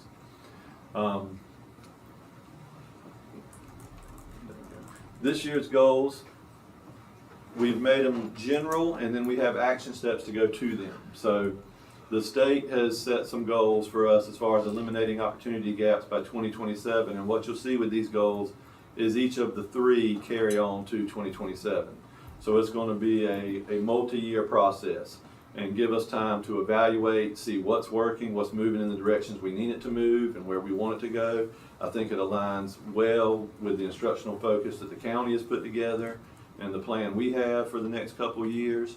And so we've tried to take our school improvement plan, the indicators we already had, and which ones will fit and work with the state's goals for us. So what we have here is we have targeted to reduce out-of-school suspensions, increase instructional time, work with attendance. We did a lot in the work days prior to the school year starting on classroom management, on tiered offenses and levels. What are the expectations around what the teachers will control? What are the expectations around what they should seek administrative support for? And really trying to make sure we're keeping kids in class, right? Well, we wanted to get to a situation where that instructional time is really, really valued. So we're going to use this year to try to create kind of a baseline of disciplinary information. We're going to try to make sure we're being equitable for all of our groups and subgroups in the school, and that we are prioritizing instructional time, figuring out ways to address discipline without losing students as much as possible, having to go home. Also, attendance is a big one, and you'll see that we're doing attendance callers. I believe the other schools have mentioned those as well. Our social worker, we've already started our attendance meeting, so if we already have students that have 3, 4, 5 absences, we're bringing them in, calling them down, trying to get in touch with parents. What you'll see with attendance and what you'll see with discipline a lot of times is recidivism. It's the same kids, and year in, year out, it's the same kids. And so we try to identify the kids who's having an attendance issue in 9th grade, probably had an attendance issue in 8th grade, right? Our juniors that are having attendance issues, we've probably been down that road. And so we're trying to really early make those connections and address it and have them in front of individuals' faces, trying to set up some adults that they can meet with to work and getting their parents in. The district is using the Remind app. We're going to use that to try to increase our two-way communication between parents and families. We're working, Mr. Pascal's been very helpful with that and getting the district. We want to try to see a way we can get some numbers, concrete numbers that once again we can get a baseline and establish clear communication. That's kind of the hardest. That two-way communication, in my experience at the schools I've been at, has always been the most difficult. Schools, we're good at disseminating information, putting it out there, but getting the parents to access it and interact with it is always a challenge. Second goal is improve school and district performance, and this goes to our math scores, our reading scores, our testing. When I came in, I was not super fond of the Math 1 goal. I felt like it took 3 or 4 teachers and put a lot of weight of the school on them. And so we've talked a lot this year about really just focusing on our overall school proficiency and our school growth. And that's going to be what you see us really push for. Every teacher teaches a child that takes a test. So they all have a role in our proficiency. They all have a role in our growth. And that's kind of the mindset we want the school having, is that we are all part of this. It's not just the English 2 teachers. It's not just the Math 3 teachers or the CTE teacher that has a test. Every single person in our building is expected to play a role in getting these students ready for what they need to do. We as a building are expected to make sure that every student that walks through the doors makes growth. And so you'll see our focus around those and the PLCs has really been big about that, and that's what we'll talk about. So during flex time, we're utilizing that time for our teachers to get a little additional planning and some PLCs in. That also allows administrators to be in those PLCs. That's been going pretty good. We just got started. The storm delayed us a little bit, so we're about 3 weeks now into our flex time.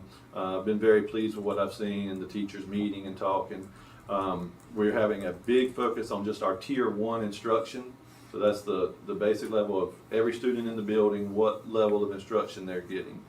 We focused a lot this first quarter on the district walkthrough document, making sure that we have some clear expectations around what teachers are expected to do daily in their classrooms, the level of delivery that they're supposed to be providing for service for students, the level of engagement that we want students to be at. And so we're really trying to kind of step by step address those. If we spend time on that, we feel the growth and the proficiency is going to grow.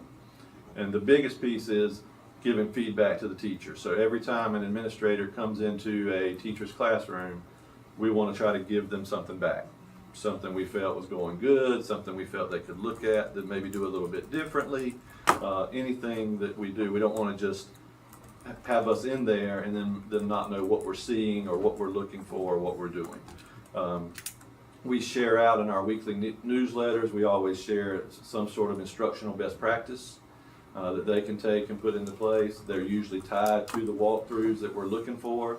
Once again, so they know what's coming. It's not a surprise for them, and we can have really good dialogue, because that's really what it's about, is coaching and the opportunity. So we're hoping that all of this will allow us to see up to a 3% growth in our overall proficiency for the year. A lot like West, we have struggled to meet growth the last few years, so we definitely have an expectation that we are going to meet growth this year with our students and then continue to move forward over the next couple of years. Goal 3 is around educator preparedness. This goes back to those Cougar conferences, the in-house PD. This is an area that if you can do this goal correctly, the other two are going to take care of themselves. So if we can tie everything in to this goal of making sure our teachers are prepared and ready to grow the students that come into their classroom, we're going to be on the right path. And so we again are going to do the Cougar conferences. We are working with Ms. Damon to come up with a way to track our PD hours and what our teachers are working on as far as gathering PD, to both be responsive to them so they can tell us what they need. One of the things we're hearing a lot is help with our ML students and help with MTSS still, that multi-tiered instruction, the tier 2 and tier 3 students. We're hearing that a lot. So we're going to listen to them, and then we're going to design, hopefully, some very effective PD for them, that we have teachers in our school that are exemplars. We have teachers in our building. We don't have to go out and bring people in. We just need to make sure we're putting the right people in front of the teachers, their peers. And fortunately at South, we have several teachers that are strong in various areas that I feel like we can do that. Where we don't have those, we reach out to Ms. Dame and Mr. Pascal and others, and they're very supportive in assisting us and telling us who would be a good person to come in, who could provide some training on those things. And so we want to tie that to the goals of student growth. I think that's the third goal. Interesting topic you brought up about instead of having just 3 or 4 teachers teaching testable topics, essentially, you were spreading that out. So you changed your master schedule to have more staff members involved in that instruction? Is that what? Well, I think more what that is we still only have, if you got Math 1, you're talking 3 teachers, right? They're going to teach us Math 1 course. You're talking Math 3, same thing. But what we don't want is 12 teachers in a building of 70 teachers feeling like they're the ones that carry the water, right, to that whole building. Yeah. So what I really would like to do, and what we're really trying to get to the point is, whether you teach an attested course or not, it matters what's going on in your classroom. And it matters the rigor that you're putting forth for the students. And so the students need to be writing. They need to be responding. They need to be practicing that discourse. And that we all are responsible for filling this pail of water, and carrying this to the end, because we all have the same goal. What has happened sometimes is tested teachers feel like they're in a silo, and they burn out, they get stressed out, they carry a lot of things, and then if things don't come back the way you would like them to, they feel like they're put on the pillar, right? They're out there in front of everybody to carry the weight, and we need the message that if we don't make our goals, it's not these 3 teachers, it's everybody in the building that didn't make the goals. When I met with our students, I met with every student, every class, and I told the students that if they don't grow, we have failed.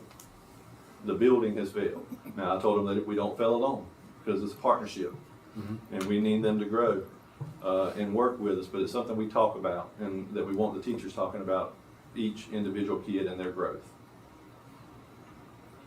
So your overall school-wide, I thought you had said proficiency, do you mean school-wide growth?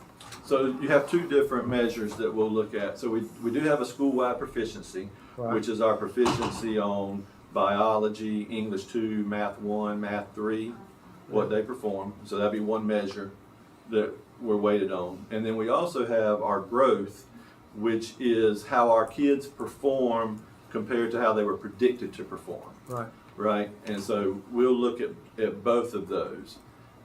In my opinion, a lot of proficiency comes in your door, right? That number. You have an impact on it and you can really work it, but that proficiency number walked in August, and then your job is to push it as high as it can. But growth is a blank slate for all of us. We should every grow year. students. Do what? Renorms every year. There you go.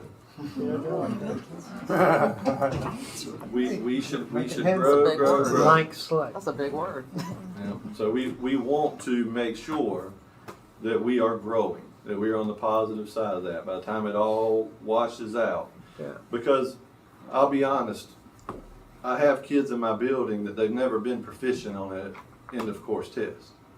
So if they walk in August and I tell them you're going to be proficient, they're a junior, and they've got 8 years of non-proficiency, they tend to shut down a little bit.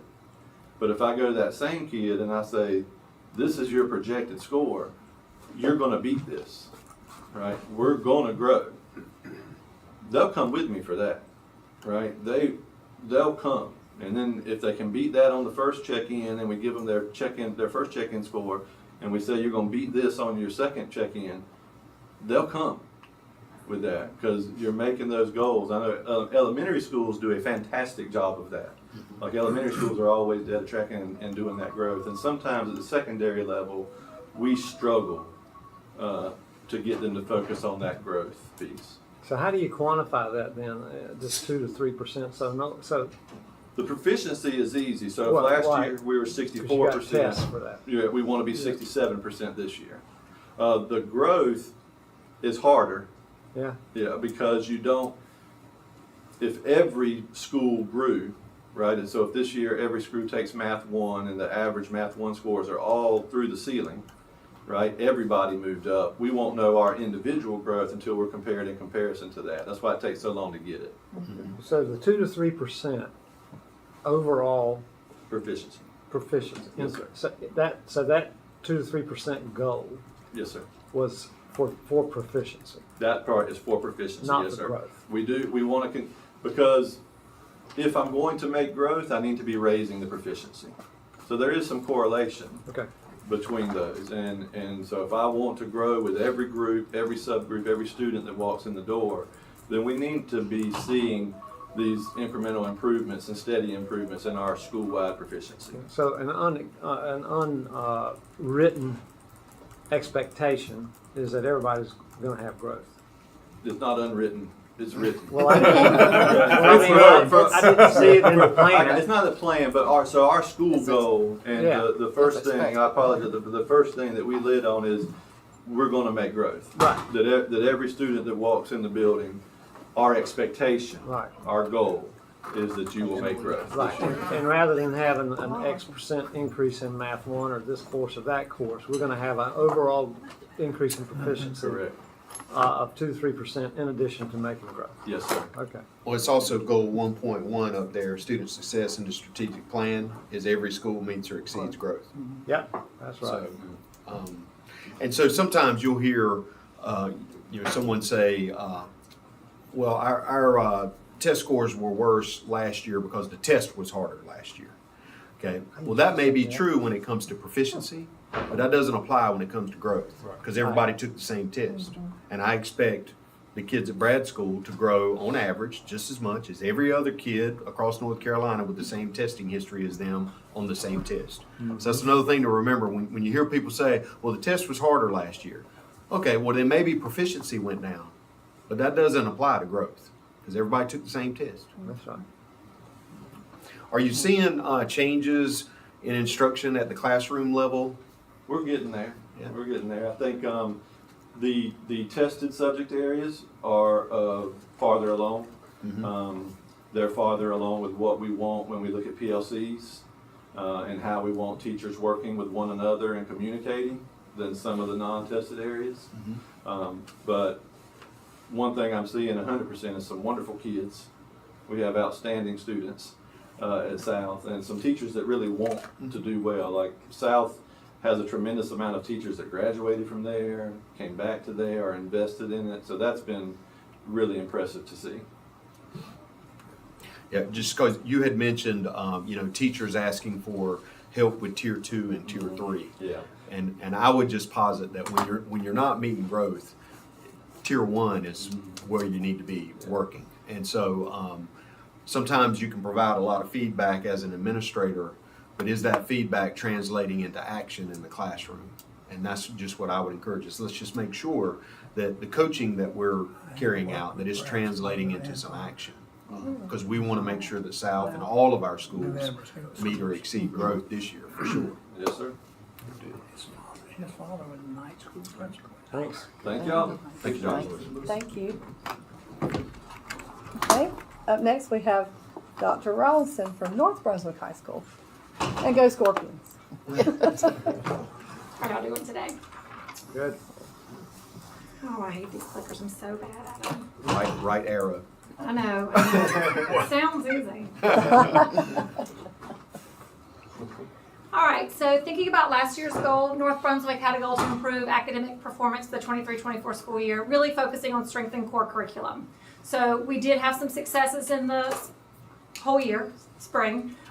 We improved our achievement score from 59 to 64, which we were trending downward towards almost a D school, so now we're trending upwards towards a B school.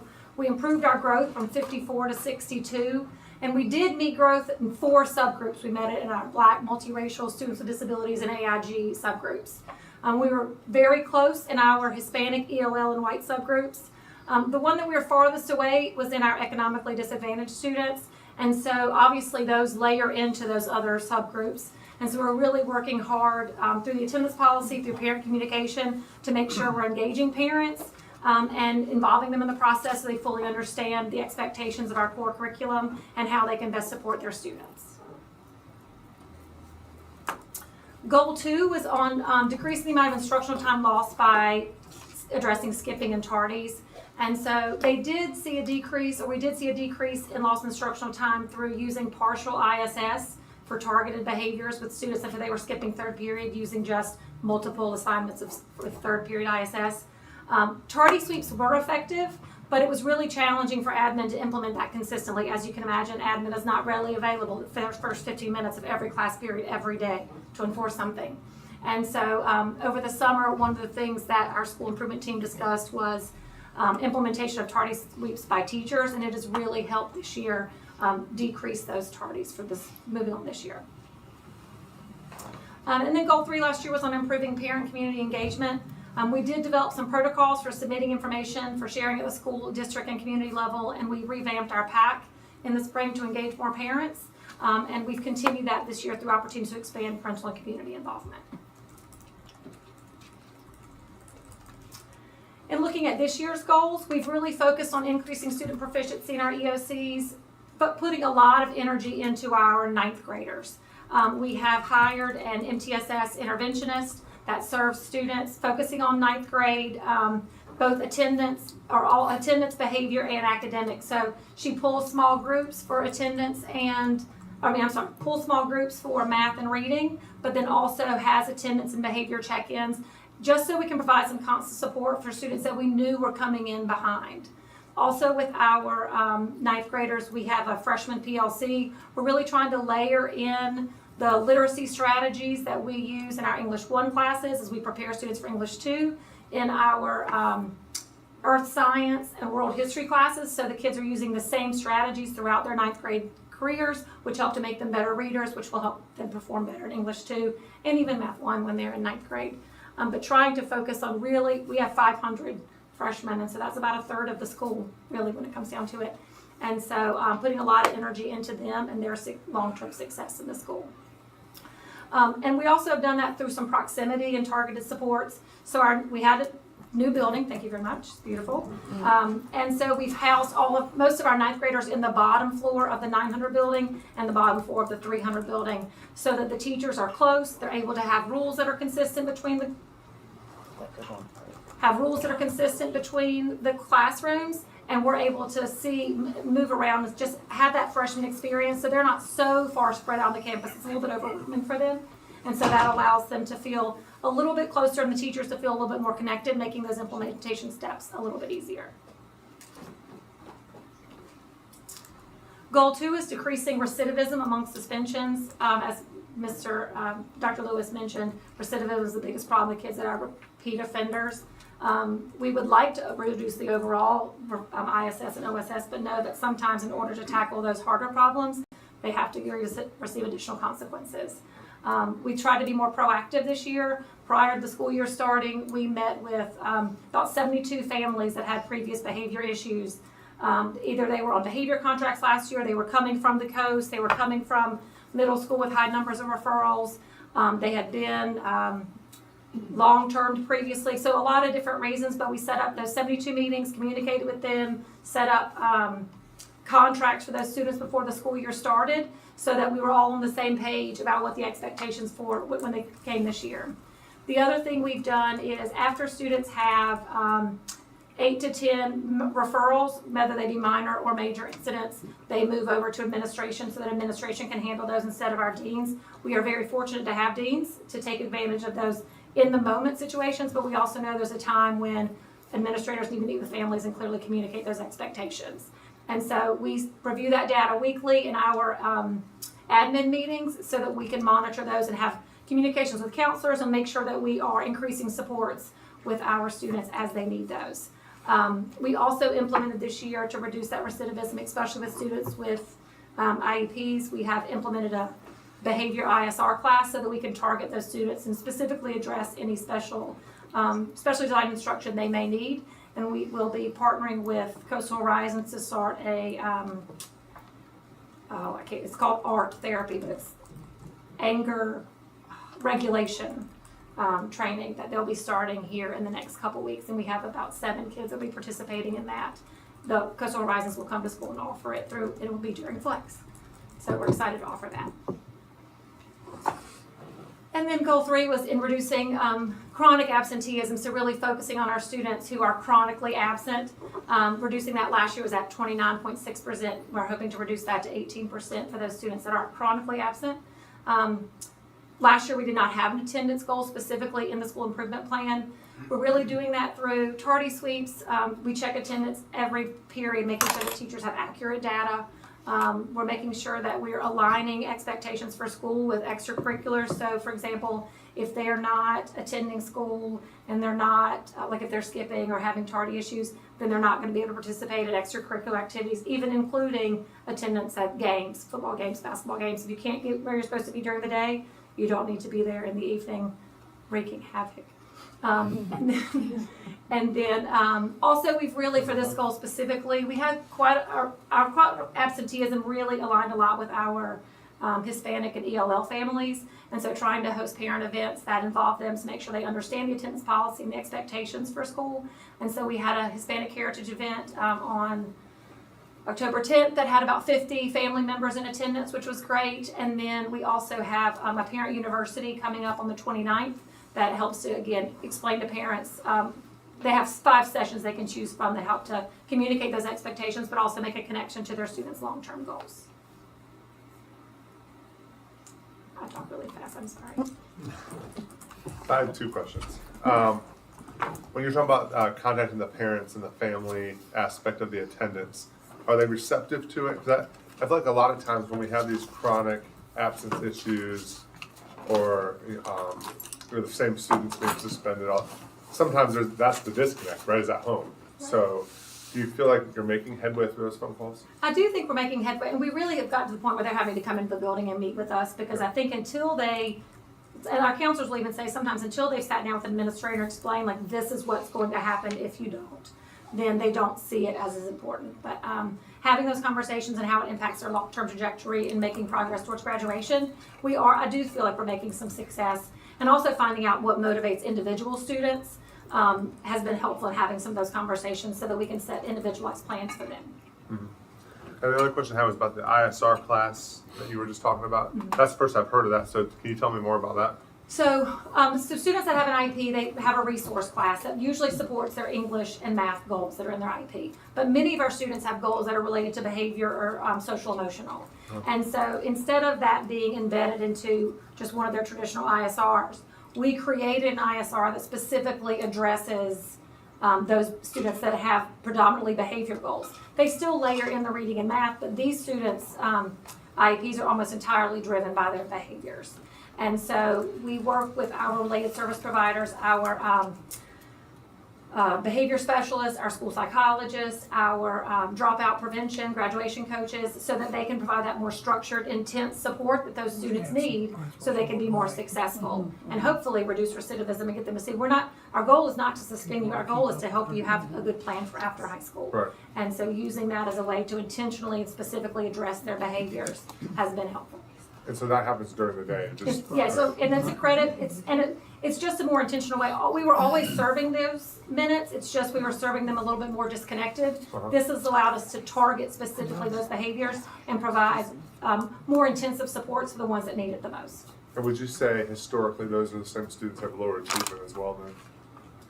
And I think they tend to be dropouts, unfortunately. And so I think that helps. And we were fortunate to find a classroom that even has a bathroom in it. So when they're there, we're able to really minimize interactions when they're not making good choices, which sometimes can help them get back on track. It's first period in the morning, so those students know they have a check-in there. And if the day is not off to a good foot because they brought something in the home with them to school, then we're able to address that, have those behavior strategies in place, and then hopefully get them into their classes on a regular schedule. Good. Awesome. Thank you. Any other questions? Yeah, but did you say that chronic absenteeism was 29%? Last year, I think it was almost across the board for the 3 high schools. It was at 29%. Really? Yeah, on average across the high schools. Chronic is around. by policy is defined as more than 10%. This is more than 10% of the school year. 10% of the school. Yes, so around 20. That means That's 29% of our 18 days, kids right? at North 16 days. were missing over 17 days of school last year. Over 17 days. And that's without regard to whether it's excused or not. It's just you're out 16 days, that's chronic absenteeism. Correct. And 1 out of 4 students are chronically absent. Yes. Yeah. And that's unfortunately a high school trend post-COVID. It is, yes. Nationwide, it has been. We're combating that with several things. The new policy that you all approved last year, along with the incentive of some other opportunities that even Rolison's brought up with the team. And I didn't mention this in the attendance, and I should have, but the other piece of that is really trying to engage students back in school. So they've lost access to some things or opportunities after COVID too, and so really trying to bring back all of the things that they enjoy doing about school. So, our SGA's become very involved. We've had a lot of student leadership opportunities, and Flex really opens the door to doing a lot of those things and bringing them back. With our Spirit Week, we had that ridiculous bring anything but a backpack. But the kids love it. That is fun, wasn't it? Bring anything but a backpack. Yes. Like a wheelbarrow. There were certainly some interesting Something things that like day. that, yeah. Well, that's an interesting thing to bring up because Ms. Moffett and I have been talking about this. We came on the board during COVID. Yeah. Was like, can we please get back to the way it was before? And I love to hear that you're bringing all those things back. And our kids have been great. They're planning the dance. They've taken over prom last year. Teachers were like arguing about what the prom thing was. I was like, juniors can do that. They can advocate for what they want to do, and so they're getting involved with the planning of those activities. So then it's things that they want to do, and so now they're advocating for all kinds of activities at school. That help, and I guess now they're planning for us an underground Spirit Week for teachers. This is a new thing. I don't know. We just come along for the ride. Well, I think it's important, so many things went to the COVID graveyard, but we don't need to leave them there because it might not be a big deal to us, but to the kids, it's high school, and that is a big deal to them. Prom's a big deal. Senior, walking through the school, the senior graduation walk, that's a big deal to the kids. Yeah. And one of the things they've advocated for with us is a pep rally. That it's unfortunate we don't fit in the school, in the gym, and so we're looking at having one in in November that they're gonna try to do through Flex Block, they wanna plan it, knowing that our gym holds about 1,000, give or take. But on any given day, there are also kids that do not have interest in participating in a pep rally. So it allows some choice. They wanna play the games, they wanna do the things they've done before, so we're kinda letting them take the lead on that.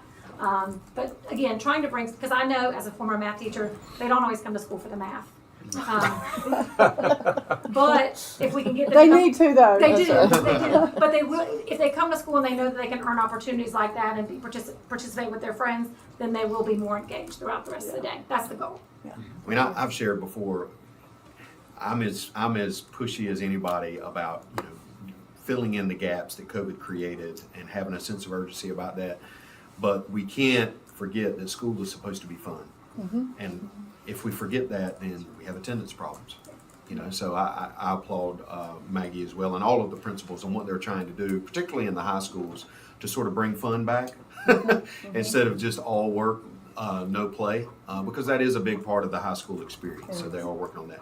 Maggie, I had one other question. Just there was quite a bit of an academic results leap for the positive in the spring, and what do you attribute that to? Maybe top one or two things that made a difference. Beside you starting. Beside that, no. I mean, I really think it's accountability. It's saying, these are the things that we're going to do, and these are the things we're going to check for. And I, if you know me at all, I love a good spreadsheet. And there's no limit to the things that you can keep up with in that way. And so holding people accountable to keeping up with grading. If you keep up with grading, you tend to get better feedback. If you're we're doing walkthroughs and we're checking lesson plans, and their lesson plans are going to be better because there's an expectation that we're going to look at them and we're going to see them. So I think it's that the expectations were there for them to do lesson plans, to turn their grades in on time, to communicate with parents, but there was no systematic mechanism to check for those. And I am a living, breathing, systematic mechanism to check on things. Right. Gotcha. That's what I do. I'm a list checker. And I like doing it. I mean, but my staff literally gave me a candle today that said, "It smells like a spreadsheet." So, I would think it won't take you long where you won't have to have those tardy sweeps. yeah, I hope so. And the kids know. I mean, they're out there. We try to be positive about it. And I think the other thing is that administrative presence, just being there every day in the hallways. They see me all the time. They think I'm like a ninja or something because I can be in one building and the other very quickly. But it's Your just whole admin team now wears tennis shoes. yes. I think you should dress up as a spreadsheet for Halloween. Well, I do have a Christmas spreadsheet shirt already. But Halloween is certainly one I can add to my calendar. Or maybe just a T-shirt that says "Living, Breathing Checker." Yeah. That's good enough. Yeah. I'm not getting any cooler while I'm standing here. But no, I just think it's just holding people accountable and having high expectations, and then also showing up every day and being a part of the work. Well, thank you. You do a good job of that, but you also build relationships, which is important together. So, thank you. Thank you. Mr. Stewart is out, and he has been out for a little bit of time, and due to that, his team did not have a presentation quite ready. So Ms. Wirch compiled one for us. So I'm going to go through a little bit about the coast, but I really wanted to talk about the big picture of what we're doing. I am going to put myself on a timer because, also making sure we are timely and all of brevity. Yes. Gotta have time for Working questions. through that myself. So we're gonna jump right into, she did not have last year's goals when she was creating this stuff. She gave me this year's goals and what they're working on now, but I can talk to, obviously, and we've talked a lot about, to the extent of what the coast has been working through, and it's really reinvented itself. So just in one year, it is a new place to live, learn, and work.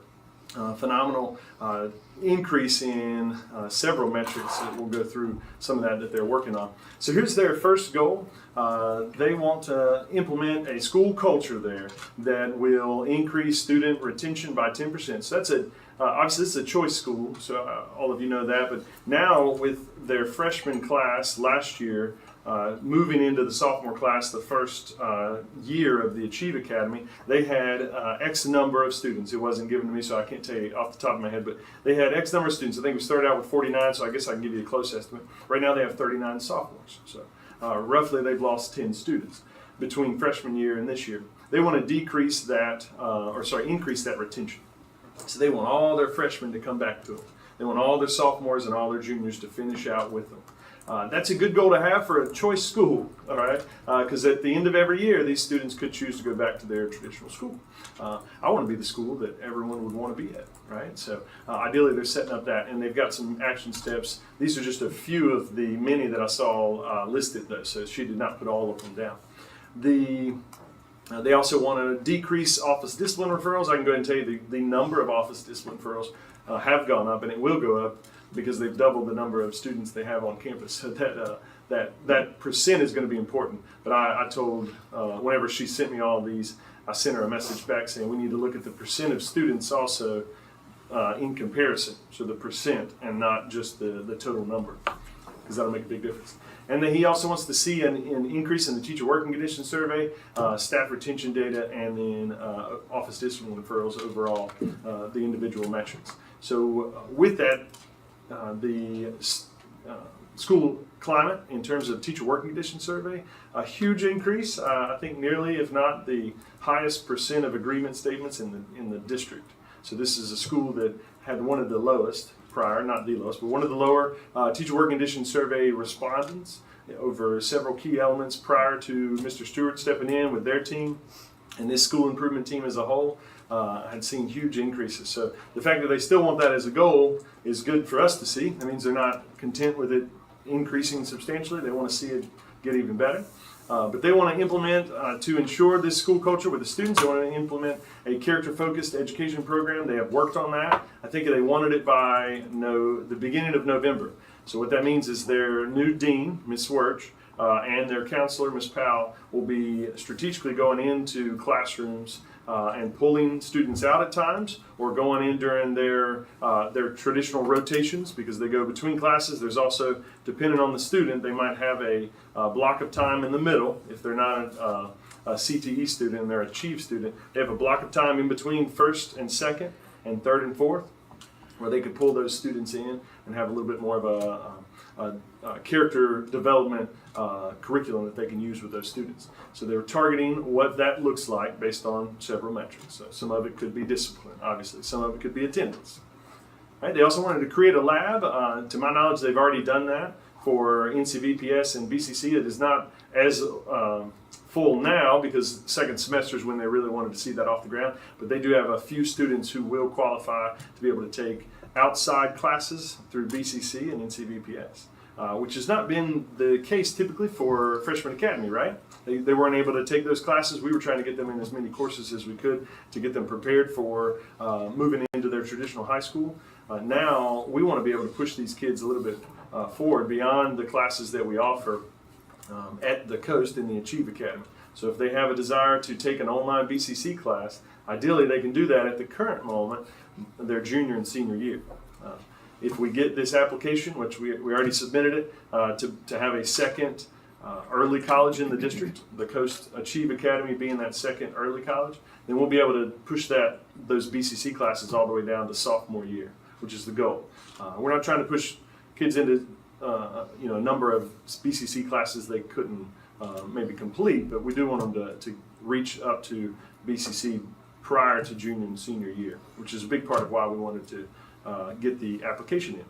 And then progress, this was a great quick data to pull. I just added this right before. So I wanted to see how many students were in classes first semester of last year, and then how many student classes were taken this year. I couldn't digest which groups and which academies, but overall we had a 47.36% increase in the student population at the Coast. So long story short, that big of an increase in 1 year. And a lot of that has to do with the transloading schedule that we have now, and a lot of it has to do with the Achieve Academy changing from Freshman Academy last year to Achieve this year. We have 100 students nearly. I think it's 97 now. Some 3 students moved out since last week. But we have 97 students in the Achieve Academy alone. Right? If you'll remember, last year we had 43, I think we finished the year with 43 Freshman Academy students that we had targeted as potential dropout prevention situation, where we wanted to give them as much support as we could to be as successful as they could as well. With that, we had only 43 that ended up choosing or allowing us to I guess, keep them there. Push and pull of what they wanted to do in terms of sports and JRTC and whatever it might have been, students kept trickling out. With the Achieve Academy, this was all choice. We had 100 students apply to get in with a wait list, and we capped it at 100 this year just because of staffing. We wanted to make sure that we had enough to keep the ratios low so that we could still see the increase in achievement that we truly hope to see there. That number is going to increase. So we have a plan to increase that by right around 50 students a year, ideally to get up to a 225 kid, what will hopefully in the next 2 years be our second early college with a CTE focus in the district. All right. Our second goal at the coast, to decrease student absenteeism as well by 20%. Theirs was even a little bit larger in the freshman academy compared to the district high schools. And then in the CTE classes, fortunately, they kind of led the way. So those CTE classes are why they typically had a little bit better attendance rate. Then a 10% reduction of student tardies, and then foster positive student interactions as evidenced by 100% decrease in referrals related to peer aggression. So whatever the number was, they wanted to cut it in half. So they had X amount of, and I don't know what the data is now, but they had peer aggression and bullying offenses as of last year. They want to cut that number in half is basically their thought. And here's what they're wanting to do. They're going to monitor and use Educator's Handbook, and I've seen them through School Improvement Team, but I have not been in MTSS. So this would be something that they would be bringing up in their MTSS meeting once a month. Power School attendance reviewing, and they'll do the same thing that all the other high schools are doing, sending out the letters, the possible waivers, things that will associate with if you do not come to school and you miss more than 10 days unexcused, you're going to receive an FF. What are you going to do to change that behavior? So those are starting to go out already, and Ms. Wirch and Ms. Powell are going to be working on that, or have already. And then that behavior and character education program that they've implemented, ideally by November 1st, I think was when it was supposed to be finalized. And then their final goal has to do with increasing CTE credential attainment by 15%. I think we're already getting there. Credentials have been coming in at a drastic increase over the past year and a half since Mr. Cole's emphasis on all things CTE, which has been helpful. And then our total work as a team of marketing and pushing all things CTE at all schools, not just at the coast. But we want to see more students being proficient on those state exams through CTE, but now, obviously, we haven't had scores at the coast prior to this for all of our traditional end-of-course exams. We will now, so this will be a part of that. They won't be able to compare those state assessments, obviously, at the coast yet, but they will for all of the CTE state assessments. And then those are the key elements. They're going to really use major clarity. We're going to make sure that we are aligning students' possible or intended outcomes for careers with their coursework, all right? What classes they want to take. We should be looking through that. We've been looking at it. That's one of our strategic goal items, is to ensure that there's an alignment between their career development plan, or what we call in major clarity the ACP, and what classes they're taking. There should be a direct correlation.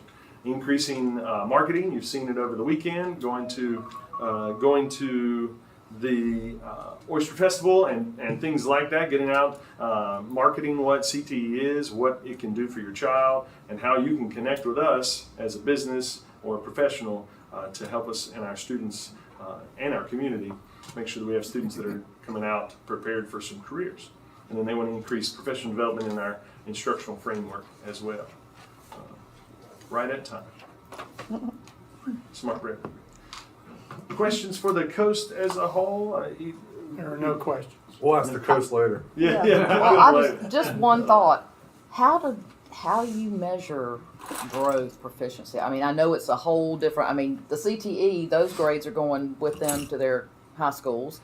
So then you got the Achieve Academy. So what do you base, do they have a school growth model? Do they have, I know they got to have grades of some kind. Each of those those departments teachers are or whatever? actually housed in the Coast building. So any of those CTE teachers are actually all teachers of the Coast. So we get a sub-score for all of their specific assessments. So we can see all of that. And it's specific to those teachers. So Okay, we'll still so be it's- able to see whether they've increased or not. And they've been able to.